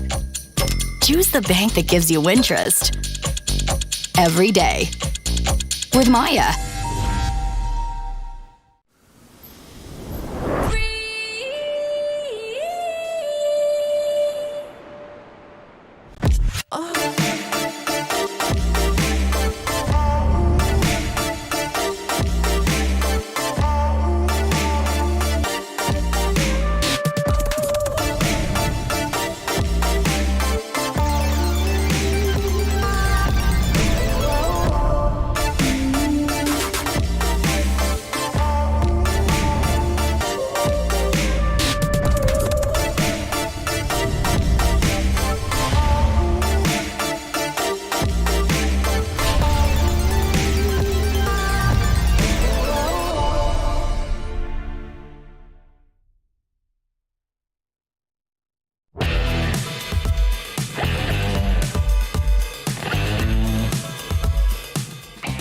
Inumpisahan namin yung game na hindi sila nakadaka na masyado sa amin. Sobrang passive nila maglaro. Mahalaga talaga sa ganung play, dapat talaga sa comps talaga yun Ang gusto ko talaga makalaban sa Golden si Bren kasi sobrang tapang niya sa league.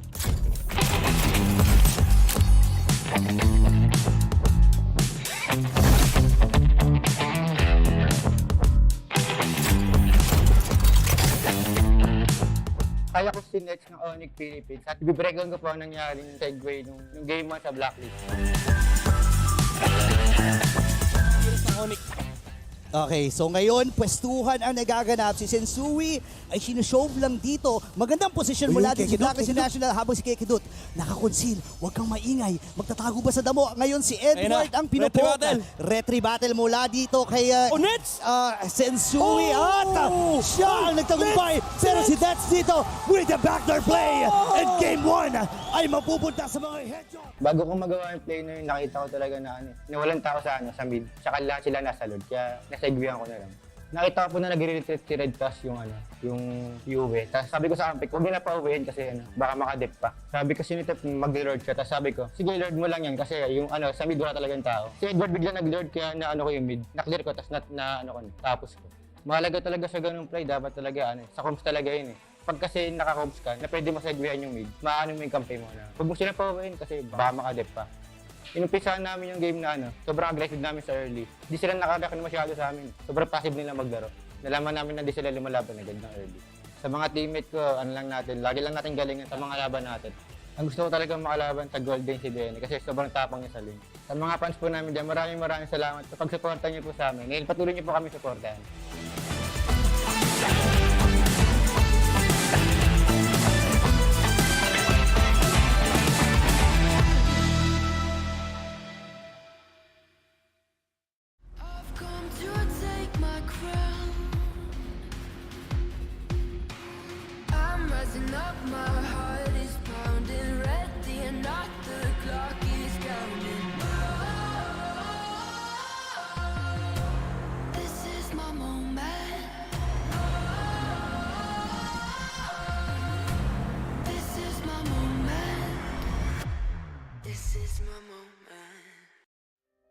Hi, ako nga pala si Sanford Binuya na mas kilala sa pangalang Sanford. Ako nga pala ang ex-planer ng Echo.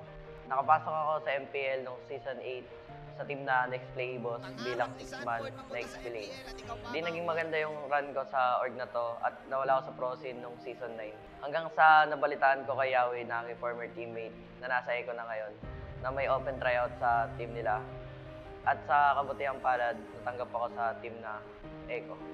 Dumaan yung Season 10, pero hindi namin ako yung kampyonato. Pero isa kami sa naging representative sa M4 World Championship. Hindi namin nasaan na sobrang dominating namin sa M4 hanggang sa upper bracket. Pero talo kami sa upper bracket finals at nakalaban namin sa ibaba yung RQ at nanalo. Nakapasok kami ng Grand Finals at nakalaban namin yung Blacklist International na defending champion. At ngayon kami na yung World Champion. Siguro yung favorite pro player ko is si Carl Tizzy. Kasi isa siya sa mga greatest player of all time. Ang favorite food ko is spaghetti kasi lagi ako present sa mga birthday. Kapag wala akong ginagawa or pag nasa bahay ako, ginagawa ko is naglalaro ng billiards or manood ng anime. Una ko nakita yung Mobile Legends sa social media at tinry ko itong larong to kasi mahilig ako sa online games. Hanggang sa nagustuhan ko tong larong to at naipaglaro ko sa mga kaibigan ko at sa mga pinsan ko. Hanggang sa sumali kami sa isang tour na sa barangay namin. Nanalo kami pero second place lang yung naabot namin. Pero nagpatuloy pa rin ako sa pag-grind hanggang sa marami akong top PH na heroes tulad ng Alice at mga iba pang fighters. Hanggang sa nakakalaro ko lagi si Yawi at tinanong ako if interesado ako sa Team 9 XP 2.0. Tinanggap ko yung offer ni Yawi dahil gusto ko rin makapasok sa team na to at maging pro player. Bago ako naging pro player, isa sa mga naging struggles ko is internet dahil naka-data lang ako sa panahon na yun. At yung cellphone na ginagamit ko is low FPS at hindi pa sa akin. Kaya wala rin akong oras na makapaglaro masyado nun. At the same time, nag-aaral ako nun. Ngayong pro player na ako, pinakamahirap na nangyari sa career ko. Habang naipag-compete ako, pumanaw yung tito at lolo ko habang naipaglaban. Bago kami pumunta sa Indonesia para may pag-compete sa M4, stop yung papa ko at ginusto ko mang hindi pumunta pero sinabi sa akin ng magulang ko na pumunta ako para sa pangarap ko. Masakit nun para sa akin, ginawa ko na lang siya motivation at doon nakuha namin yung M4. Salamat sa pamilya ko na sinuportahan ako sa career na pinili ko and sa mga fans ko na sumuporta sa akin mula umpisa hanggang ngayon. And gusto ko din magpasalamat sa teammates ko, sa coaches, and sa management sa pagtitiwala sa akin na wala sa edad ang paglalaro ng Mobile Legends.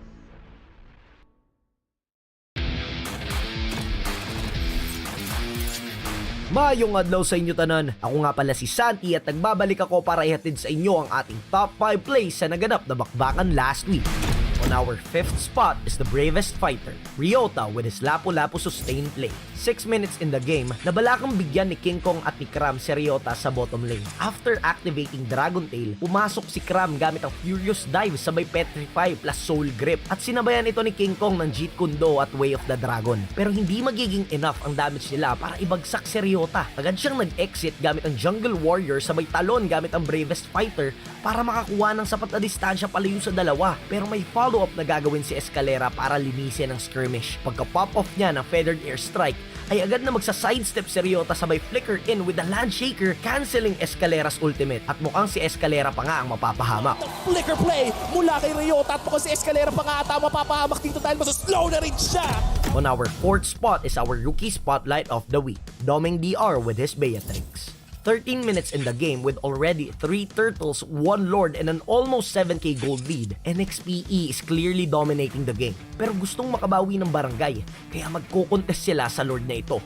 Dahil sa nangyaring skirmish sa mid lane, napilitang gamitin ng members ng Smart Omega ang kanilang ultimates. Isa na rito ang Time's Journey ni Miko.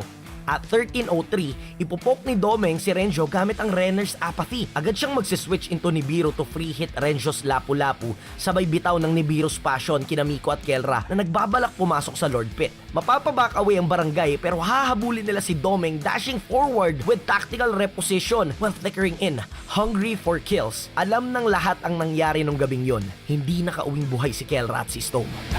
On our third spot is Captain Fuse clutch save on Flap Peasy. With both teams backing away sa unang turtle fight, mapapatambay si Light sa bottom lane kasama si Nats. Makikita niya si Flap Peasy at hihilahin niya ito gamit ang Iron Hook mula sa bushes, sabay kagat gamit ang Bloody Hunt with follow-up coming in from Nats. From the Lord Pit, ipapop off ni Kapitan Q ang Cult Altar, flickering in just in the right time to save Flap from the ambush. Makakapag-split-split pa si Flap. Darating si Ogwen to crowd control the 2 members of RSG at mababaliktad pa nga ang kanilang ambush.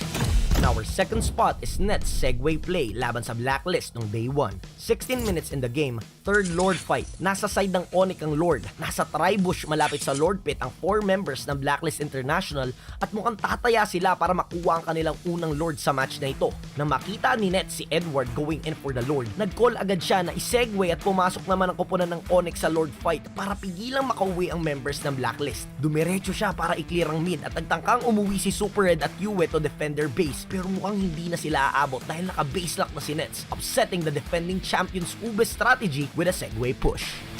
And our top spot is Eman's Miracle Lord Steel gamit ang Beatrix nung day 2 laban sa Bren Esports. 13 minutes in the game with 3 turtles, 1 lord, and a 7k gold lead, malaki na ang kalamangan ng Bren Esports sa match na ito. Lumabas na ang Luminous Lord sa Lord Pit at mukhang mahihirapan sila sa pagkontest sa Lord Fight dahil nakapwesto na rin ang kupunan ng Bren. With exact precision, makukuha ni Emma ng Lord gamit ang Renner's Apathy from the Fire Beetle Pit sa top lane. Indeed, a true sniper contender. At yan ang ating top 5 plays for week 3. Aabangan namin ang reactions nyo sa comment section. Kita-kits ulit sa Friday para sa kaabang-abang na week 4 ng ating regular season.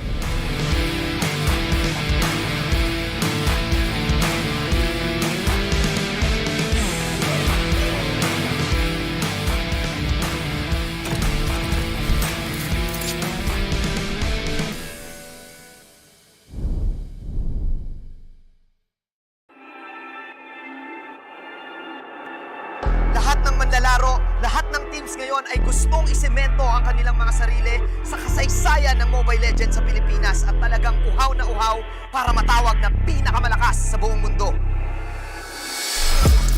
Sa baluarte ng pinakamalalakas, panigurado, walang ibang daan kundi pataas.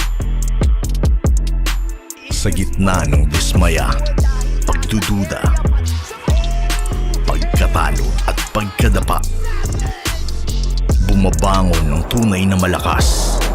Itinatakda ang may sikmurang magpatuloy, pero basang-basa ka na nila. Wala ka nang mailalabas na hindi pa alam ng lahat.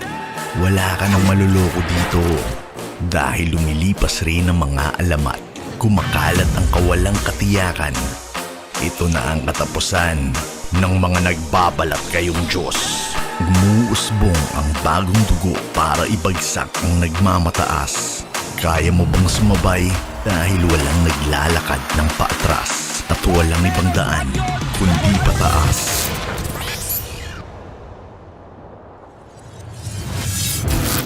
Papaalala ko ulit sa inyo kung bakit Bren ng malakas.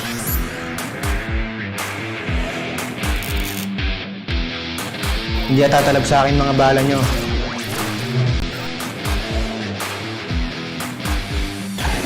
Ang pagbangon namin ay ang simula ng pagbagsak niyo.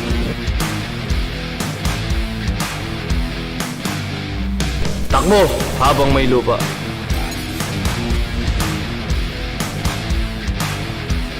Walang dakila-dakila dito sa MPL. Ngayon yung makikita ang tunay na lakas ko.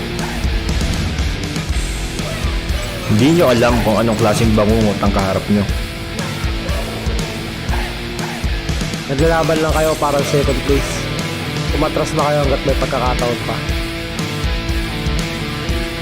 Pinaglumaan na kayo. Oras na namin to. Pupulbusin namin ang bawat isa sa inyo.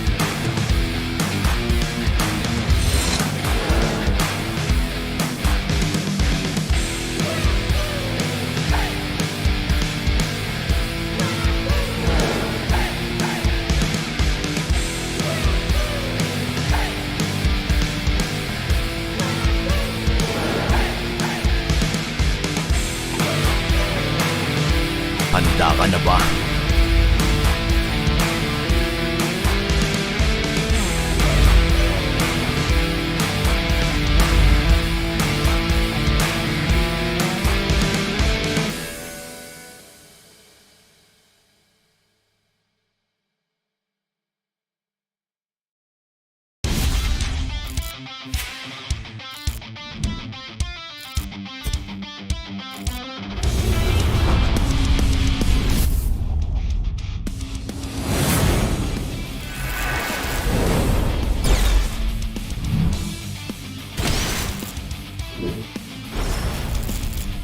Os! 決まってこうぜ。少し乱暴しようか。釘崎野原喜べ男子こう一点よ。邪魔だ。虎杖裕二です。好みのタイプはジェニファー・ローレンス。よろしくお願いします。 Did you know that you can switch networks but still keep your number? Now you can go with the Philippines' fastest and best mobile network. All it takes are 3 easy steps. First, secure your unique subscriber code from your current provider. Visit our website or any smart store near you. Lastly, activate your smart MNP SIM and you're ready to go. Unleash the power of the Philippines' best mobile network. Switch to the power of smart. When you're in moments that matter most, At last, we time. Live them fully with Smart Power All 99. for 99 pesos, get 8 gigabytes of all-access power. To play, To laugh, to love, plus unleash TikTok. and only text. Live in the moments that matter most. Today, with Smart Power All 99. Sa 8 gigabytes, ang dami mong masashare. Daming kontenta. Ganyan pagsikat.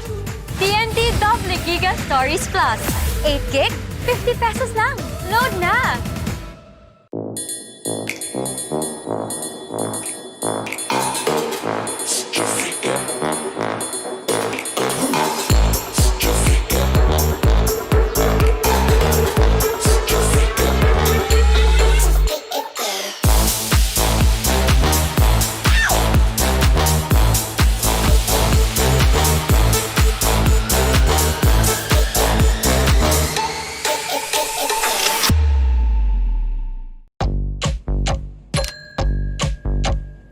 Day in, pay out. Choose the bank that gives you interest every day with Maya.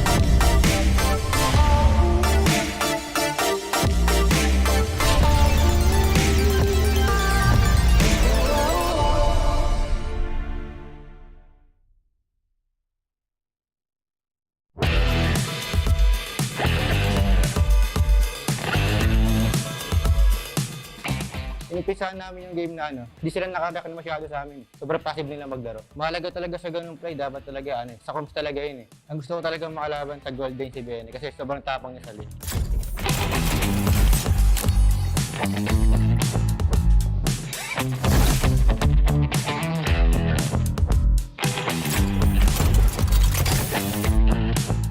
Kaya ko si Nets ng Onyx Philippines at i-breakdown ko po ang nangyari yung segue nung game 1 sa Blacklist. Okay, so ngayon, pwestuhan ang nagaganap. Si Sensui ay sinushow lang dito. Magandang posisyon mula dito si Blacklist International habang si Kekidut nakakonsil. Huwag kang maingay. Magtatago ba sa damo? Ngayon si Edward ang pinupoka. Retry battle mula dito kay Sensui. At siya ang nagtagumpay. Pero si Nets dito with the backdoor play. And game 1 ay mapupunta sa mga headshot. Bago ko magawa yung play na yun, nakita ko talaga na nawalan tao sa mid. Tsaka lahat sila nasa load, kaya nasaigwihan ko na lang. Nakita ko po na nag-retreat si Red Task yung UV. Tapos sabi ko sa Ampek, huwag na pa-uwihin kasi baka makadip pa. Sabi ko sinitip mag-lord siya, tapos sabi ko, sige lord mo lang yan kasi yung sa mid wala talagang tao. Si Edward bigla nag-lord kaya ko yung mid. Na-clear ko, tapos tapos ko. Mahalaga talaga sa ganung play, dapat talaga sa comms talaga yun Pag kasi naka-comms ka, na pwede mo segwayan yung mid, maano mo yung kampi mo na. Huwag mo sila pa-uwihin kasi baka makadip pa. Inumpisahan namin yung game na sobrang aggressive namin sa early. Hindi sila nakareact na masyado sa amin. Sobrang passive nila maglaro. Nalaman namin na di sila lumalaban agad ng early. Sa mga teammate ko, lagi lang natin galingan sa mga laban natin. Ang gusto ko talaga makalaban sa Golden si Bren kasi sobrang tapang niya sa lane. Sa mga fans po namin dyan, maraming salamat sa pag-supportan niyo po sa amin. Ngayon, patuloy niyo po kami supportahan.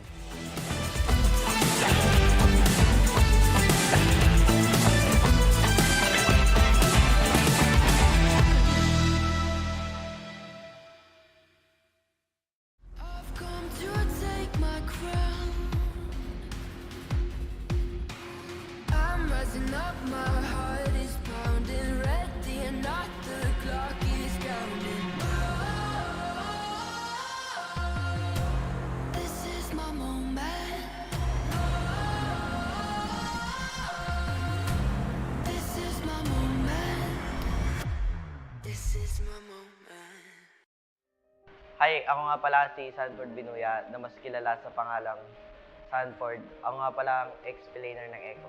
Nakapasok ako sa MPL noong Season 8 sa team na Next Play Boss bilang 6-man na ex-player. Hindi naging maganda yung run ko sa org na to at nawala ako sa pro scene noong Season 9. Hanggang sa nabalitaan ko kay Yahweh na aking former teammate na nasa Echo na ngayon na may open tryout sa team nila. At sa kabutihang palad, natanggap ako sa team na Echo. Dumaan yung Season 10, pero hindi namin ako yung kampyonato. Pero isa kami sa naging representative sa M4 World Championship. Hindi namin nasaan na sobrang dominating namin sa M4 hanggang sa upper bracket. Pero talo kami sa upper bracket finals at nakalaban namin sa ibaba yung RQ at nanalo. Nakapasok kami ng Grand Finals at nakalaban namin yung Blacklist International na defending champion. At ngayon kami na yung World Champion. Siguro yung favorite pro player ko is si Carl Tizzy. Kasi isa siya sa mga greatest player of all time. Ang favorite food ko is spaghetti kasi lagi ako present sa mga birthday. Kapag wala akong ginagawa or pag nasa bahay ako, ginagawa ko is naglalaro ng billiards or manood ng anime. Una ko nakita yung Mobile Legends sa social media at tinry ko itong larong to kasi mahilig ako sa online games. Hanggang sa nagustuhan ko tong larong to at naipaglaro ko sa mga kaibigan ko at sa mga pinsan ko. Hanggang sa sumali kami sa isang tour na sa barangay namin. Nanalo kami pero second place lang yung naabot namin. Pero nagpatuloy pa rin ako sa pag-grind hanggang sa marami akong top PH na heroes tulad ng Alice at mga iba pang fighters. Hanggang sa nakakalaro ko lagi si Yahweh at tinanong ako if interesado ako sa Team 9 XP 2.0. Tinanggap ko yung offer ni Yahweh dahil gusto ko rin makapasok sa team na to at maging pro player. Bago ako naging pro player, isa sa mga naging struggles ko is internet dahil naka-data lang ako sa panahon na yun. At yung cellphone na ginagamit ko is low FPS at hindi pa sa akin. Kaya wala rin akong oras na makapaglaro masyado nun. At the same time, nag-aaral ako nun. Ngayong pro player na ako, pinakamahirap na nangyari sa career ko. Habang naipag-compete ako, pumanaw yung tito at lolo ko habang naipaglaban. Bago kami pumunta sa Indonesia para may pag-compete sa M4, stop yung papa ko at ginusto ko mang hindi pumunta, pero sinabi sa akin ng magulang ko na pumunta ako para sa pangarap ko. Masakit nun para sa akin, ginawa ko na lang siya motivation at doon nakuha namin yung M4. Salamat sa pamilya ko na sinuportahan ako sa career na pinili ko and sa mga fans ko na sumuporta sa akin mula umpisa hanggang ngayon. And gusto ko din magpasalamat sa teammates ko, sa coaches, and sa management sa pagtitiwala sa akin na wala sa edad ang paglalaro ng Mobile Legends.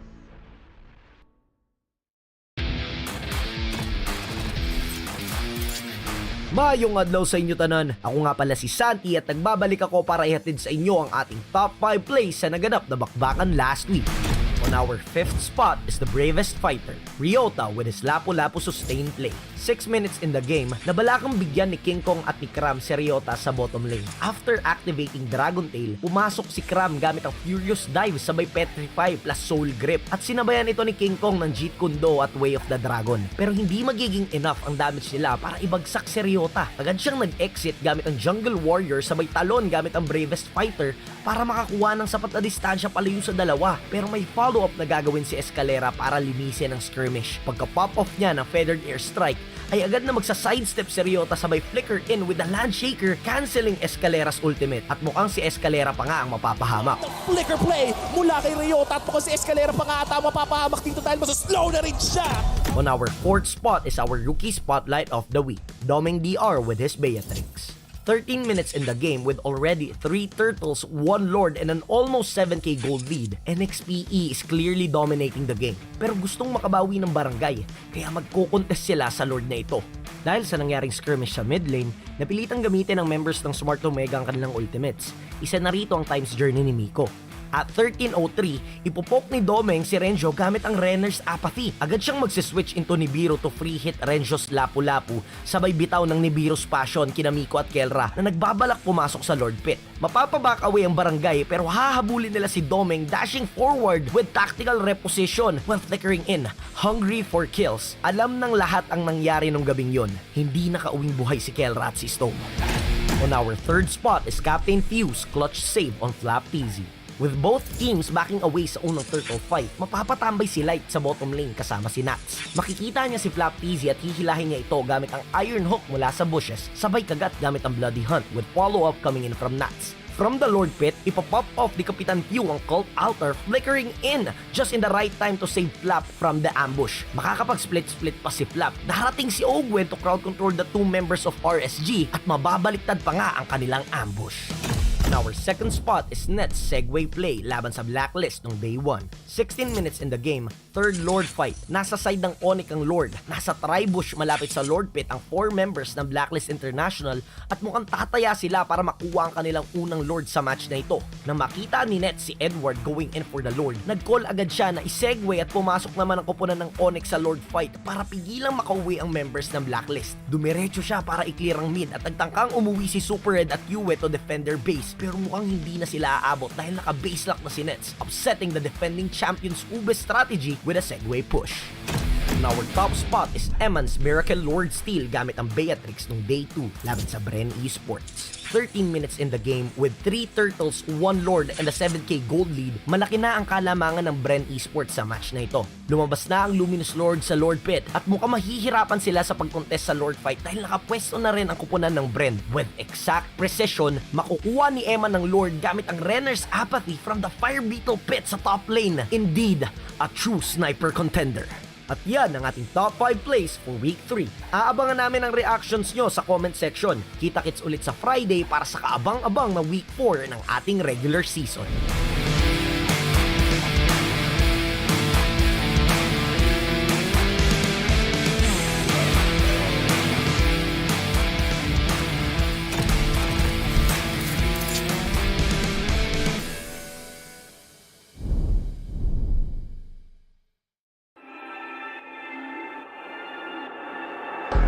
Manlalaro, lahat ng teams ngayon ay gustong isemento ang kanilang mga sarili sa kasaysayan ng Mobile Legends sa Pilipinas at talagang uhaw na uhaw para matawag na pinakamalakas sa buong mundo.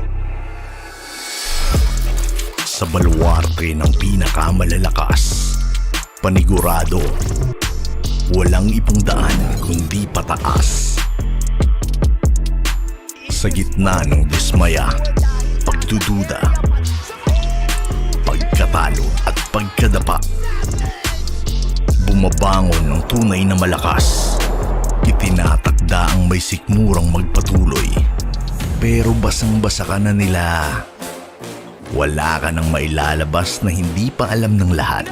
Wala ka nang maluloko dito dahil lumilipas rin ang mga alamat. Kumakalat ang kawalang katiyakan. Ito na ang katapusan ng mga nagbabalat kayong Diyos. Umuusbong ang bagong dugo para ibagsak ang nagmamataas. Kaya mo bang sumabay dahil walang naglalakad ng paatras at walang ibang daan kundi pataas?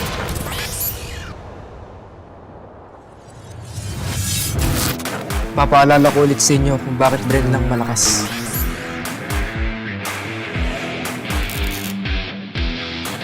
Hindi tatalab sa akin mga bala nyo.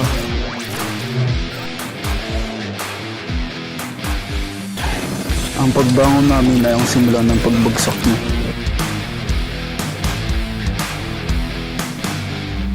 Takbo habang may lupa.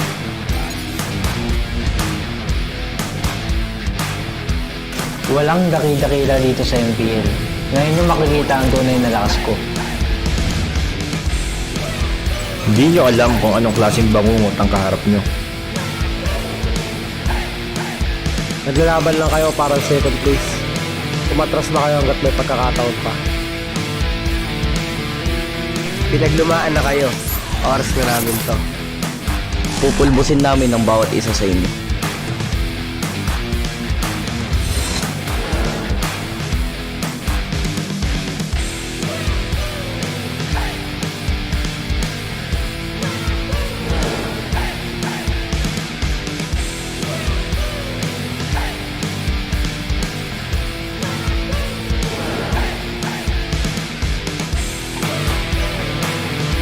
Handa ka na ba?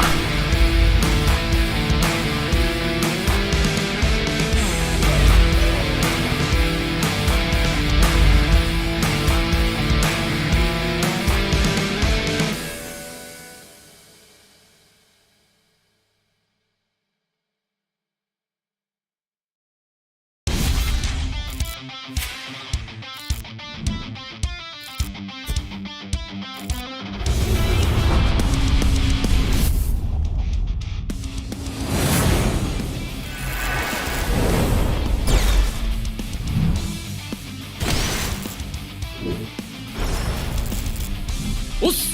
決まってこうぜ。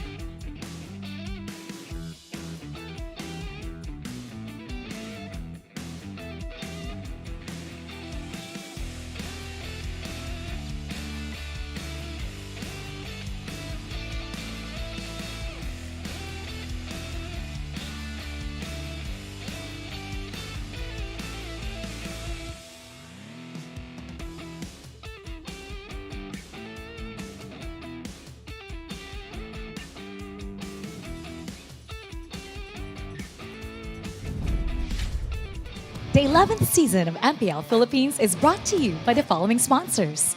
Smart, the official tournament telco partner of MPL Philippines Season 11. Our official sponsor, Infinix. Infinix Note, ultra-fast gameplay. Our partners in esports, Maya, it's everything, and a bank. And Secret Lab, the official gaming chair of MPL Philippines. Experience the MPL Philippines Season 11 action live at Shooting Gallery Studios. Tickets are now available via tickettome.net. Get yours now. If you missed the matches and want to quickly recap what happened, visit our official website for post-match reports at ph-mpl.com/news. Don't forget to catch all of our official league content on TikTok, Facebook, Instagram, and Twitter. To ensure the quality and fairness of our games, MPL Philippines is also monitored and supervised by the Games and Amusement Board.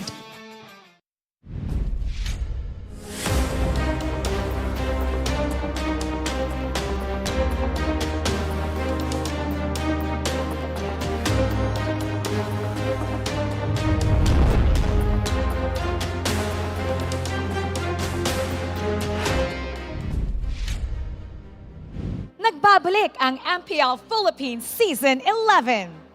Kung hindi the GOAT or the greatest of all time, Lancelot ang unang papasok sa isip natin pag sinabi ang pangalang Carl TZ.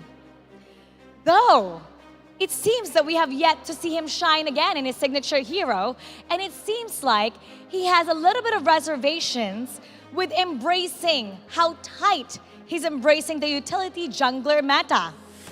Lately kasi, we've been seeing Smart Omega running a tank Lancelot, manned by our unsung hero, Ryzen. Now, hindi ata trip ni Carl TZ to dahil ayon sa kanya, boring daw. Ilalabas kaya ng barangay ang kanilang baon na to para ma-taint ang pristine record ng Orcas. Ladies and gentlemen, this is Smart Omega versus Echo. Let's get it started. Casters, pasok. Once thought to have been hewn from the same cloth, Carl TZ and Ryzen have grown into different molds. Tonight, it's the best in the world going up against the barangay in our closer. Welcome to Mabuhay at your service. My name is Leo. Here with Rockheart and Midnight, we're bringing you Echo versus Smart Omega. Gentlemen? Yeah. If ever there was a David and Goliath matchup for the week, this will probably be it. Man, Omega's got to do something really good to break the streak of Echo right now. Yeah, and it's not unfamiliar for Omega to do that. You know, this is the last one or the poison of the Philippine soil. And I feel like Smart Omega, again, as you've said, if there ever is a David versus Goliath matchup, this could be the biggest upset of MPL. Am I the only one who thinks that maybe Smart Omega is the one to do this? Just maybe. Never But real know. quick, let me remind everyone of the power of Smart. Enjoy it when you switch to Smart without changing your number via the mobile number portability. That's the MNP. All right? Go ahead and do that. And go ahead and visit smart.ph/switch to smart to know more. Now, let's talk about it. It's Tank Lancelot. Carl TZ said in an exclusive My with man. One Esports, said it was boring. That's my boy. Yeah, That's my boy. that's a direct hit to Ryzen, right? There's no other way to interpret that. Yeah. Ooh, there's even a headline for this saying. And I feel like I get the reasoning why Carl TZ said this, because Lancelot, traditionally speaking, is used for bursting down people. And when you do Lancelot tank, it's kind of counterintuitive per se. And I feel like although there's merit to what Ryzen is doing with the hero, Carl TZ could argue that you could do the same for a lot of different tank junglers. Yeah, more than just a direct hit at Ryzen, because again, the young Dean Sumagi can take it, right? He's made a name with one of the biggest franchises in the league. I'd like to think it's more a statement against so many players and teams, is because here's exactly what Carl said, right? Yeah. I'll translate. It's funny to watch, all right? I see it in the MDL. It just keeps dashing around, and it's annoying. And all the more, there's no damage. It looks like you just put it on a show. It's annoying. Yeah. All right, that's a rough translation of what Carl TZ thinks of the tank Lancelot. Yeah, when I was reading that, I was watching that interview. It made so much sense, right? If you're one of the best players in the game, you know the hero in and out, you know how to play it in the correct way, or his way, then you would think that, what are these guys doing with my hero? You're disrespecting what, you know, you're just showing off. You know what's funny? I didn't see this quote up until earlier.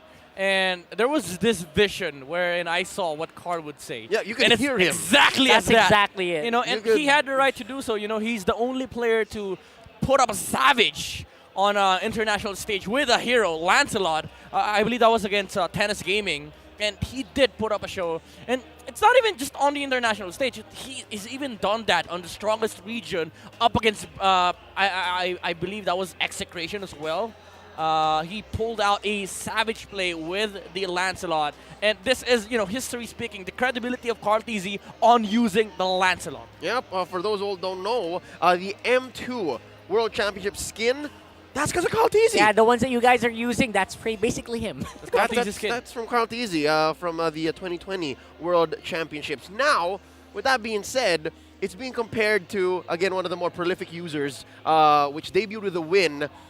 It's Ryzen of Smart Omega. He had one win over RSG Slate, and then 2 losses back-to-back using the Tank Lancelot against Blacklist International and Next Play EVOS. We'll talk more about this in just a bit, is because we're setting this up, all right? In this next matchup, watch out if it's going to come out, if Tank Lancelot is going to come out. It's because, I don't know, not just Carl TZ, I think it's safe to say Tank Lancelot grinds a lot of people's gears. What, number one? This is the guy. Let's throw it over to Manjin Paldas. He's at courtside to put a little more context in this matchup. Currently at the 7th spot at 4 points ngayon ang Barangay Omega. Pero kung ikaw ay talagang true fan ng Barangay, ay pwede mong sabihin na pinapasarap pa lang nila ang liga. Nagpapainit pa lang dahil hindi na bago to para sa Omega.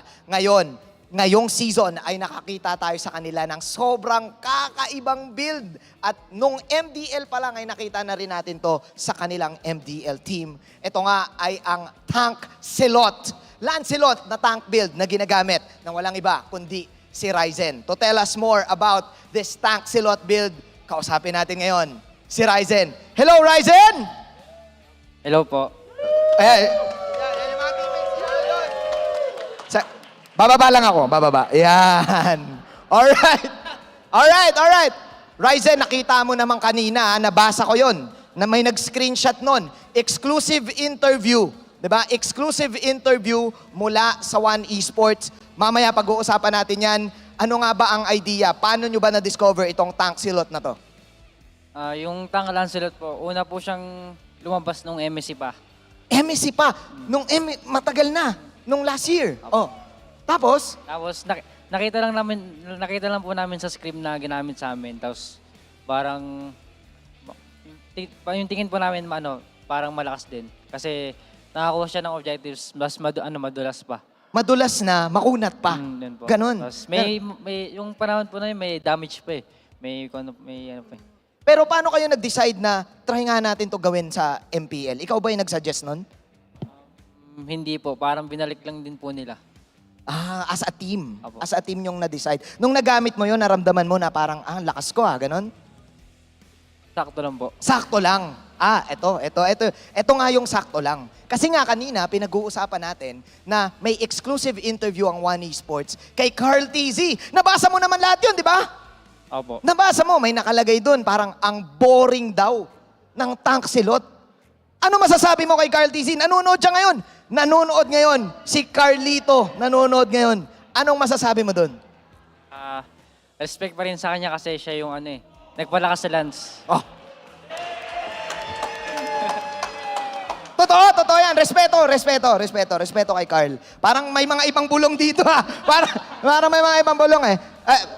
Lalabas ba ang Tank mamaya? May chance po. May chance. Kung pagbibigyan. Alright, Carl. Nire-respeto ka pa rin ni Ryzen. Ngayon, isa pa sa mainit na laban na ating matutunghayan ay ang Gold Lane matchup. The M4 champion, Benny Cutie, is going up against Kelra, the Filipino Savage. Tawagin natin si Kelra. Kelra! Di ka dito, man. May fans ka sa gilid. Timing lang muna kayo dyan. Alright. Kelra, medyo nasa slump ang Omega ngayon, pero ang ganda pa rin ng mga pinapakita mo sa gold lane. Nakita namin yung harit mo, nag-break it down ka pa nung harit play mo. Tapos ngayon, katapat mo ang M4 champ, ang bagyo na si Benny Cutie. Alam mo, kapwa gold lane na, alam mo, binubuhat ko lagi si Butters, di ba? Magandang laban to. Marami tayong matututunan. Ano ang masasabi mo kay Benny Cutie? Masasabi ko kay Benny, galingan niya. Galingan niya mamaya kasi ako na yung katapat niya. Oh! Yun lang yun. Yun na yun. Yun na yun. Ayan po si Kelra. Ayan na si Benny. Ayan. Uy, congratulations nga pala kay Benny. Congratulations nga pala kay Benny Cutie. Congrats din pala kay Benny. Congrats. Congrats, Daddy Ben. Congrats, Daddy Ben. May ambon na siya. May ambon na si Benny Cutie. Alright? Congratulations. Congratulations, Benny Cutie. Mainit na laban to. Jungler, parehas na kilala sa Lancelot. And then, gold lane matchup. Napakaganda nito. Ngayon, for Omega, maraming ang nagsasabi. Ako kasi personally, na-witness ko ang barangay. Na-witness ko ang madalas na nangyayari ito sa barangay. Masasabi mo ba na pinapasarap pa lang ng Omega ang laban? Napasarap pa lang namin eh. Sanay na kami dito. Sanay na, sanay na. Sanay na, sanay na. Tawagin natin ang kanilang coach. Coach Ito Max. Hello. Yeah! Coach, naka-quote ka na ngayon. Na-mention nga, nag-usap tayo kanina at sinabi ko rin nga sa'yo, sa mga fans ninyo, alam nila na sanay na kayo sa ganito. Ano ang message mo sa team mo bago natin ipasa sa casters? Quick message sa team mo para mabawi ang mga points. Actually, ngayon, syempre, parang finding the groove pa rin kami sa team namin. Hindi lang sa players and as well sa coaching staff since parang bago lang din ako dito sa position. So, binibigay pa rin namin yung best namin kung ano yung may tutulong namin sa team. Syempre, yun nga ang sinabi mo, parang hindi na bago. And alam ko naman na sanay na sila doon at makukuha rin namin yung, yung tamang form ng team. Alright. Ayan na, ang one shot Omega. Ating iba to ngayon sa mga shoutcasters. Could have sworn Manjin was going to call the whole squad in there.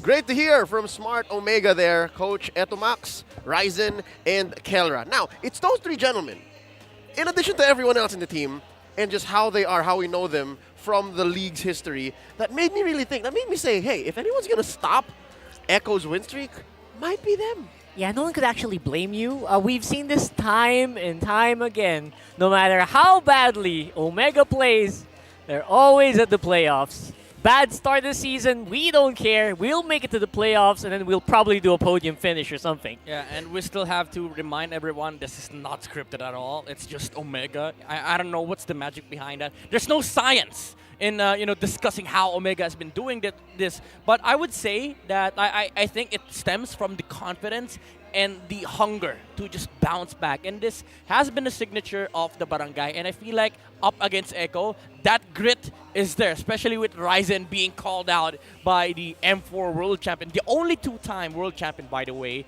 And I think that demands respect, to be called out like that.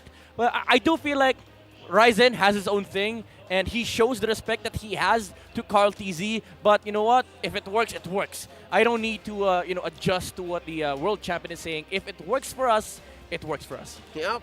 And a little bit of trivia.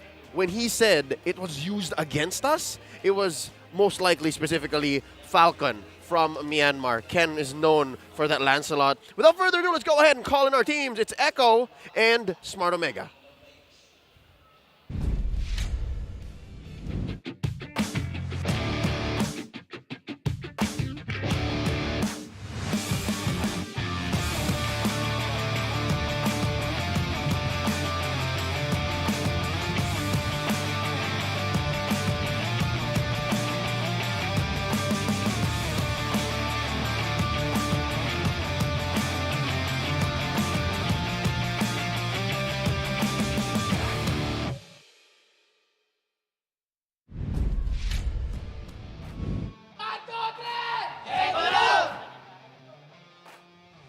The age of the Orca is in full swing.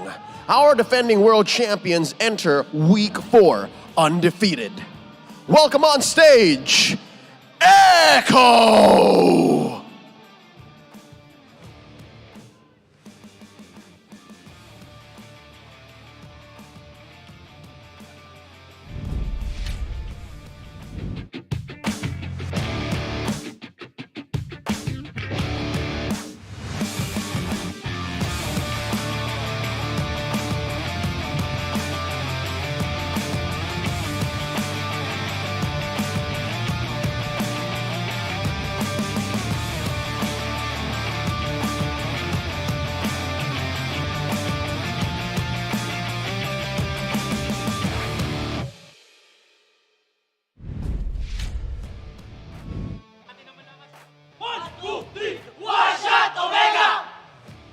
Even with a rocky start, this is familiar territory.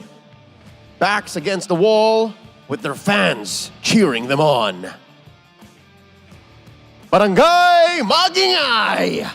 This is Smart Omega!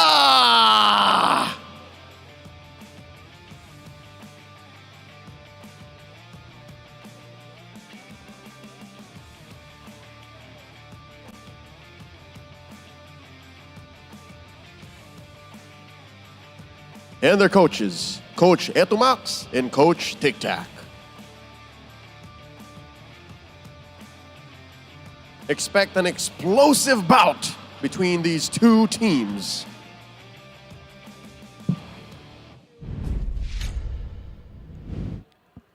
Taking a look at our M4 winning lineup. They didn't change much. Echo's fielding Benny Cutie, Carl Teasy, Sanford, Sanji, and Yawi. Wonder if Benny Cutie, I'm pretty sure Benny Cutie is very much inspired as well to play today, you know. Speaking about a tropical depression or a low pressure area somewhere there, obviously congratulations, Benny. Little 1-1. A little 1-1. Well, we never know. We might see a 1-1 come out from Echo, but again, it is a story that we can dive into. Benny Cutie against Keldra. Historically, two of the best gold laners in the world, and I feel like this would be a challenge for these two teams to protect both, both important core players on their side. But for Echo, I think they're very much comfortable with letting Benny Cutie just, steamroll on that lane by himself. And they'll be facing off against Smart Omega. The aforementioned Filipino Savage will be going up against Benny Cutie. Alongside Ryzen, Renzio, Stone, and Nico. I can't shake off what Leo mentioned earlier. If there was any one team in the league right now that can give a possibility of an L to Echo, this is the thing to do it. Yep, and this is why, a lot of fans love Smart Omega. It's the typical Filipino storyline. You get beat up at the start, but you bounce back at the end of the day. And I would love to see the same come out from Ryzen, because he hasn't had the the best of starts that we have seen him do for Smart Omega. Come to think of it, last season he was touted as one of the best junglers, especially in Indonesia. That information came from Indonesia. Like, a lot of different regions look up to this guy, and I feel like even though he is underperforming at the moment, I do want to see that bounce back come out from this young prodigy that we used to call him, because it is one of the things that Smart Omega needs to fix. It has to start somewhere, and I feel like Ryzen is a very good starting point. Looking at their most picked heroes, right? You cover up that portrait of the young Dean Tumagi, of young Ryzen, and you could have sworn a couple years back, let's go Teasy. That's basically Fredrin and Barats. And basically. Yeah. What era are we in? Like, this is a different, this is a different identity altogether for Carl TZ, but it does add to the fact that Echo has been playing with a system, hence the Echo system. And look at this! The stats across the board is even. This is what you get when you get performance level with Echo, having a lot of good games essentially on their arsenal. First blood ratio of 72%. This is the most crucial stats that we are going to be eyeing at Echo, because this is where it starts, the pressure, the Echo Express per se. This is where they get everything. If you give them a head start, they will just steamroll all over you. I actually really love these stats, because what I remember from last game, this is exactly what they look like. And this is the stat that Bren had on the left and the stat that Blacklist had on the right, and you saw how they performed. These stats are very accurate. It basically just says Echo is technically sound on all fronts. Yep. Like, you expect them to take Lords, Turtles, they will. You expect them to be the first to draw first blood, they will. You expect them to be around each other, team participation in team fights, getting kills, they'll get it. So how does Smart Omega go up against this? Man, it's David versus Goliath. If anything, from last week's Next Play EVOS versus Echo, this is very much the same. Numbers don't lie. Despite Smart Omega being a little bit more veteran team, the story is just so different here, Season 11. Speaking of which, let's talk about the keys to victory. Let's throw it over to our analyst. Talk about it. It is very exciting matchup. Magandang tignan yung mga gold leaders, pati yung mga junglers natin, dahil sila na rin yung mga veterano sa ating eksena. At yan ang kanilang pagtutuunan talaga ng pansin. Para sa Echo, ang kailangan nilang i-prove dito ay patunayan na nakakainis at boring ang tank Lancelot dahil sabi nga ni Cartesi, pag dash in daw ay walang damage. Pero kidding aside, I mean, I'm sure na hindi naman yun talaga yung gustong iparating doon ni Cartesi. But what he means is, yung nagiging utility ng dating Lancelot na kung saan nagdi-deal ka ng damage ay hindi na gumagana sa ngayon. Kailangan ma-prove dito ng Echo na yung ganong klaseng mga galawan ay hindi gagana sa team nila kung saan nag-ooperate sila kung ano nga ba yung effective doon sa ating metagame. Para naman sa Omega, enable Renjo to stop Sanford. Gagamitin dapat ngayon ng Omega ang experience na meron si Renjo over so many championship runs at so many MPL seasons at kung paano nga niya gagamitin pagiging veteran niya para manalo sa matchup against young Sanford na mainit ngayon sa ating X-Plane. And for both teams, strike or anticipate strike based on the Turtle Lord timers, alam natin na ang Echo ay merong isang mode na nandun sila sa ecosystem. Ganon din naman ng Omega, bigla sila nakakahanap ng mga magandang mga openings at kailangan gamitin yan ng dalawang teams na to doon sa mga Turtle at Lord timings. Watch out sa mga setup ng mga counter Turtle or ng mga Turtle retakes ng ating mga teams. Thank you so much kay Sam Wolf Nopueto for breaking down and giving us the keys to victory for this upcoming match. What I'm picking up from the keys to victory for this matchup, Echo versus Smart Omega, is a lot of it is tangible, a lot of it is like on the map, and a good amount of it is like feel-based. A lot of it is like just watch the player's performance. Yeah, and I feel like there's a different twist to the first keys to victory, you know? Let Cartesi show how boring Tank Lancelot is. Maybe, just maybe, I'm hoping, not just maybe, I'm hoping that we get to see a damaged Lancelot come from the man himself. Like a damaged, proper jungle Lancelot on Echo. Proper, in his terms. Yeah, proper. Not boring, proper. Okay. Now, I can already imagine how many people at home, like Lancelot, I'd say, quote-unquote experts, right, online. I'm sure this argument can go on forever. But I guess if Cartesi has to do it, he'll do it himself. Yeah. Now, looking at the numbers, right, Cartesi above Ryzen, just astronomically speaking, right? KDA almost twice as much, gets 3 times as much Lords. Damage share, though, interestingly enough, I'm guessing it's because Carl has been playing a lot of tank junglers?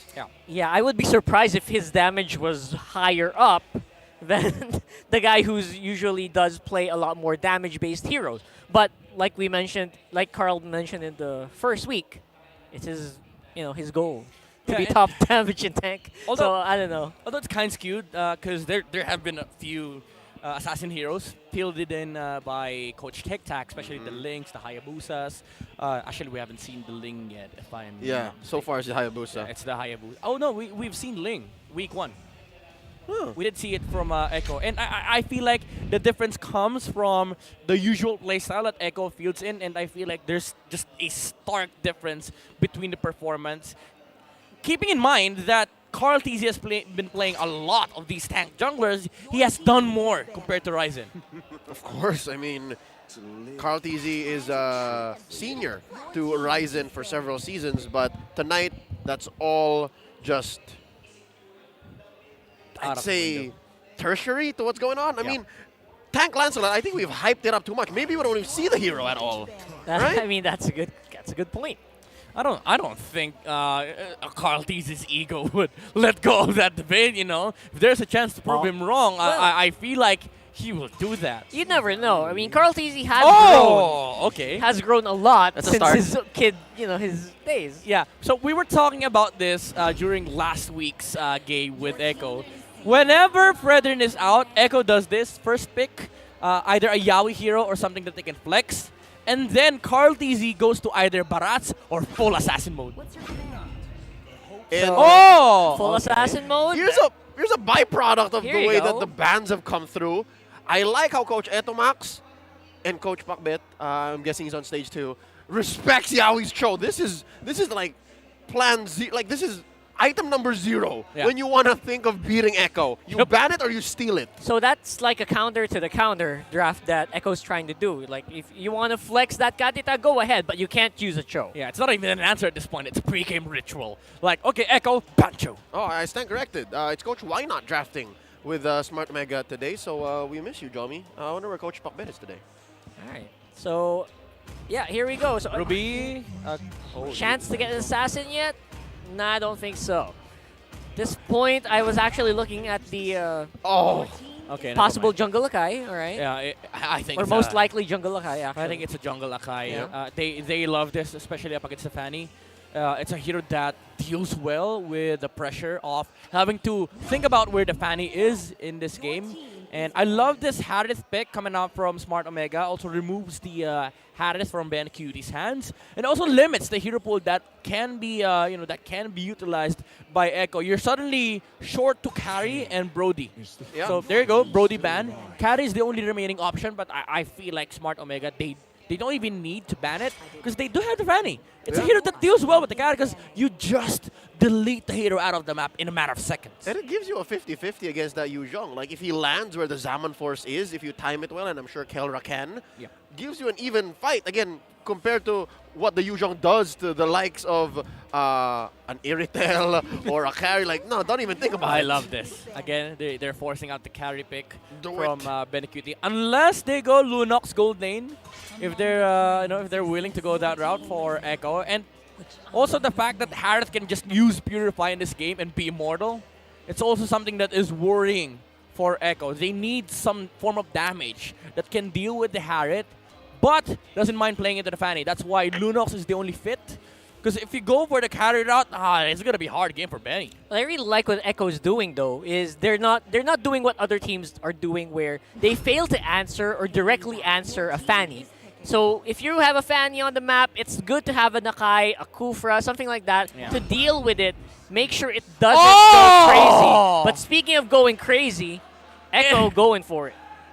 I think it's a Gushan jungle. You think? And then Yaoi's gonna pick up the Akai? Most likely. Or we've also seen a mid Gushan being played by few before, so that's also possible. Oh yeah, for Sanji. Yeah. Oh, they still go for the carry. So yeah, it could be a possibility that we see Yaoi again on the Kadita, and then Sanji plays the Gushan. I guess toss a coin. Toss a coin. For Omega, I don't know why, but I'm loving X-Borg here. All right. We're thinking of still the Renzio hero, right? Yeah.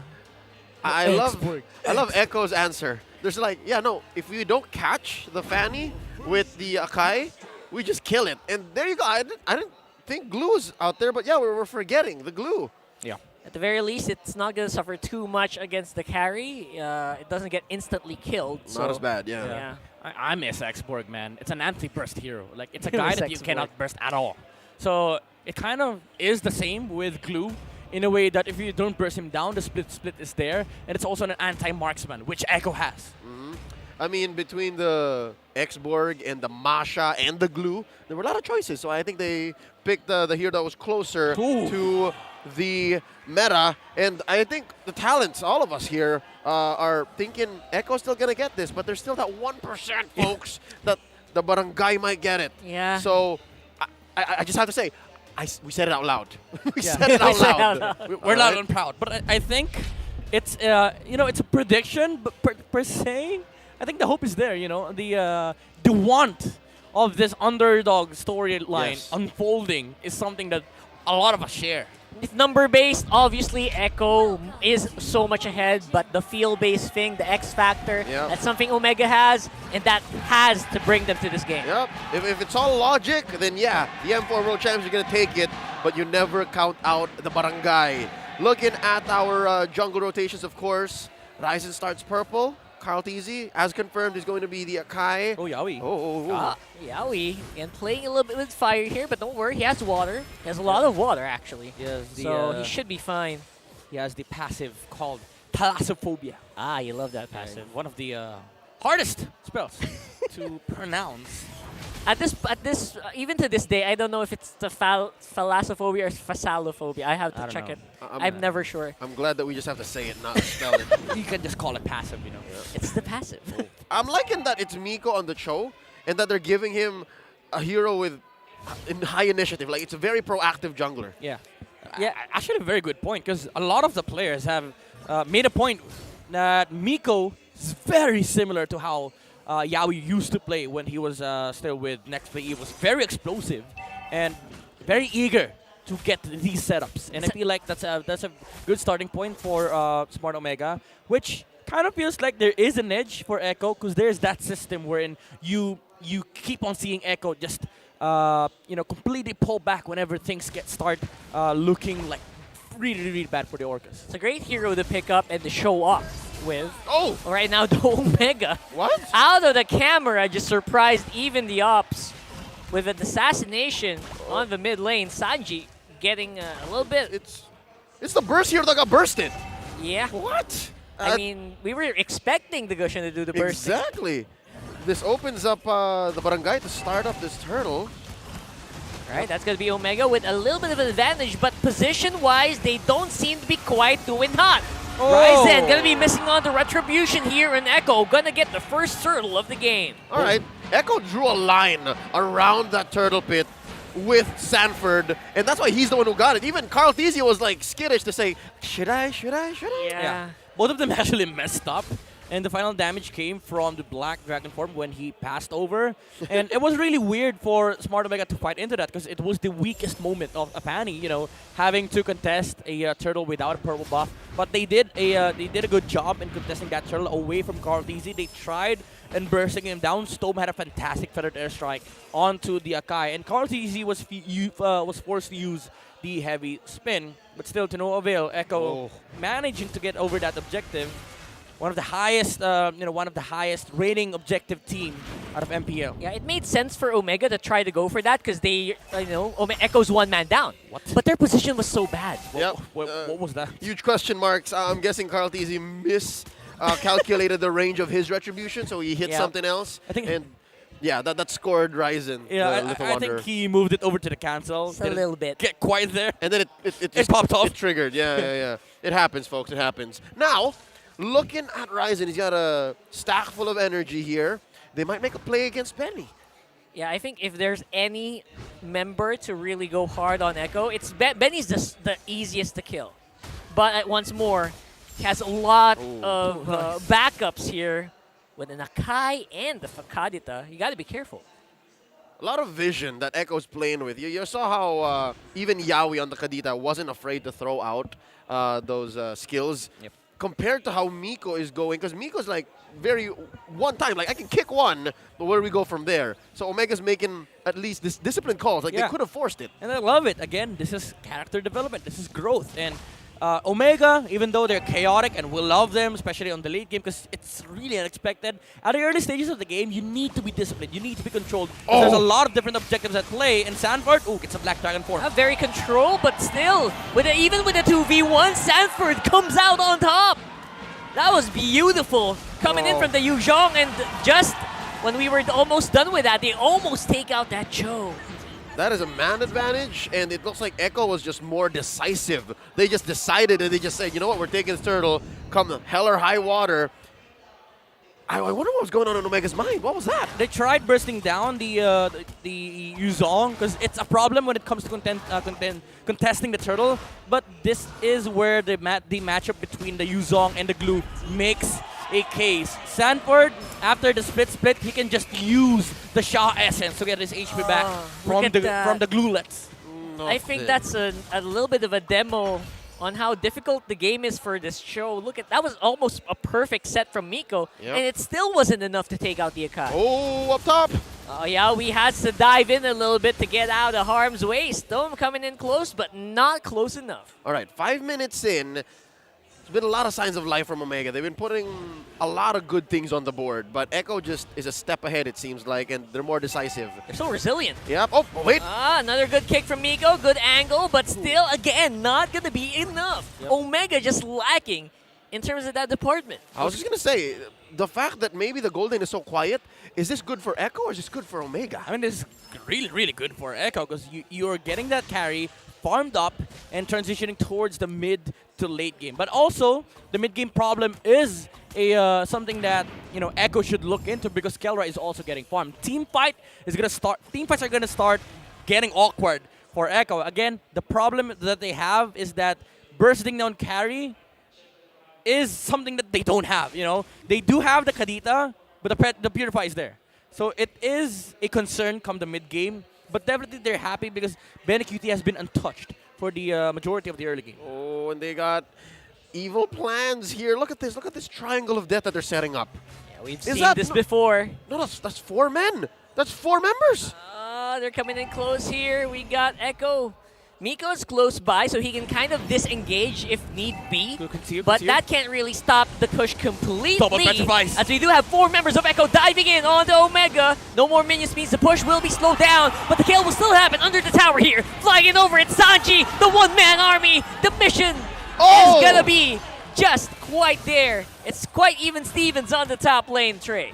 I love the effort from Echo. Triple petrifies. We're committed just to get that kill onto Kelra. Yawi and Sanford made sure that Kelra popped that Purify. He even used the Petrify alongside with Sanford just to make sure that the angle was there, and Kelra was forced into a corner. And again, BNQT has been left untouched, and Echo is now providing solutions to whatever the problem may be come the mid-game. There you go. Just nowhere for this Fanny to go here. So much crowd control, not even the steel cable wielder can make it out. The fight's not done. Omega, though, gonna be coming in close. Kelra could be in trouble. He's pinned against the wall, but there's not much follow-up coming in from Echo. Renzio could be in trouble. Here comes Batty Cutie for the damage. Close call. Could have sworn the showstopper was going to survive. Yeah. The delay from Sanji allowed that play to happen. You know, proccing the passives just to get enough HP to survive a little bit and gave space to Echo. That was a good play coming out from the Gushin, but also a good play from Omega. It was just unfortunate that they lost Ryzen on the top half of the map. Even without the Petrify, the surprise was there coming out from Yawi. Again, just proves how important and how significant this Harith pick is. Half of the times that there were enemies in front of Kelra, a lesser hero, nay, a marksman alone would have already given up. This would have been worse in a 1-2-2. A 1-1-2, that is. Yeah. Slowly but surely, Echo are starting to just take control of the mid lane here. Omega, of course, are not going to be giving anything as of yet. Ryzen's in a little bit of a trouble here. He's not really doing much as a Fanny in the early game, and normally you don't want to see that. That check by Yawi. I think he heard the conceal even coming out from the mid lane, which is again problematic for Omega. They don't have ways to initiate. Although Miko does have the flicker, it should fall on to either the Akai or the carry. So target selection is really important in this Lord take.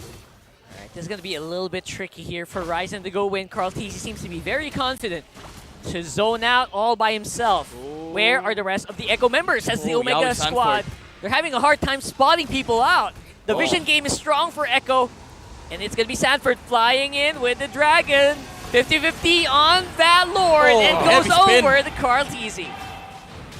Not quite done yet. Miko gets a kick on the Yawi, gets taken out by Kelra. Ryzen again being hunted down by the Storm Betty Cutie. That's the trademark forward flicker. They're not done. Carl TZ falls. Man, Omega just really wants to keep the fight going. As you can see, they're really trying to get back into this one. Yeah, was an even trade, I would say. But Echo, they're more than happy to give away some life if BNQT gets a lot out of the engagement. Even though Kelra did so, problem is Echo took Lord. That was a Lord, yeah. Now, given that Echo are clearly in the lead, right? Map-wise, objective-wise, it's interesting to note that Kelra is still farming more than Benny. Yeah, that's interesting, right? I mean, the fact that they're able to do it at the same time, I mean, you know what? Echo is also happy that the carry can do this, but obviously the carry in the late game has a small bit of an edge. Oh yeah, but there will come a time where Echo will face damage issues. Because if you look at the side of Omega, like a ton of them outputs damage. While on Echo, yes, you do have burst damage, but it's it's so high level. Like you have to choose a target, you have to land these spells, and the only reliable source of damage that they have is BNQT. Yep, I think that's a problem that Omega is suffering currently. Like in the early game, right? That's the reason why they haven't really converted much, is their damage output is solid, but their target acquisition is so hard. Yeah, so hard to take a target here. But they do find one. Look at this. Actually, it's Miko who's being pinned down over and over again. Dome used a feathered airstrike. Sanford, though, tried to force Carl TZ out. But once more, Sanford is going to be the guy. Gets taken out. BNQT as well. That's 2 down. That's 2 of the biggest damage dealers from Echo down the drain. That's a clear win for Smart Omega. yeah. They take a tier 1. They've slowly worked on bottom, so tier 1's down there as well. Slowly the map's going to turn red. They just need to capitalize. They just need to exponentially grow this. Yeah. Minute 12. They punished the mistake the Echo did. They committed so many spells to try and take down the Cho, and Smart Omega found different angles on the left side. They were able to get on top of the carry and also the Yuzong. So this is really, really good for the Barangay. This gives so much towards the Harith, and Kelra is doing a fantastic job in just controlling the tempo of Echo. Mind you, he only died once in this game, and that was the fruit of the effort that Echo did on the top lane, wherein they committed so much. And now you ask yourself the question, can you commit the same towards the next fight? Because if you do that, you also have to worry about the carry's positioning, because mind you, you still are playing into a Fanny in the late game. Yeah, careful about that carry, because like Leo said, once that carry goes out, that's a big chunk of your damage going out the window. And so far, it looks like Omega is getting better minute by minute. Like they're slowly making a difference. I can tell that Omega at minute 1 was a different beast from Omega minute 12. Apparently, you just had to let him cook, you know? Yeah, let him cook indeed. Let him cook. Carl TZ is, once again, almost solo in the front line, making Omega wonder, where are the rest of these Echo boys? Oh, the angle from Yawi. Look at Yawi. Yawi's actually really good. He's trying to catch Kelra or maybe Stome off guard here. Yeah. Just not showing anything at all at this point. Oh boy. Oh boy. He does have the Purify though on the Harith. Yeah. Watch it. Oh, He checked. Look at that Sixth Sense here coming in from Kelra. He finds Yawi from behind.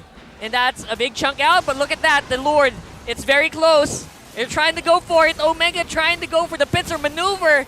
The kick from Miko. Kick from Miko is huge, but it's Oh, not the slowing petrify! down Carl TZ. Oh! Gets the lure. That's it. They can just walk away. They're happy with this. That's, basically. No need for the retreat. That's fine. You know what? If Ranzio dies, he dies. But whatever. We got a Luminous Lord. Oh my The Barangay just stole that out. Oh, man. I was watching Ryzen the whole time, right? The whole minute engagement is like, there's no way he's going to come in there. But it wasn't Ryzen. It was Stone. Yeah, he tried, but it was a fake, right? Yeah. It was a fake. You know, that Petrify from Sandboard, yes, incredible play, but Stone, nobody was checking the Farsa. And that feathered airstrike, picture perfect, that timing. It was massive, and right now you would say that Carl is kind of messed up, but Stone layering that on top of the Lord gave enough boost for Omega to get that Lord. It actually was a pretty masterful Lord dance if you think about it. It's just that Echo just had the wrong members at the wrong place. And again, that's so hard to say against our M4 World Champions, right? It's so hard to say you made Echo go into the wrong spot. Again, a team like Omega is one of the few who can do that. Yeah. And There they've done wasn't it. anyone. They've done it. It's some level of conditioning here over the past 15 minutes. Like, all right, we'll play this way, we'll play this way. Psych. Yeah. Again, this is the grit. And mind you, we haven't even gone to the Omega timers yet. It's 15 minutes. It's not even 16. And all right. To think that this lineup of Smart Omega comes 16 minutes, it's hella scary. It's pretty good. You know, it's a Harith with a Divine Glaive, Stone with incredible damage coming down from the Feathered Airstrike, and low cooldowns at that. And you also have to worry about the Fanny, Benecutie. Again, this is the condition of the Fanny that we talked about during the draft, especially with Benecutie getting that carry. It's hard to play into the late game. Even though you have damage, you're facing the issues of death. Yeah, and this is your hope, right? I'm looking at Benecutie. He has the Dreadnought armor, eventually going to turn into the Antique Keras, right? Yeah. That's his only defense against Ryzen. If Ryzen spots him out, that's his only hope. He can't Wind of Nature. Yep. Yeah, so many boxes to tick here for Echo to actually pull off a good team fight, because Omega just not going for the bait. They're just making space, just like right now. They're not grouping up together. It's hard for Carl TZ to get a two-man or a three-man heavy spin. The game sense in the young Carl Nepomuceno. He just by passing around that Y-bush, he knows all right, there's 4 dudes here. He walked over to the boot camp. Smart Omega checked out what's going on. Hey guys, okay. Yeah. Roll call. All right. Who's not here? Kelra. All right. He's in the room. I'm presume. Yeah, he's over there. All right, cool. 15 seconds away from not an Evolved Lord if both teams don't wait out, right? 18 minutes is the magic number. let's see. It looks like Echo's making a move for it. Yeah, at this point, Echo, the one thing they have going for them is their map control, right? They have to just not let go of that and not let Omega get forward on these bushes. One problem that Echo is also facing is the fact that backdoor play is a little harder this time around, considering that there's a Fanny waiting to just, snipe you out. And, they have to take this Lord for Echo. Yeah, he's the one hero that can go through half of the map in a few seconds. Oh, I don't know though. Look at Ryzen, he's still waiting for his purple. And Lord is now at a third of its health. Oh man, I wonder if Echo You are don't know that, aware. though. Yeah, I don't know if Echo spots that out. But they should, right? You they can should know. assume. I think they know because Carl TZ did pass over that area. So they must have had a timer, yeah, on the yeah. purple buff. Yeah. But I feel like they didn't want to no. risk it. Omega now has forward bush control. That's not a good spot here for Echo. It's Carl TZ on his lonesome against 5 people from Omega who are occupying different bushes here around the Lord area. Oh, very interesting. The FBC advantage. Able Miko? to allow not Omega. Oh! Oh, this is odd! Yowie with a good pickup here! He finds the Farsa, and he's out! It's a 4v5 around the Lord. Oh, Ryzen, watch him as well. Trying to go for it. It's going to be the Carl TZ Lord. The Retribution secures it, and there's a heavy spin for the exit. Oh. Going for the chase. That's going to be Keller, Benny Cutie. Going for the counter punch. Benny! Straight to the face. Oh, that cat. It's got to be bad here. Oh. Benny Cutie still going to be alive. Almost takes out Miko, but Renzio popped with the immortality. So many members from Echo not going to be able to survive against that. 2 for 1, taking the Lord along the way out. Echo won that engagement. It's difficult. It looks like as Omega was leveling up and growing and conditioning Echo's like, nope, not going to work on us. Yeah. This is again target lock Yowie. The pickup from Yowie. Yeah, was we huge. mentioned earlier that the Farsa is starting to become a problem. And it was like, okay, no problem. I'll just pick him off. And Storm didn't have time to react because he was not expecting, Kadita to just go all in on the Farsa. Oh, Yeah. this is a tough defense. They were in the bad spot here. Again, Dean Sumagi trying to go for the Sanji. attack. Straight into the Gushin, but not going to be enough to take him out. Lord is in the base. Look at Ryzen that! playing around on the back. It's the back attack from Ryzen. Y'all see that? Like from that movie from the early 2000s, Wanted, where he curved. Y'all saw that? He curved. Curved the bullet, man. He curved. He was the bullet. Oh my goodness. Ryzen again doing it. That's just mastery, right? Yeah, up against Echo, by the way. And Sanji, as much as that winter truncheon play was cool, Ryzen was keeping tracks. Like, okay, I know where the cushion is. This is where he'll be. You know what's funny, man? I can hear Carl TZ's brain right now. He's that Tagalog term, pasikat. That's basically it. He's just showing off, right? It's ringing in his head. It's ringing in his head right now. It worked, though. He got a kill, and I stand corrected. It was from 2008, starring James McAvoy, Angelina Jolie, and Morgan Freeman. It's a Anyways, classic. What a movie library you are, Leo. anyways, looking at the items, all right? So if you're talking about Burst, Storm is missing one more item. But on the other side, you're looking at both Sanji and Yowie. Yep. You're scared. Complete burst. I'm scared. Although it's not reliable, if you're Echo and you hit your spells, it's kind of reliable per se. And again, Yowie, with that burst on Storm, he did not expect that at all. And he had a Winter Truncheon, by the way, and he was not able to press it. Yeah, and this Phasalophobia can only get you so far, right? It was that quick. It has a timer. So, and Omega played around that very, very well. Oh. All right, so good news, bad news. At least for Omega, good news is it's just about 500 gold ahead, right? Like they kept it very within range, 11 to 11, 20 minutes in. Bad news is they haven't broken into Echo's base. Like they always have to watch out for the backdoor possibility. Ben Cutie is still afoot. But it's Omega timers now. It's 20 minutes. All right. And Omega's game gets cleaner by the minute. And Echo, they need to clean up their Lord game really, really fast. Yeah. If the Carl TZ got that Lord earlier, it's quite unfortunate for Keller that is rocking a Harriet. Because if he had a marksman there, he would have taken the Lord. When Carl TZ used the Retribution, there was 57 HP left. 57. 57. And Keller would have gotten that Lord if he was a marksman. All right, here's Omega. Omega timer, I think at this point is 21 minutes because of inflation. So Because of inflation. yeah, so I think this is the time for Omega to go. That's correct, right? I mean, Yeah, it's been a couple of years it's been a couple of years since we I know, set that yeah. 18-minute thing. Yeah. So All right, here we go. At this point, Carl T's solo Lord Dance. It's not surprising. What's surprising is Miko missing on the conceal. You could hear the audience. They know what happened. Dodged. Oh, man, that was huge. Capital D-O-D-G-E. I think Omega also assumed that the fight would happen there. Ryzen! Ryzen's out. Ryzen's out. Oh, boy, that's going to be a problem. That's Omega's jump. Oh! Sanford! Lord! Look at the Lord. It's going to be an Echo Lord for sure. Oh, look. He's on the chase. There's a backdoor play by Keller as Oh, well. what's happening here? Keller trying to go for the backdoor himself, but the kick is going to be done here by Miko to take out Sanji in the end. Here comes the rest of Echo. They're clawing in. They're collapsing in on Omega. Stone for the backup as well as Renzio. Will it be enough though? I think it will be Renzio once more. The punching bag here for Echo. Oh! Stone as Sanford? well. Going to be knocked up. Sanford diving in straight into the Farsa. Look at that for he's running for the hills. Now it's going to be Omega on the chase. Oh my goodness. That tail.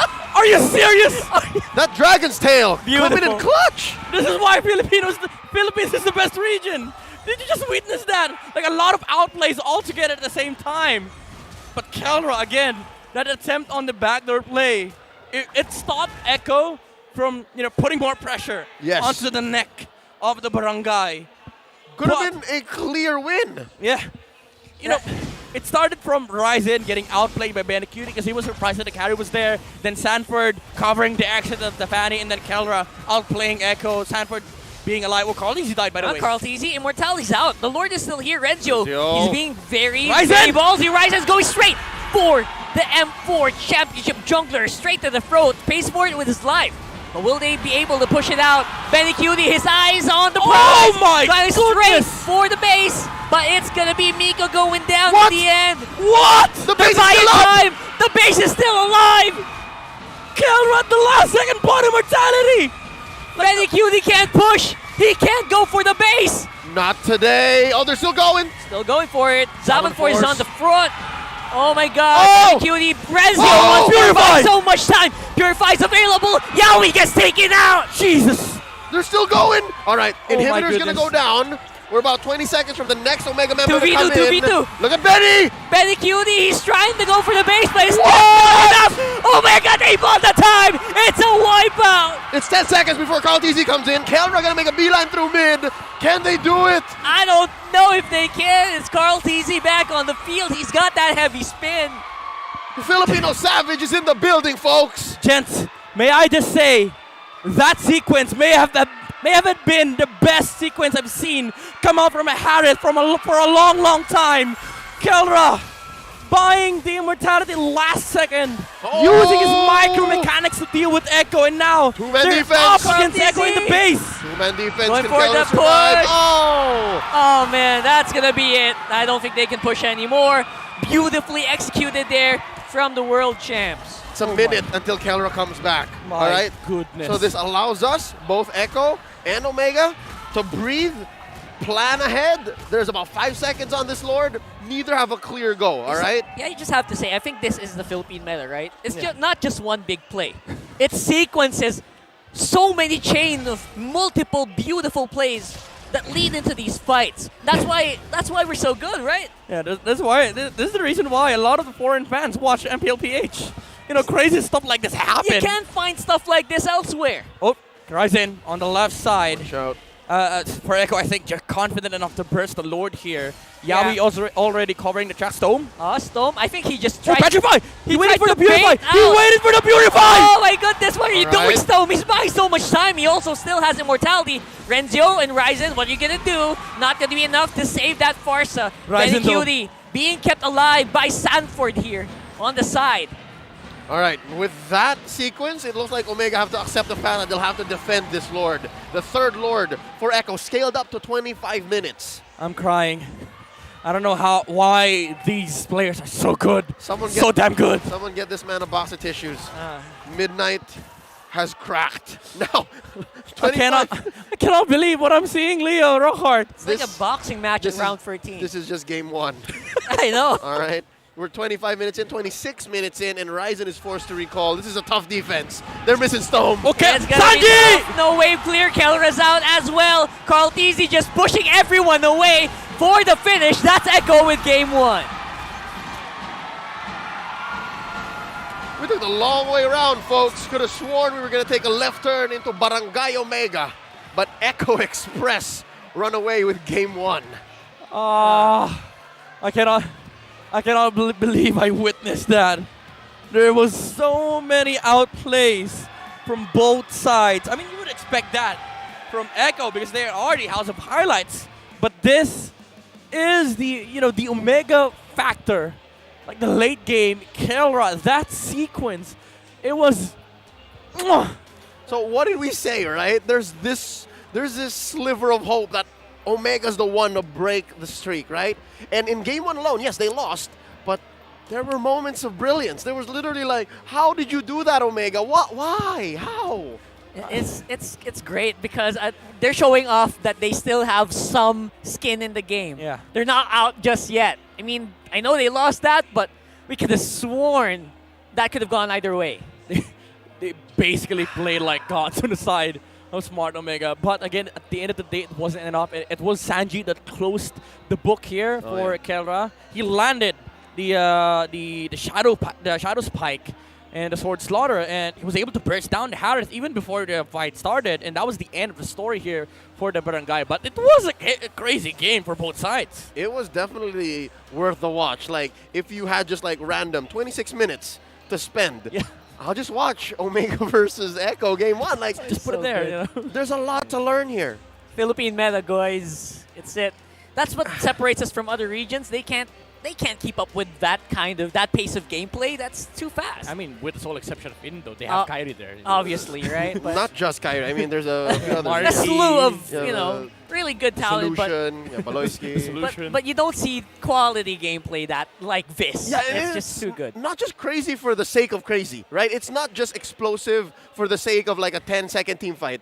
It's minutes-long sequences that lead up to payoffs that eventually lead to 26 minutes. It's like an M. Night Shyamalan film that he co-directed with Christopher Nolan. It's amazing. So now with that being said, I hope you enjoyed that joke, Midnight, because you're about to break down game 1, all right? Do tell us what happened here. Well, all right. While you're gathering your thoughts, while you're trying to, move on from game number 1, we're going to break it down for you. And again, a lot of things happened in this game. A lot of crucial outplays, especially coming out from the Golden Boy on the Omega side, Kelra. But it was Echo that prevailed on game number 1. Now, why is that? Again, we talked about this on the draft. Echo's lineup is severely heavy when it comes to damage output. Although not reliable, only on the side of Benny QT. That is why this game was prolonged by the Barangay. They had to hit everything that they have, and they have to select their targets properly. Now for Echo, they did just that, but there were some times where Omega was able to fight back. The damage output was also sufficient on their side, but what they have over Echo is the fact that they are the ones providing the problem here for the Orcas. If the Orcas don't hit their spells, Omega are the ones dictating the fights, and that is why we saw a bloodbath between Echo and Smart Omega in this 26-minute game. And I would love to harp on the item choice here for Sanji and Yawi. Again, these are full burst damage. There were some points in the game wherein they purchased Winter Truncheons and Immortalities, of course, just to be able to survive the team fight against Omega. And the story of the game is just to give space for Benecuti to move around these fights and put out the damage needed for Echo to win against Omega. Now, targets are really, really important, number 1, because of the fact that the Fanny is there on the other side. You cannot utilize the backdoor play. And when it comes to team fights, you also need to look at where the Farsa is. That is primarily the job of Yawi and Sanford, and they fulfill that to its maximum potential. They always see where the heroes of Omega are. That's why you see Sanford committing a lot of Black Dragon forms, just to make sure that the team fight will not be awkward for Echo. Now, what made the game hard for Echo is the presence of Kelra on this Harith, having dealt 108,000 damage over Echo. It became a big problem on the late game because the Zaman Force was utilized to its maximum potential. Every single fight, the targets were always there, but was for naught, as Echo was the one that won in game number 1 on the back of Cartesi's ability to secure these objectives for the Orcas. 0-3-5. Even though the performance, it's not something that he would be happy about. I'm pretty sure he's happy that he won the game for his team, even though the KDA does not reflect the performance here. Just being the overall objective presence here for Echo is worthy of the MVP performance on Carl TZ. It was a hard game for the Akai. He was the one being controlled by Smart Omega. A lot of the spells were thrown at him during the Turtle and Lord takes. They wanted him gone before even before the Turtle and Lord dies. So keeping up to his performance and trying to stay alive is the name of the game here for the Akai. Moving around Lord, dancing with Omega, making sure that the burst damage isn't there for him to die. He only died thrice this game, which is really telling us how crazy game it is for Carl TZ. The Akai, being in this position wherein 4 of the heroes on the side of Smart Omega is looking into taking you down, having this kind of performance cemented Echo's stability in this game. And his ability to take objectives was really crucial for providing space for BLCK to be able to farm up on this carry. And it came to a point where Ryzen's Fanny was having a lot of problems dealing with Echo because they have come to a point wherein it was a stalemate. The resources that they have on both sides are both equal, which means Kelra is fat, BLCK is fat, meaning Ryzen's Fanny in this game won't really have a great time. And again, Carl TZ continuously got the Lord for Echo, even though it was it was kind of a mess up because the Lord had 57 HP left. He was still able to get it for Echo, and that is what propelled Echo into a point wherein they're now able to deal with the team fight of Smart Omega. But come the late game, again, Kelra proved to be a big nuisance for Echo. A lot of these amazing team fights that you're about to witness in these highlights are being controlled by Omega. Even though Echo are the ones starting the fight, they are reacting towards what Kelra was doing in the late game. And when Echo was able to get the final Lord, Sanji was able to find a good angle to take down Kelra. This is an amazing sequence. I highly suggest you watch over the game again because the replay does not give justice to the performance of these players. Again, Kelra with the crucial takedown on Echo. Final purchase of the last bit of seconds purchase of the immortality proved to be enough for him to prolong the game, but not to retake the game away from Echo. It was a crazy game. It was hard to analyze that because it was a lot of crucial outplays by both sides. At any point, there was so many things that could have happened.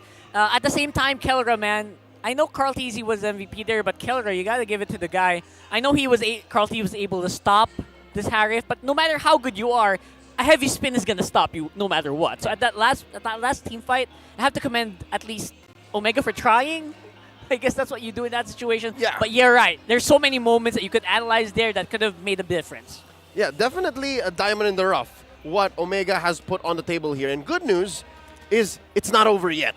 They can take what good they had in Game 1 and then, I guess, employ it sooner and earlier and then just shock Echo into Game 3, but that's easier said than done, especially when you're doing it against the M4 World Champions. Now, with that being said, draft-wise, I'd like to open up this part of the discussion while we wait for the teams to come back on stage and for us to take a look at the crowd. You'll see that very soon. Is there anything we can do about the draft? Is there anything that we personally would like to suggest Omega does to change the way that this match is going?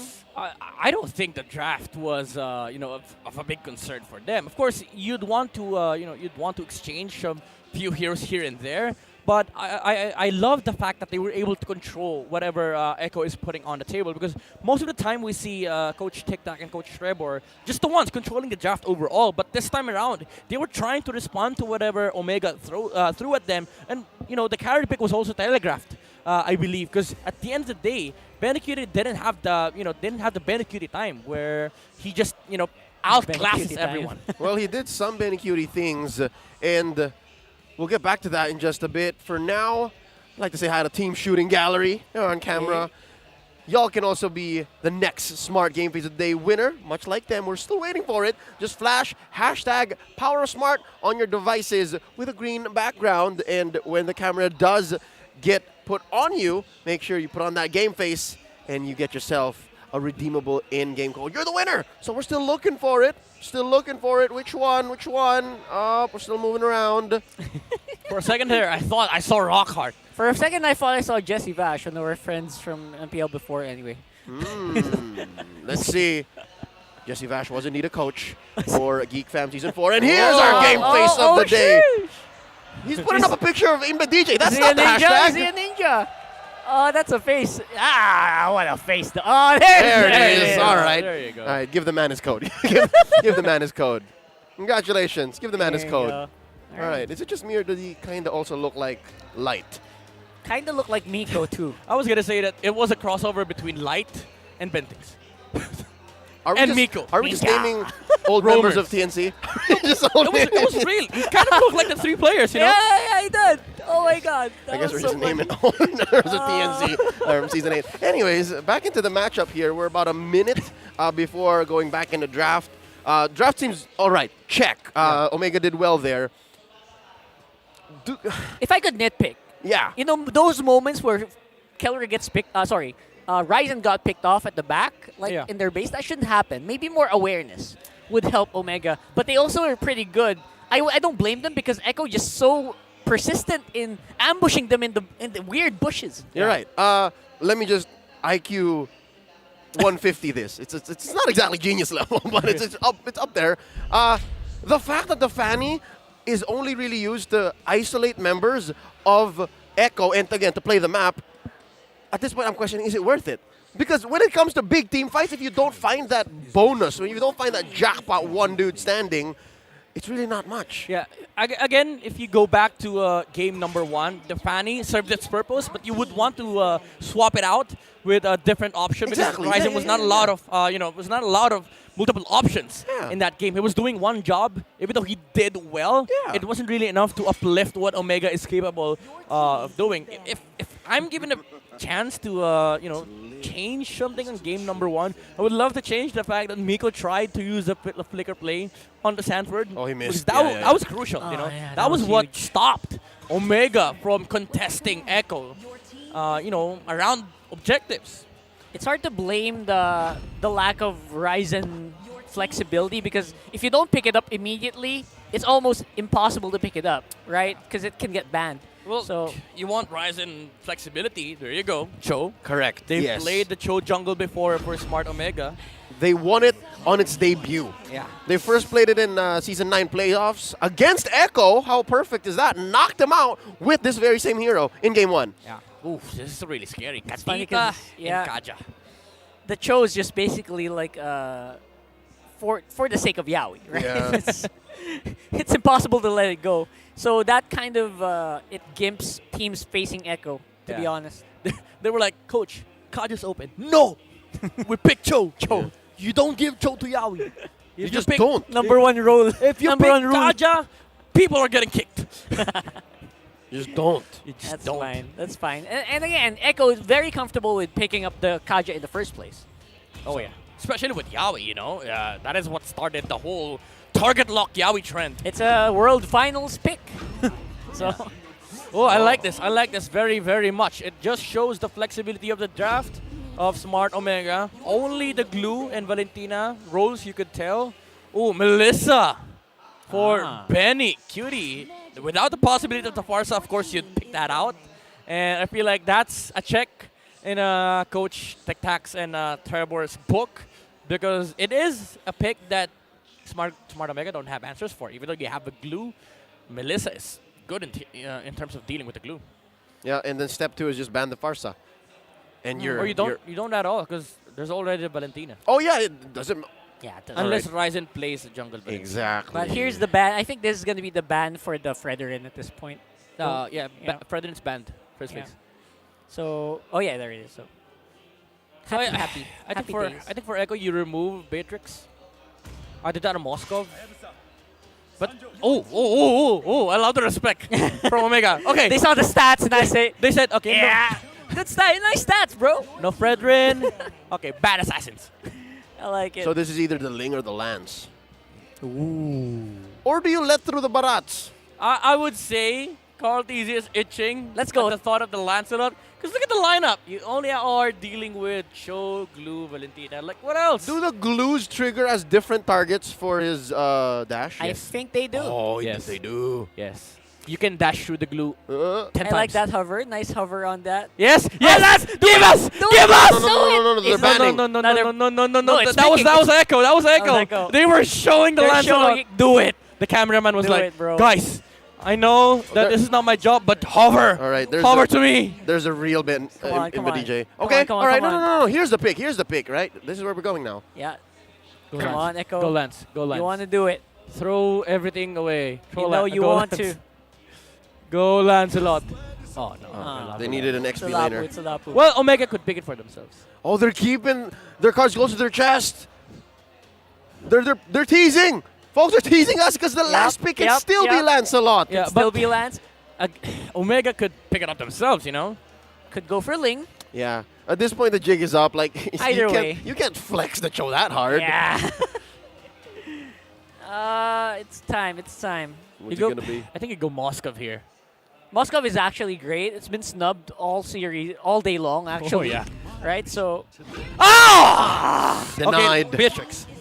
all right, let's go for Ling, maybe. Just give it up. The Well- assassin fight. At least Echo knows this is a tank Lancelot. Yes, Yeah, they they have to win. Yeah. They have to win. So Carl DZ, Ling, come on, give it to us, Ling. Unless you want to Give go, it up. you want to go something else. That's an old That's picture an of Carl old DZ. picture. That's Oh my Fetus god. Carl. Yeah, Fetus that's Carl. Fetus Carl. Yeah. Huh? Is that a rookie season? That was the. No, that was close to it. That was his first year with SGD. All right, there you go. So Carl DZ, Ling. Ah, Julia. No, all right, all I right. think it's confirmed. That's a pretty jungle. good. That's a jungle Julian, yes. JJ. Yes. All right. It's a JJ. JJ. I mean, it's clean, right? Like we've seen Julians in mid, but jungle Julian still a flavor to test It's out. actually you know? really strong, underutilized in MPL, to be honest. Oh yeah. And I feel like Echo is the only team that loves Julian so much that they play it on 3 roles differently. They can play it on XP, they can play it on support, they can actually play it all in jungle as well. That's true. Yeah, it's So true. with this, I feel like the Julian changes the way the Lancelot can play. Like it changes the confidence levels because the amount of CC that the Julian brings is like, what if you come out of your iframes at the wrong time and you get hit with the chains? Yeah.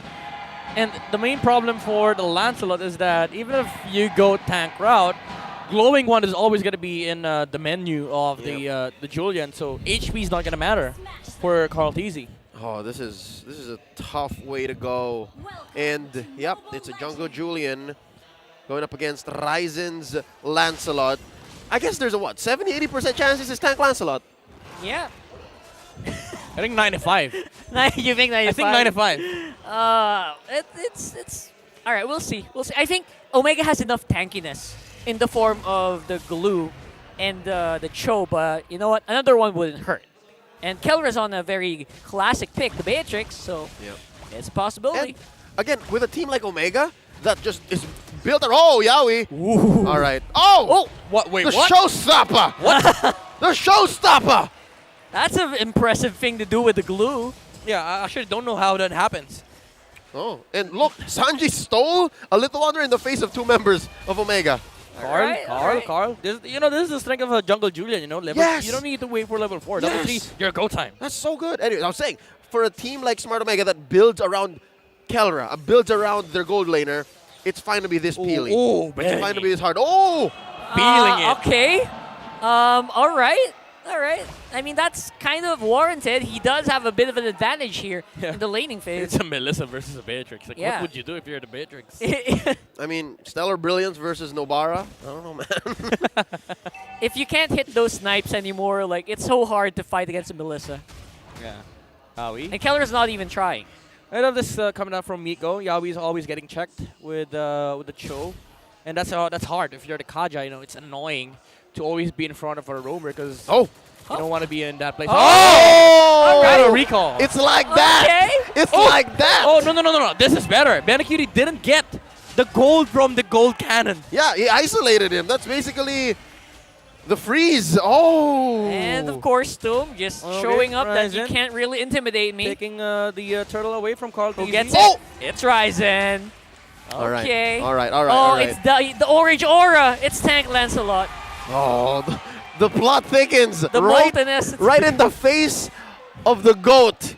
He steals the turtle. It's like, nope. Look at this. Look at this tank. Look at this Watch tank me. Lancelot. Watch this boring hero. At this moment, there's 2 gears being grinded. Oh! Ah, good knock-up here. Carl TZ and Oh, the Yaoi stolen. very much in the zone here, but Stome able to pull out Divine Judgment in the end, and Kelra with a beautiful Rider's Apathy to close it up.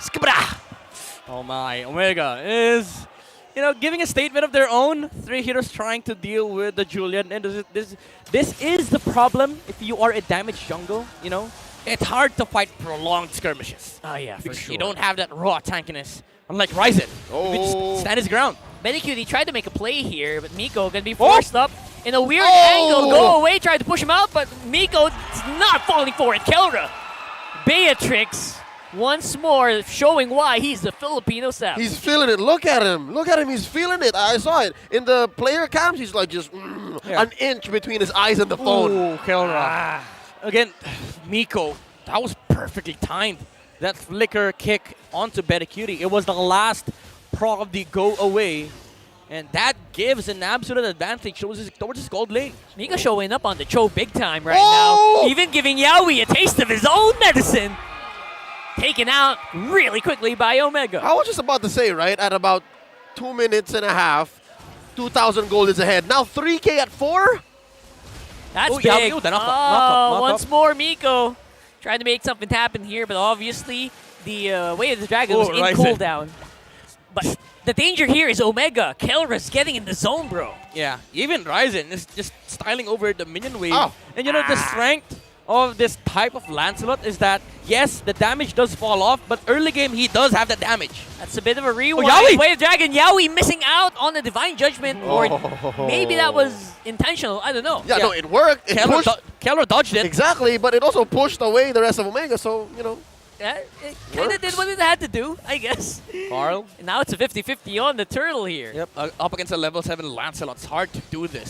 Sanford's at the back. Sanji finds Renzio with the Petrify and the Rough Waves. Ryzen still gets the turtle, though. I get it now.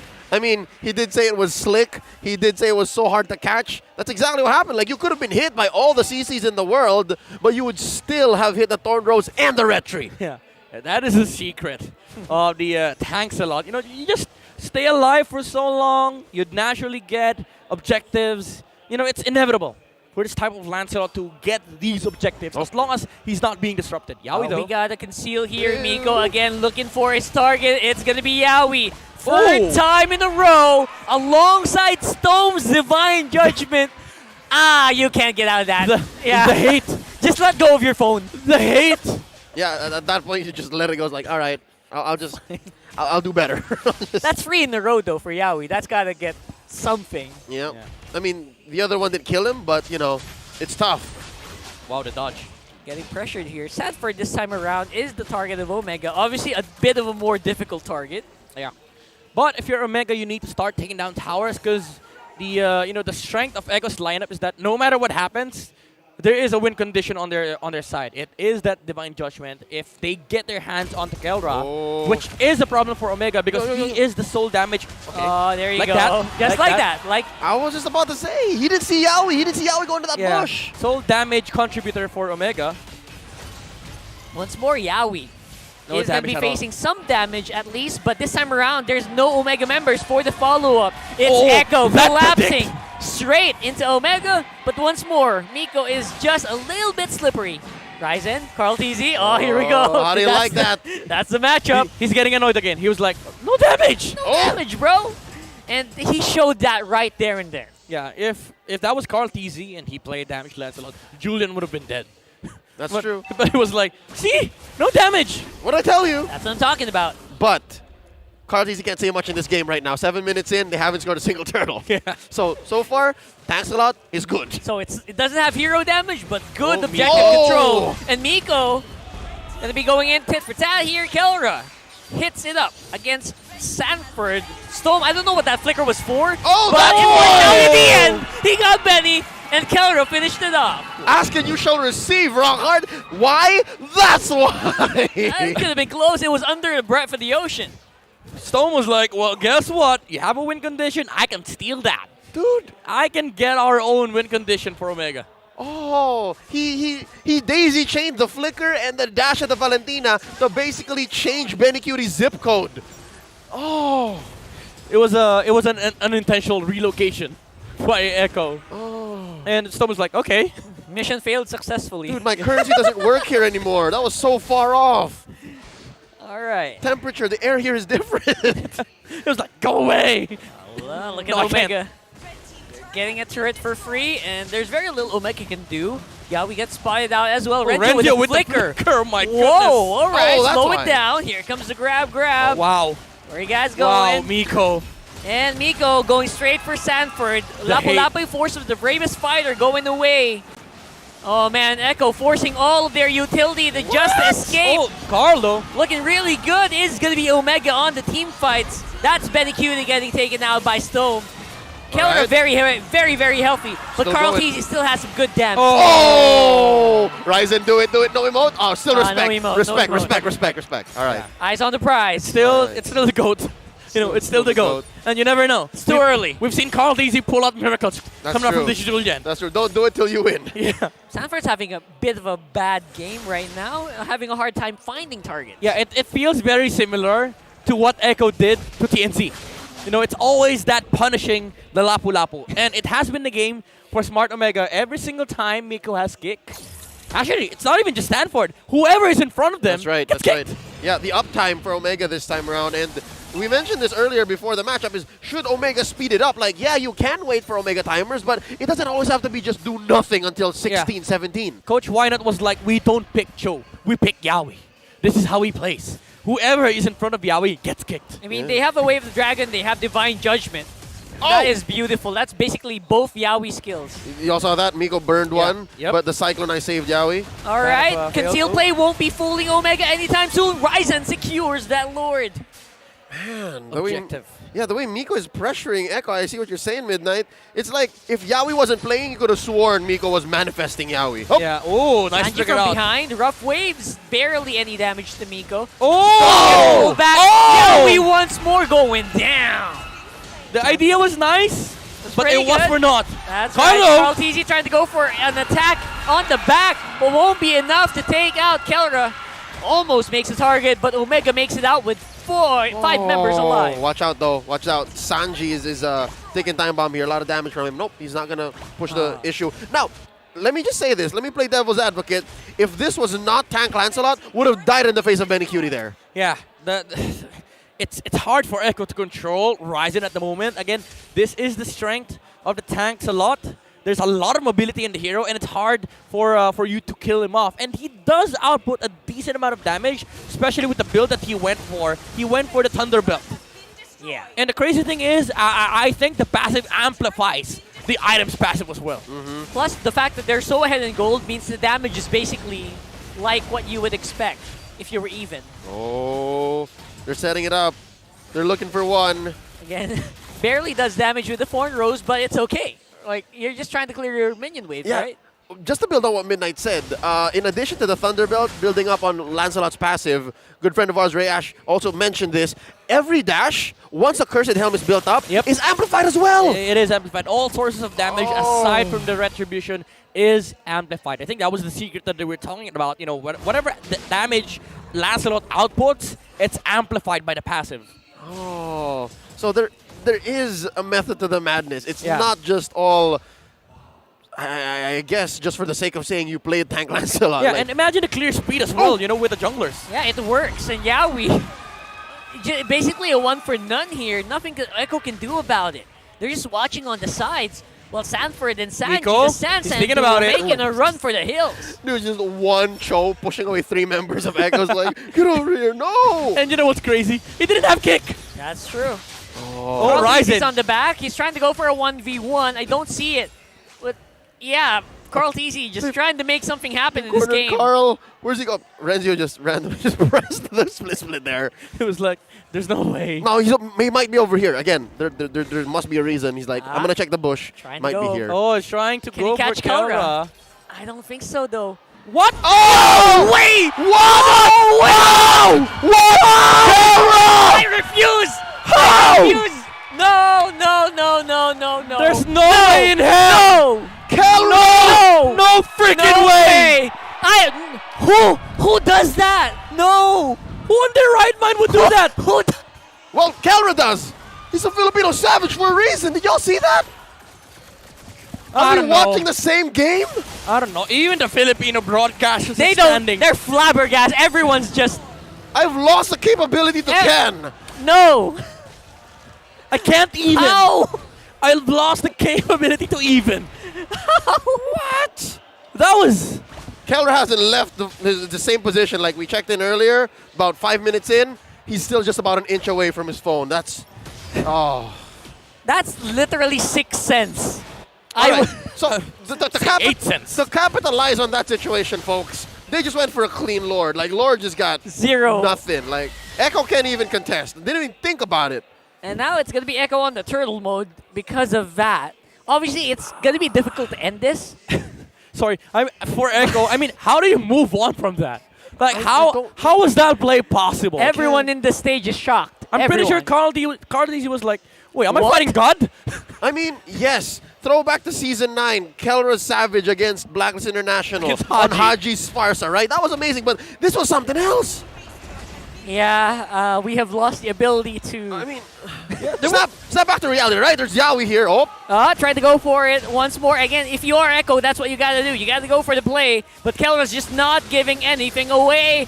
Try to go for the snipe and hits Yawi, but the Lord will be cleared. No more minions means the push is going to be stopped, at least for now. All right, so to help explain why this defense is so difficult for Echo, right? They're outgunned. They're 10K down. Yeah, the Filipino Savage showing up strong here, but Renzio is in the middle of everyone. He's actually quite low. Immortality is pop. Oh, man. They're going for Renzio. He will go down. Oh, look at this. But look at this. Carl TZ's the one. It's going to pay off here. Oh, beautifully done here. They're the world champions. You can't go willy-nilly in their faces. Oh. Goodness. Wow. Kelra pays for it in spades. Yes, Kyle TZ will die off of a pickoff by Kelra, a blind snipe, but he will find you eventually to what a shutdown! Yeah, and he played that perfectly. He tried to wait it out with the second skill. Once he popped out, the damage was there, and Kelra was not able to survive that. And Echo, they bounced back. That's an instant punch back. Like, that's good, because that means Echo's morale, they weren't really affected that much by the play. Oh my goodness. All right. Just to put it into context, at this point, Carl TZ might have been able to buy a house in Malibu and a Lambo. Because look, they shrank that goal lead, shutting down a 10x Beatrix. It was prior, what, 10K, 11K? Now it's down to almost just 5. This will hurt Omega. You know, the Divine Glaive Holy Crystal build from Carl TZ. And the thing is, he doesn't even need to just wait out the spells. He has Spirit of Heaven. Every spell he casts, it's going to scare Omega because he hits hard. He hits like a truck. This is what you call the right-click Julian. Yeah, basically even The right tap. Renzio, The right tap. Renzio's not safe. Like, you can get tapped instantly. That's true. Oh, now this Lord, I'd say scaled up to 16 minutes, not exactly evolved yet, will do a lot. Like, this is...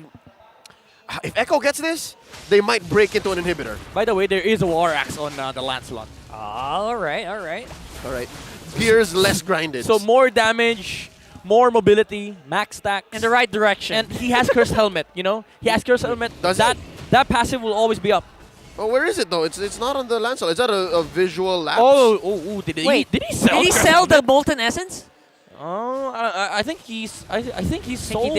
He did. Are they transitioning? Is that what this is? That could be it. Either way, Omega will get that Lord, which means that the siege continues. All right, outgunned is still outgunned. Like 6K is still 6K. That's true. All right. All right, let's try to find out what avenue Omega is going to try to go for here to try to end this. Because as good as their plays are doing. Midnight, they did. They swapped out. Confirmed. Well, he does have the Twilight Armor. Oh, that's going to hurt. Twilight Armor Armor and Thunder build. Ow. That's and not something you those see every damages day. are amplified as well. Okay. And he has penetration. All right. I mean, I would have preferred Malefic Roar, Half but grinded gears. hell yeah. Okay. War Axe. I like this because they're past the farming stage, right? So the extra damage that the burn from the helm does very little. I think the Twilight Armor is the way to go. That's very good. That's a good transition, I have to say. No, Nico. Mega, what are they going to do? They have to Nico. do Oh! They find Sanford, and that's almost a -1, but it's still a 5v5. Lord is still in their midst. Renzio trying to go straight into Benny Cutie, but not going to be able to do anything against the Melissa at this point. And the defense continues. Once more, Echo putting up a beautiful turtle. It's hard to fight into Melissa at this moment. Benecuti just outputs so much damage now. You would argue, if Ryzen had enough damage there, he would have wiped out Echo. They were sitting at, what, 1/3 of their HP, like 3 heroes for Echo. By the way, Sanford lived from that kick. He did. He did. I think it's up to the point wherein even Sanford's arsenal is tanky enough to survive. Watch out. The door! That was a defensive way of the dragon. That was supposedly an aggressive way of the dragon, but Yawi outplayed Miko there, casted the dash at the same time. That's a millisecond earlier. that was an insane reaction from the Kaja. Oh, must have been a moment there of just affirmation between these two rovers. Like, nice one. No, good play. Yeah, nice try. All right. All right. You've been kicking me for 4 2-minute times. Yeah, the better part of the past 15 minutes. This time, Echo's on the defensive, the offensive rather, here on the bot side. Oh yeah. And Ryzen's pretty far away. They spot that out, send some members back. Make quite the dent on the map. To be fair, even if Omega got that last Lord, Echo have pushed out. Yeah, this is such a weird sight to see. Echo just having one base and Omega actually leading for the majority of the game. And now we're on to that Omega timers, considering the inflation. Yeah. I wonder if it's going to expire, though. It's because so far, the past 2 big team fight engagements, Echo won. Yeah, they're just really good at defense, right? That's why it's so hard. Even though they can lose some team fights, it's just Echo just has a good grasp of when to control these waves. Yeah, and it's hard to fight into Echo because even though you, ideally you'd want to kick a target first, you have to deal with the Melissa because naturally you'll group up to take out whoever Miko kicked. And even if you manage to burst him down, fighting into the Melissa is still hard. It's a concealed movement here. They spot out Renzio. And I don't think he's going to be able to make it out of this one, but he does! He lives! All of these ultimates being used by Echo. Long to conceal will not be available for this fight. Only Benny Cutie has go away. Yeah, Sanford missed the stun. That Renzio was able to huge. use split. Watch out. How can they contest Oh, nice dodge! Nice one From again. Easy. Respect. Respect to the GOAT. Okay. All right, so All right. they still don't have any ultimates. They're buying as much time as they can. But Omega, they're really, really trying to sink their teeth into this Lord. All right, Ren's just waiting for the split. And look at that. They're sending members back. I think Echo just made the call. We can't contest this. Yeah, that's going to be it. Their ultimates are just not available. They missed the play, and it cost them a Lord. Yeah, at this point, Miko, I think he has been commending Echo like, oh, nice. Very good dodge. But again, this is the base defense of Echo, and they're playing into a Melissa lineup. Well, not a lineup, but they're playing into a Melissa. It's still really hard for them to pull off a Lord push, especially without the flicker from Miko. So this is going to be a harder task for Omega. But if they manage to get a proper target on the side of Echo, either, Sanford or Yawi would be good. Yeah. Oh, for the kick. For the kick. Again, they miss it up. He could decide if it was Carl Tizzy or Yawi, and he missed that one. There's the go away. But the Cutie is very much alive on the back line, but Renzio is on top of Carl Tizzy. Try to go for the pull. That's going to be Sanford. I think he will be popped here, but he makes it out alive. Lord is in tow. Omega on the offensive, but Benny Cutie is just unstoppable at this point. He's going forward. Oh, Benny Cutie, he's popped. Immortality is out. And he's taken down. Carl? That's going to be Omega. Can't clean this up. Try to go for the base. That's it. And I think we have a game free. What do we say, folks? What do we say? Thanks a lot. It's a real deal. Look, the happiest guy is just... Oh, wow. The happiest guy there. Look at them. The barangay Look at Ryzen. haven't been this loud in a while. Yeah. you know, it's crazy. We were talking about how hard this push would be, but Miko, he didn't. He was like, I don't need to wait for the flicker. I'll just cruise my way into the base walk of Echo. And it was unfortunate for Echo that Carl TZ and Yaoi was outside the base at that moment. They should have been inside the base to defend. And Omega capitalized. But again, it's less Echo's mistake and more just Omega playing to their strengths. Like, they knew that this was their time. Initiative was on their side. Yeah. And overall, I think Miko deserves a huge credit, not just in this game, but even in the last game, right? That Cho game, alongside Stone's, the duo of these guys, no one can really get out of Death's way. More in Game 2. More in Game 2. IS2G, more in Game 2. Miko's Cho was just out of this world. Like, you could have sworn he was banking ults. You know how, like, in older video games, like, you would save up finishers and ults? Like, he saved up for 3 weeks. He was like, I'm saving this for Yaoi. And this is for you. This is the right time to bring it out, right? You just don't give the Cho or the Yaoi. Folks, we're about to break down Game 2 here. We're seeing Game 3. Midnight, I hope you're ready to tell us what happened. Well, it is Omega proving to us that the Omega storyline is indeed real. Being able to force out game number 3 out of the World Champions. I'm sorry if I'm struggling over my speech because I'm still speechless with what happened on Game 1 and now in Game 2. Now we're about to break things down as to how Omega was able to capitalize on Echo's mistakes and errors, and I would say over competitiveness in this match. Because Echo, for a majority of this game, they were trying to fight back onto Omega's aggression, but Miko has always been there in every corner, in every aspect of whatever Echo wants to do, especially on the gold lane. The reason why Kelra had a fantastic game on the Beatrix is because of the fact that Miko was always there looking for Yaoi, and Echo had no answers because every single time that they try and check the bushes for Benecutie, Miko is always there for the kick, and Omega is always there for the response, and they get bursted down on the side of Echo. There was no chance for Echo to try and take control of the goal lane, and that is what allowed Kelra to have a fantastic game on the Beatrix. Now, come to mid-game, it became a problem for Smart Omega when it comes to dealing with a lot of the crowd controls on the side of Echo and also the sustainability of Sanford. Primarily, Omega was bursting down the explainer of the Orcas, but the Sanford was able to survive majority of these engagements and able to sustain and land a lot of stuns for Echo and give space for Benecutie to be able to dish out many forms of damage onto Omega. That is why he is the highest damage dealing hero on this game, having dished out 107,000 damage output for Echo. But the story of this game was the incredible performance of Kelra on this Beatrix. It is the hero of the game that made so many people speechless in the stadium.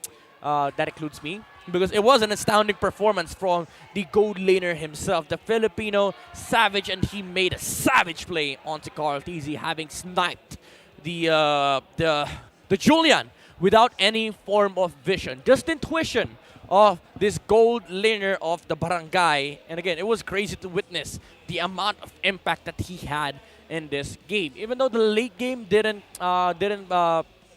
become the Kelra show, I would say the majority of the early to mid game was because of Kelra's ability to interact with a lot of the heroes on the side of Echo, meaning his capability to fight and also land a lot of these shots alongside Miko. It kind of acted like a Franco Beatrix combination, wherein Kelra was just waiting for the setup, and truth of the matter is, he was always ready for the setup. He does not want to farm in this game. He wanted to take control of the map, and he showed up to a lot of fights. And he was also incredible with the precision of the Renner's apathy, and he was also capable of dishing out damage that are needed to burst down the heroes of Echo. And again, the top lane matchup between Benecutie and Kelra, he was able to man up. Level 2, yes, Melissa was gaining some form of advantage, but come the first turtle, he was way above Benecutie when it comes to the gold lane resource, because he was zoning out Benecutie, and a lot of the times that we witnessed them, took it out on the laning stage. Now, Echo, they did have some answers in the mid game. Again, they do have enough damage, but Carl TZ was suffering a lot from the amount of Omega's pressure that they had on the Julian, and it ended up becoming a show of Benny Cutie when it comes to the defense, because it was a gold lane matchup that proved to be in the advantage of the Barangay. It was just a bigger lead on Kelra. Again, he was sitting at 10k gold, while both Carl TZ and Benny Cutie was sitting at 6 to 7k.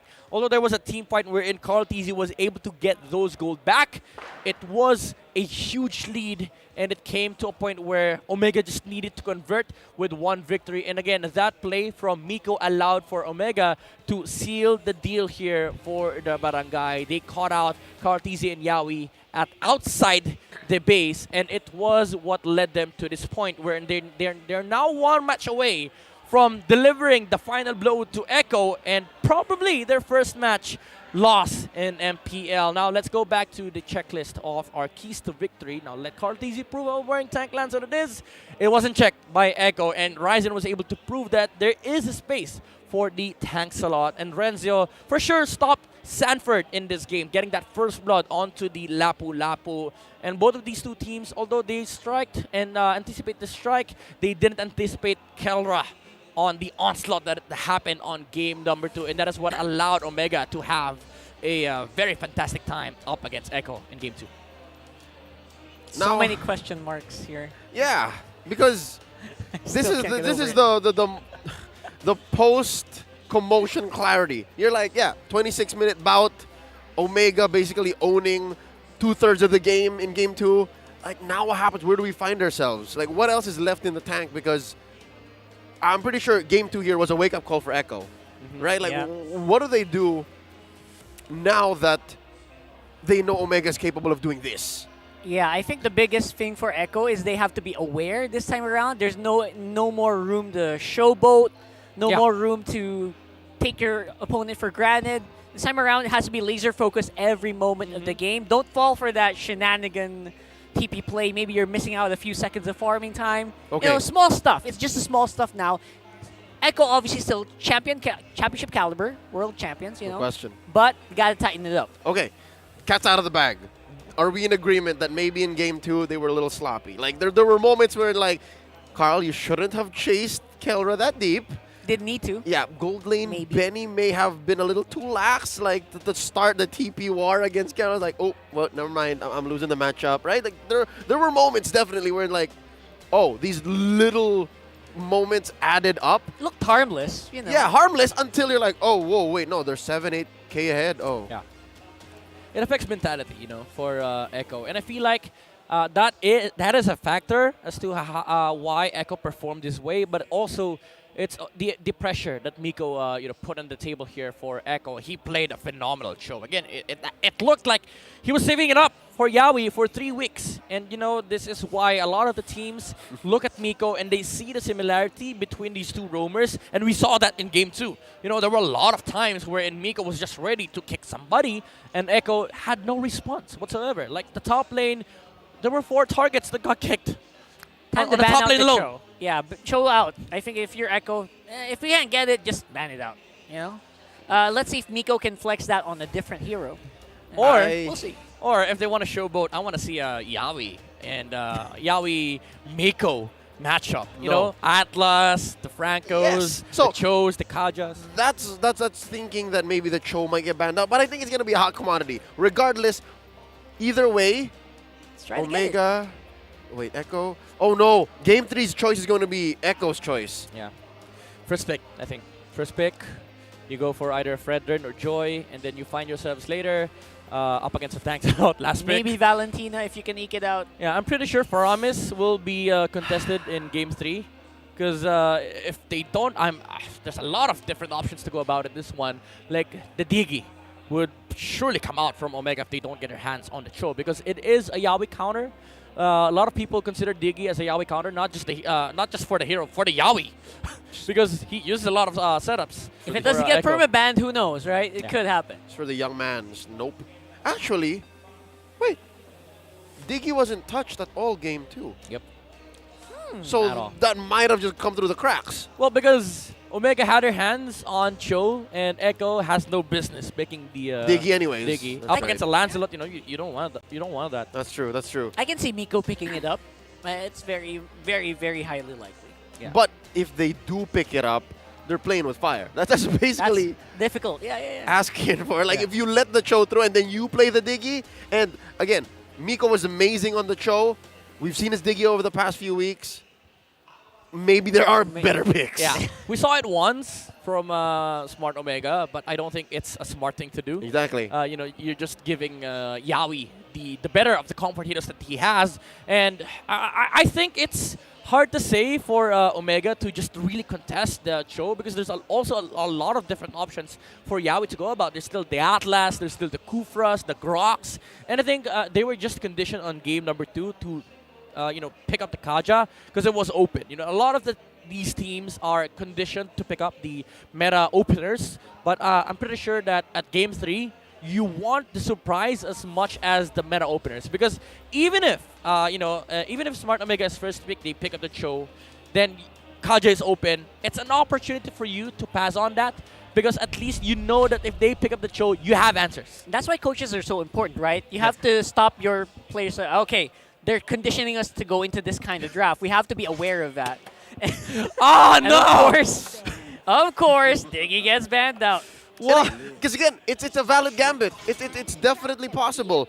Given that Echo here are on the play, they ban out the Diggy. Now the whole maybe we let the Cho through and then pick the Diggy thing is never gonna happen now. So at least this is better. Like, logically speaking, it's a better situation to be in. Awareness. Yeah. Right? They're aware of this. And I think the coaches are like, okay, maybe Diggy is the surprise of game number 3. And I like this because they realize that Echo could first pick Cho, Yes. And your answer is what? Fredrin on Horizon? Nope. That's not something that you want. So I like this. This is Coach. Why not? And Coach Etomax are doing great, right? In the absence of Coach Pakbet, this is amazing. Like, the drafts from game 1 and 2, almost spotless. Like, I couldn't say any less. Like, this is solid. So now, do they pick the Fredrin first? There is a choice. Fredrin Kaja. So I think for Echo, you go Fredrin. There you go. You let Omega go for the Kaja. And then you go for the answer. Yeah. Kaja Valentina sounds nice. Kaja Lapu-Lapu actually. Interesting. None of the above? Interesting. They let go of the Kaja and the There's the Lapu-Lapu. Valentina. All right. Because they have the Valentina. Yeah. I was just about to say, I actually missed. Yeah, give me some of that divine judgment, right? Yeah. I was just saying, I missed Yu Zhong on Renzio. Because he's always played these, how do I say? The glues. The punching The bags. Uranuses. Sustainable, yes. Samus. But, when he gets violent, I missed his Masha, bro. He scored savage on the Masha. Yeah. I missed this Paquito, dude. Yeah. Paquito, season 7, Renzi was prime. Like, you would see him do 1v3 affairs, kill one, stay alive, get hell out. Renzio Pacquiao, he was not known. And there it is. Not related to Edward Pacquiao. This one I like. These Edward are Balboa. 2 prime ultimates to be stolen by a Valentina. There's a little room of flexibility for Echo. Sanford could still play the Fredrin, and Carl Teasy could play the Jungle Kaja. But I think they're gonna stick with their guns here. Fredrin, Jungle, Rome on, Kaja and Rome. Yeah. Then potentially pick up the Harith on the second phase. I love this Ruby pick from Omega. It's one of the old counters against the Kaja, because it's not a hero that you'd want to use Divine Judgment on, because he can provide a setup. And also the emblem choice, which is the Tenacity, adds more layer of defensive capabilities for the Ruby. And it's also hard, a scary hero to just come up close with. If you're Echo, you already have Fredrin and Kaja. You don't want to be up close with the Fredrin, especially with the Yuzong having that Petrify on the backline. There is just so much threat on the side of Omega. It's a big tempo Love the breaker. Claude Ban. Yeah, beautiful actually. These are reminders that Benny Cutie is one of the most flexible marksmen. Yeah, one in of the the game. most prolific claw users in Yeah. the game. Good. Actually, his highest, highest pick count. Yeah, it's good that Claude. that Omega's not forgetting that here in this game, right? Yep. And just the same, Echo's ban on the Hanzo is, appropriate, given the HP-based damage that the Hanzo deals out, shreds through even the toughest of them, like Fredrin. All right. So, What is banned out here? nothing specific on the bans, I would say, I right? think Beatrix Because I I don't think they're scared with the Melissa. Yeah, a lot of teams are just letting the Melissa go at this point, right? Oh yeah. Sorry, I mentioned Harris earlier. So nice ban, Harris. You're either playing Brody here, or the Beatrix. Brody would be nice because it's a good hero against Yuzong, but Melissa also. But you want that raw damage from the Brody, especially on the early game. All right, so lots of things are still up in the air here. Did they take out one more jungler? Oh no. Okay. I like this. I like this. Although they're playing with fire, because Omega could pick up the Brody for themselves, and then Echo, they're stuck with Beatrix. It's also carry. Oh, there's a Beatrix. Okay. Would have said carry would have been okay. Edith is good here. Okay, never mind. Because the thing is, it scared me a bit there. No, ask Uomi if she's willing to play Edith here. It sounds like an awesome Edith game. Yeah, That's true. That's true. But teams in the MPL understand that once the Edith gets the ult off, you just walk away. Lancelot. Lancelot. Come on. he's Lancelot. Really itching for that lance, huh? You know what? It's not such a bad idea. Especially if it's a tank Lancelot. That's the right amount of peel and sustainable damage. Yeah, I think he'd go for the Hayabusa, honestly. Something that could really get into that Farsa would be great. That sound, yeah, you know. Yeah. And it reach Benny Cutie as well on the Brody. It's a very difficult hero to reach, actually, if you think, right? The Brody on the gold lane. Ryzen has a few, how do I say, standing out moments playing out the Julian. But no, they're going to go ahead and play it closer to the meta. Yeah, they go back for the classic Fredrin answer. Huh. Well, they do have 2 of the 3 classic Fredrin answers. Like you would hope for a Lapu Lapu, but you already picked up the Yuzong. It's a good hero to deal with the Fredrin on the early stages because you do have the bypass against those energies. Once Carl TZ falls to a certain HP threshold, it's one hit. So ideally, you'd want to start fast if you're Omega, and Echo needs to protect this Fredrin. Yeah, Echo seems to be quite happy with those picks. I can see it in their faces, actually. It sounds like an oxymoron, a paradox, if you will. Protect the Fredrin. Right? It's like, what kind of sad situation are you in? Why did you pick Fredrin then? Yeah, no, that does happen, folks. Like in certain ranked games, I've had this experience. When you're the Fredrin and you're the one who's miserable, then that's tough. Imagine just there's a Lapu Lapu in Valentina jumping on you, and you can't do anything. And that's why your teammates are so important. That's why team play is so critical, even if you are the main tank. Yep. Right? So, see who comes out on top in this one. It's definitely a very close series so far. All right, early start here for Echo. Carl DZ getting a little bit of help from Benny Cutie, but look at Miko and Killer. Oh, they're deep. All right, that's pretty deep here. If you think about it, you didn't need to, but now... Yeah, I mean, I'm trying to think about things as to why they would do that. Yeah. Again, one of the reasons why Omega also won in that previous game was, they didn't really play the same way that normal people would play. Yeah. Like other teams would play in the MPL, if I would say so. One big problem with that play is that you gave out the information that Ruby was on top. Yes. That's a free Lito, yeah. They still scored anyways. Yeah, that's a calculated risk, probably. Oh. And now it's a bit of a scruffle here on the mid. Miko, very confident here on the Ruby. Giving Yaoi a run for his money. That's a Valentina. You don't want to be doing that. He just gets his HP back. Yep. Don't want to play with Terrify too much as well. Love this rotation coming up from Carl TZ. Actively staying away from where the action happens. So. And mirrored on the other side of the map as well. So Carl TZ is actually quite low, but he's quite confident. Whoa. Forces the flicker out of Miko. I don't think that was necessary at all. Yeah, no. So, good news, bad news. Bad news, he wasted it. Good news is, I don't think the flicker is going to be very important in his first turtle anyways. Yeah, I think Omega might be willing to give it away, actually, at this point, right? Yeah, I think so. Yeah. I think you're happy with that. Unless Miko gets level 4, which is now what they're doing. They gave the Ruby the mid lane just to be able to get level 4 on the Ruby. Because this is a possibility for Omega to contest. They do have decent Fredrin answers. Oh, they're contesting. Omega's trying to go for the fight here. Trying to go for the chase. It's Sanford 1v3 so far, and he's surviving. I would say he's surviving. He gets the first. And Echo, they're following suit. The rest of the members are very happy to take the fights if they can. It's a 2v4. Oh! With a flicker. Just straight from the bravest fighter. Everyone's stunned up. Damage is good, but Appraiser's Wrath damage is also very, very scary. That's the most sustainable Valentina I've ever seen. Could have sworn he was taking another way on the way out, but again, as early as 2 minutes 30, there's only so much one Valentina can do. Yeah. It was a nice idea coming out from Smart Omega. They did pop Renzio's Black Dragon form, but Echo's commitment was like, okay, you do have enough answers. Let's just try and take out the Yuzong first before we take the turtle. Yeah, it's a good response. Valentina didn't have CDR items yet, so he's actually... That was a losing fight for them. He's going for a COD rush.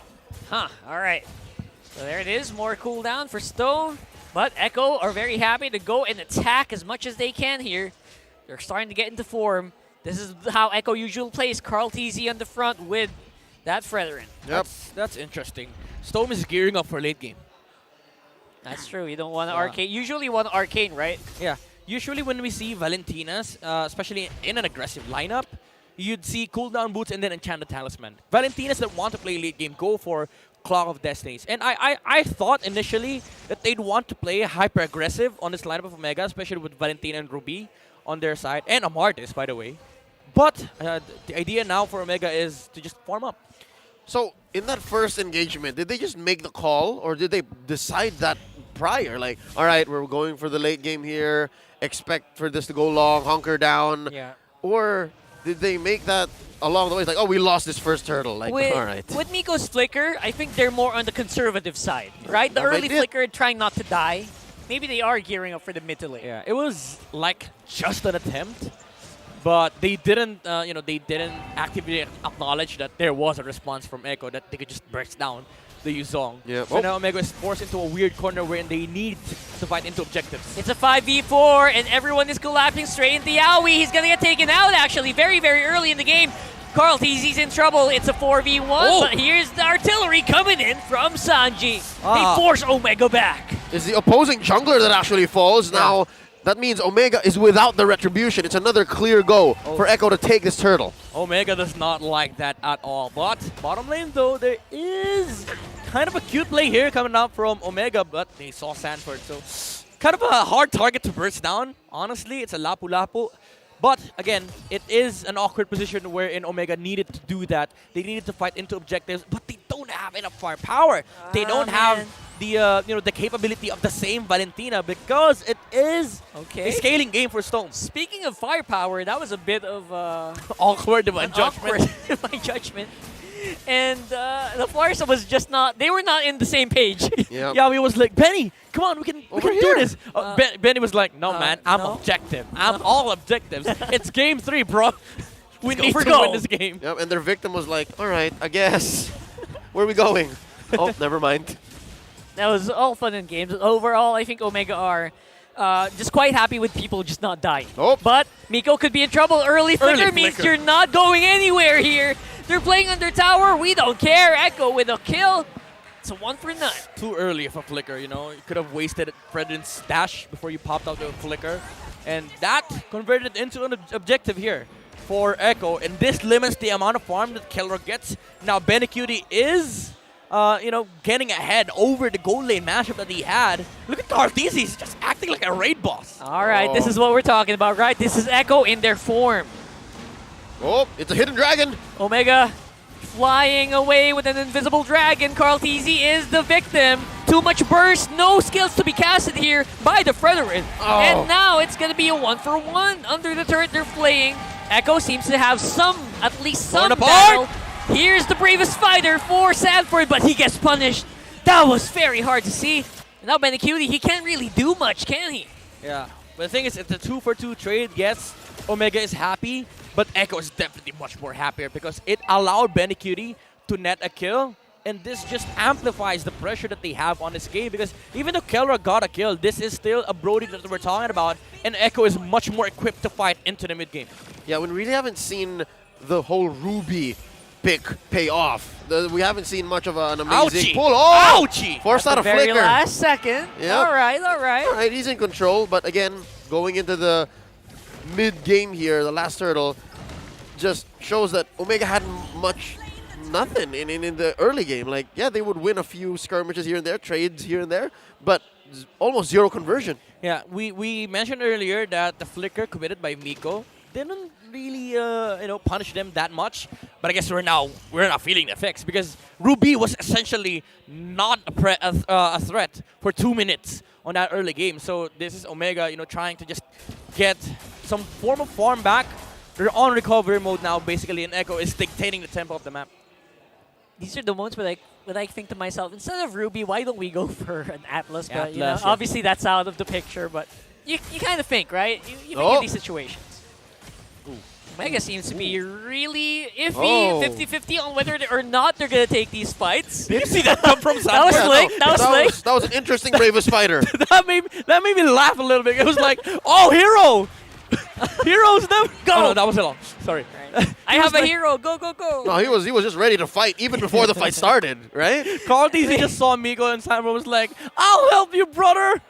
Maybe he's trying to get some value, right, of what a Lapu Lapu can do. Especially in the mid-game, where you can actually do quite a lot. Right now. They're ahead. They're okay. Yeah.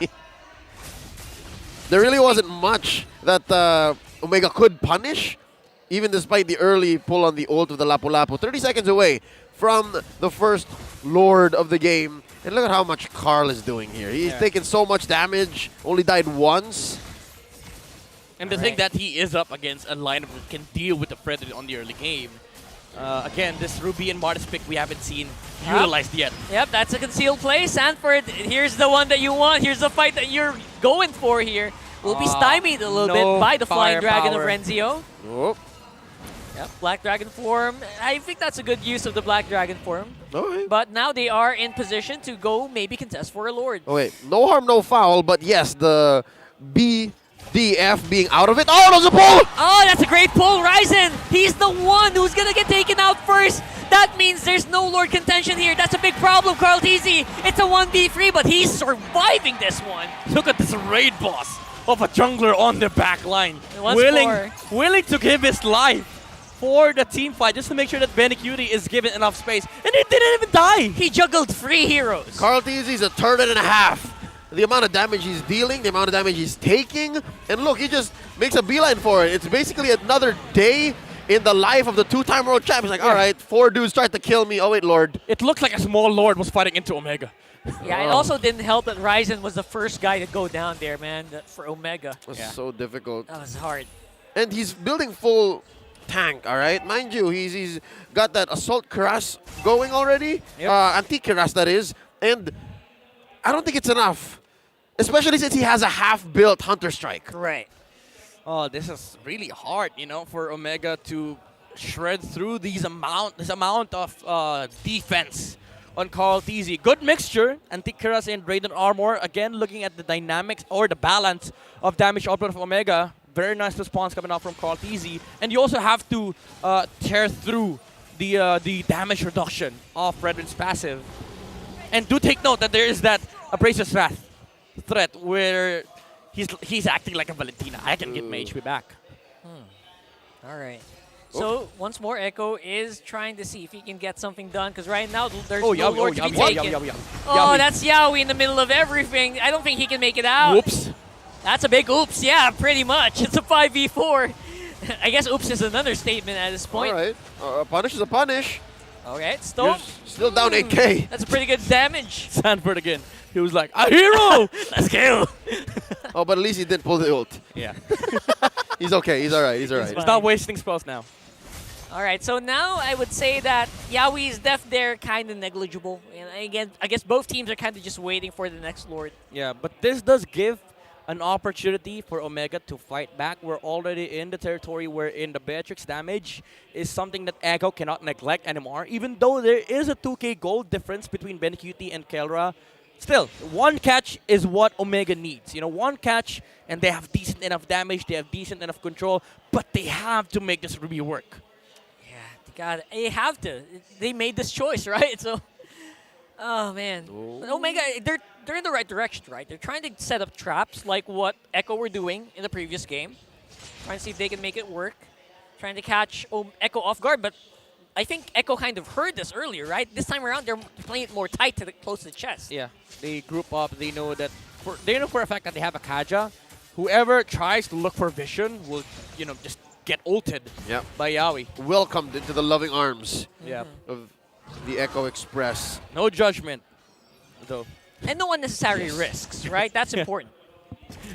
I mean, that was a bad pun, but we'll let it pass. Yeah, no judgment, but ulti was there. 15 seconds away from this Luminous Lord. No, They're no. concealed. They're concealed. Concealed blade. Oh, you gotta. Oh no! How? He didn't. He was looking at the map, maybe. How is Omega doing this place? Those moments where Yawi is looking at the map, you can't see people concealed on the map. No, but the thing is, that was a blind pull from Miko. I mean, you would expect somebody was waiting there. I'm thinking maybe it might not be completely blind. They guessed. They might have seen Yawi walk in. Yeah, possibly, yeah. Because they did pull the conceal. Oh! Now it's a 4v5, and we'll have to wait and Sanford see. though on Kelra! 50 on the Lord Kelra. He's in trouble, but he's nice flicker in by Sanford. Finally paying off with the bravest fighter. That's a double kill for Benny Cutie. Okay, Echo. They cleaned up house. All right. Given that it's a wipeout, traded out for nobody. 20 seconds. Might have been the last Lord Omega gets. They're so close. Echo can finish. We might be done. I think we're done here. Yeah, 12 on Stone. I don't think they can get back here. Yeah. Out of nowhere. That's it, folks. A swift victory. Echo claims Game 3. That was a little shocking. I would say so. I think a lot of us might say anticlimactic. Yeah. As much as it was the right call for Echo. Objectives and roles were defined on that last fight. The jump from Sanford onto Kelra shut down Omega completely. Yep. Sanford's bravest fighter finally paid off. He popped the win chant, but only to survive maybe 2 seconds longer. Not long enough to make the most of that stolen Lord. Not even long enough to buy more time in the game. Oh, man. Look at these guys. Oh, there it is. Kelra had fun. He really did. For sure. For sure. Especially game number 2 and game 1. Well, a well-deserved Echo victory. I mean, it was a no-nonsense game like what we normally know of Echo, right? Yeah. So they really got into form there. Yeah, no, this squad right here, Barangay Omega, taking their bow. They stretched out our M4 world champions, right? They forced them to play out the Echo system. They forced them to play out the Echo Express. A showcase, no doubt. Yeah, and Miko, performance on the show. This is a game that a lot of MPL teams would watch out for. This guy's show is no joke. Yeah, this is actually a really good game. This time around, the drafts for Omega's opponents will be a little bit harder because of what Miko did in this series. They didn't win, but they definitely won the hearts of a lot of the show players out there. Yes. By the way Omega performed here tonight, sky's the limit, basically. Like if they can do this against the M4 World Champions, what else can they do when they've actually hit their stride? When we've hit Omega timers on a seasonal basis, right? Like week 7, week 8, oh no. Scary stuff. Omega just, right? Inflation,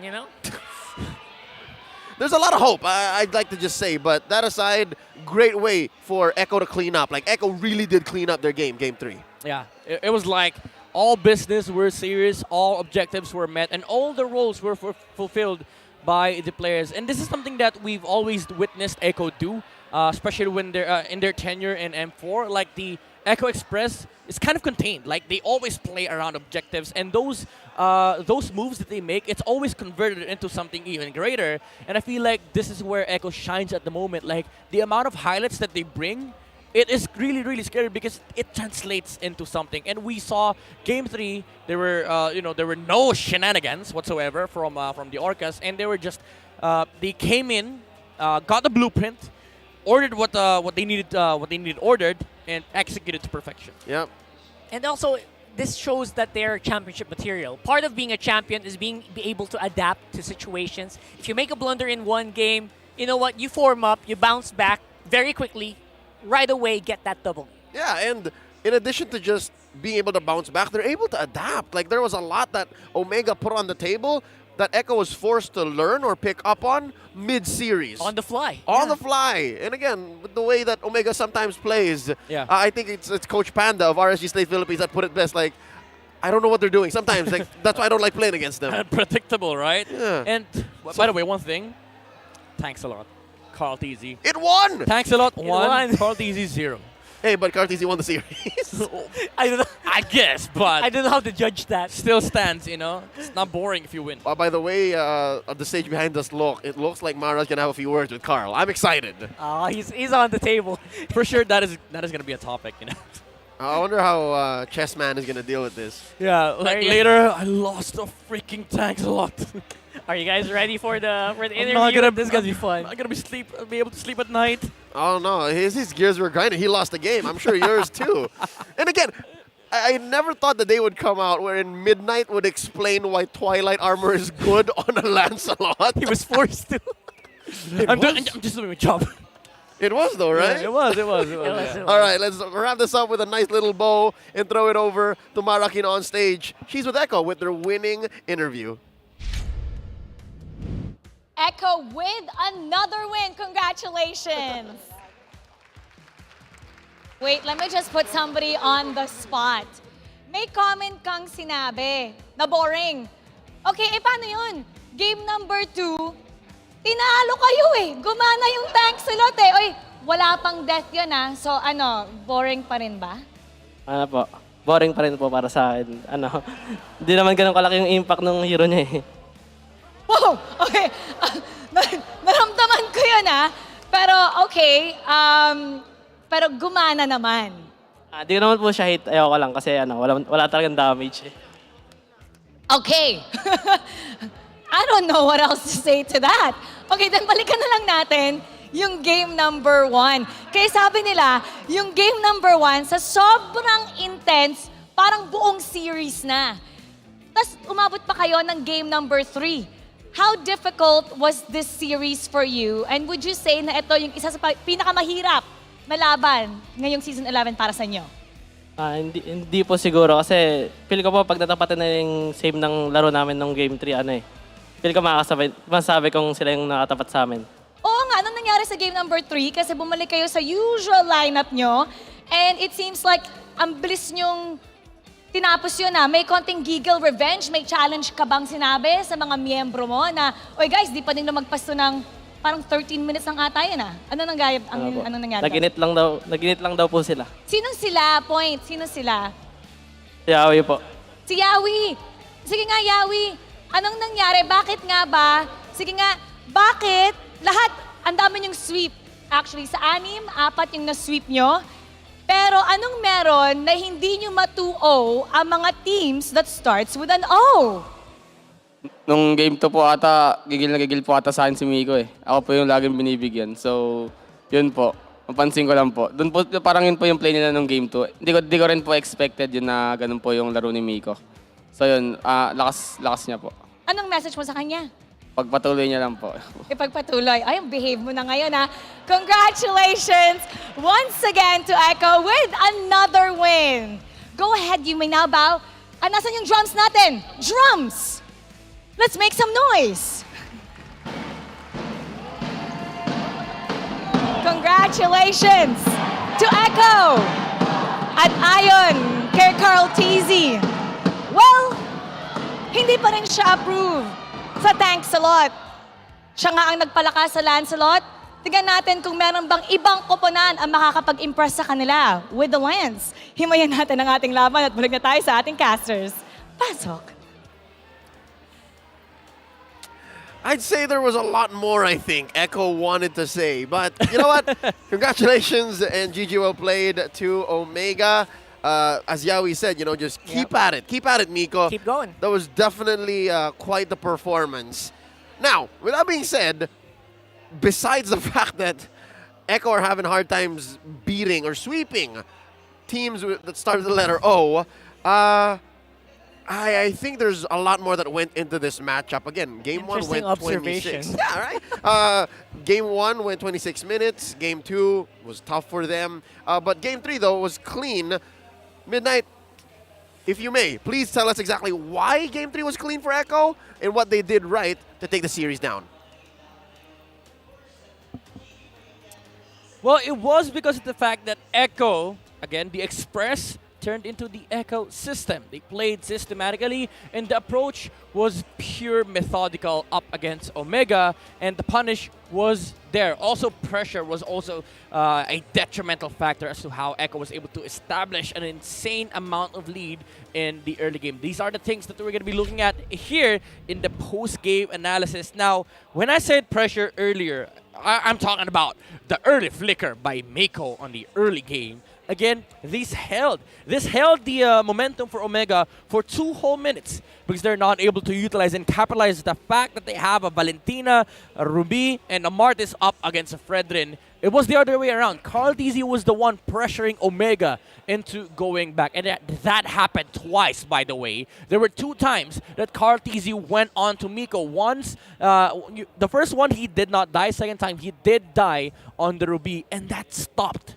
the early game skirmishing capabilities of Omega, and they went quickly to recovery mode, which is inherently bad against the lineup of Echo, because the lineup of Echo everything that they do translates into objective, like the feathered airstrike. It always pokes heroes that needed to be poked. Yaoi with a divine judgment, bursting down heroes that needed to be bursted, and of course Sanford standing on the back line just to make sure that there is no entry point for Kelra to fight into Echo, and of course Benny Cutie, the guy who translate those objectives into actual reality. And Echo, they had everything that they needed. Damage was there, crowd control was there, sustain was there, and the amount of farm was there on Ben Cutie. 810 GPM on this Brody, and we harped on the fact that even though Kelra was matching up with the amount of farm that Ben Cutie had, the difference is Omega cannot fight at that moment. And Echo was allowed to fight in the early to mid game, and that was because of the fact that Carl TZ pressured again Omega in the early game, cutting off any form of answers that they can do in the mid game, because the Ruby, Valentina, Martes, as we have continuously harped on, was shut down by a sole hero. His rotations around the map was crucial to giving Echo this kind of advantage in the early stages. Again, actively moving away from the Little Wanderer because he knows that the Martes will rotate towards that area and rotate towards the XP lane. Cartesi instead went towards bottom. Started, of course, from the purple buff and went straight to his orange. Didn't even feel the need to contest the Little Wanderer away from Omega. And after that, had a fantastic momentum, zoning away Miko on the Ruby, forcing the flickers and giving just ample amounts of space for Echo to work with. And this incredible pressure coming out from Carl TZ, gives a lot of things. Number one, the space for Sanji to pop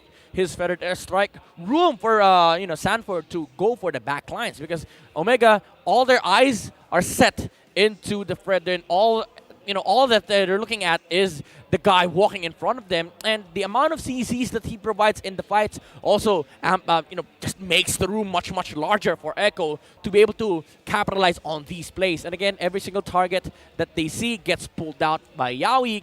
No questions asked, and Omega didn't have enough answers and firepower in the mid to late game. Even though they have the Beatrix still on game number 3, they didn't have the proper setup, because for the most part of this game, Miko was just trying to match up with Yaoi. And even without the Kaja, Echo is much more capable in fighting against Omega, because if you burn the ultimate of the Ruby, suddenly you find yourselves without any form of answer against Sanford and Carl TZ. Yaoi served to be the pickoff of Echo, but the majority of the team fight was left with the 4 remaining players, and with the lead that they have, they were able to just outclass and outplay and outdamage, actually, Smart Omega, and that was what led to a clean Game 3 victory for Echo.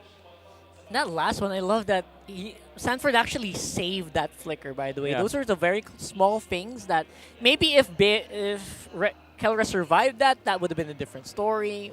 Maybe we could have had a longer game.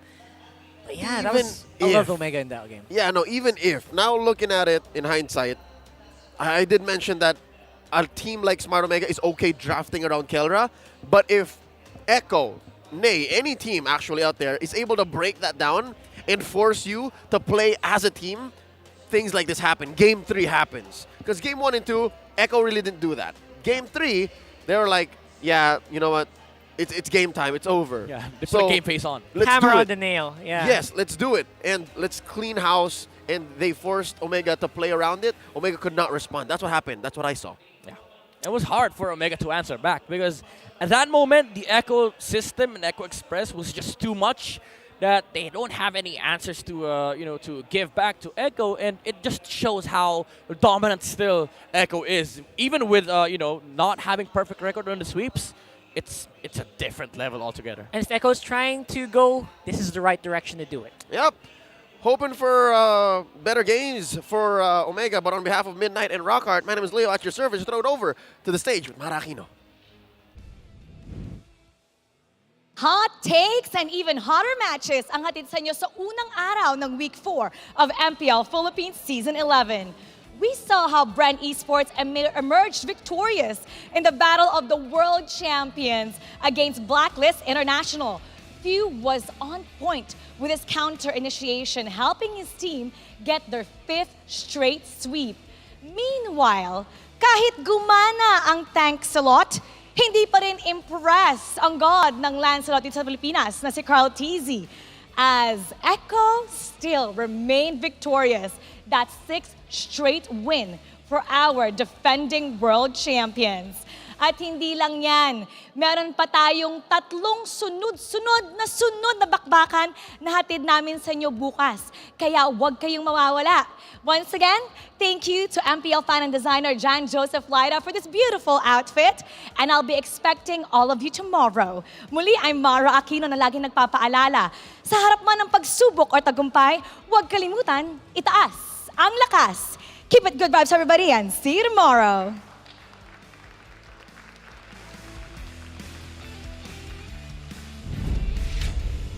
The 11th season of MPL Philippines is brought to you by the following sponsors. Smart, the official tournament telco partner of MPL Philippines Season 11. Our official sponsor, Infinix. Infinix Note, ultra-fast gameplay. Our partners in esports, Maya, it's everything, and a bank. And Secret Lab, the official gaming chair of MPL Philippines. Experience the MPL Philippines Season 11 action live at Shooting Gallery Studios. Tickets are now available via tickettome.net. Get yours now. If you missed the matches and want to quickly recap what happened, visit our official website for post-match reports at ph-mpl.com/news. Don't forget to catch all of our official league content on TikTok, Facebook, Instagram, and Twitter. To ensure the quality and fairness of our games, MPL Philippines is also monitored and supervised by the Games and Amusement Board.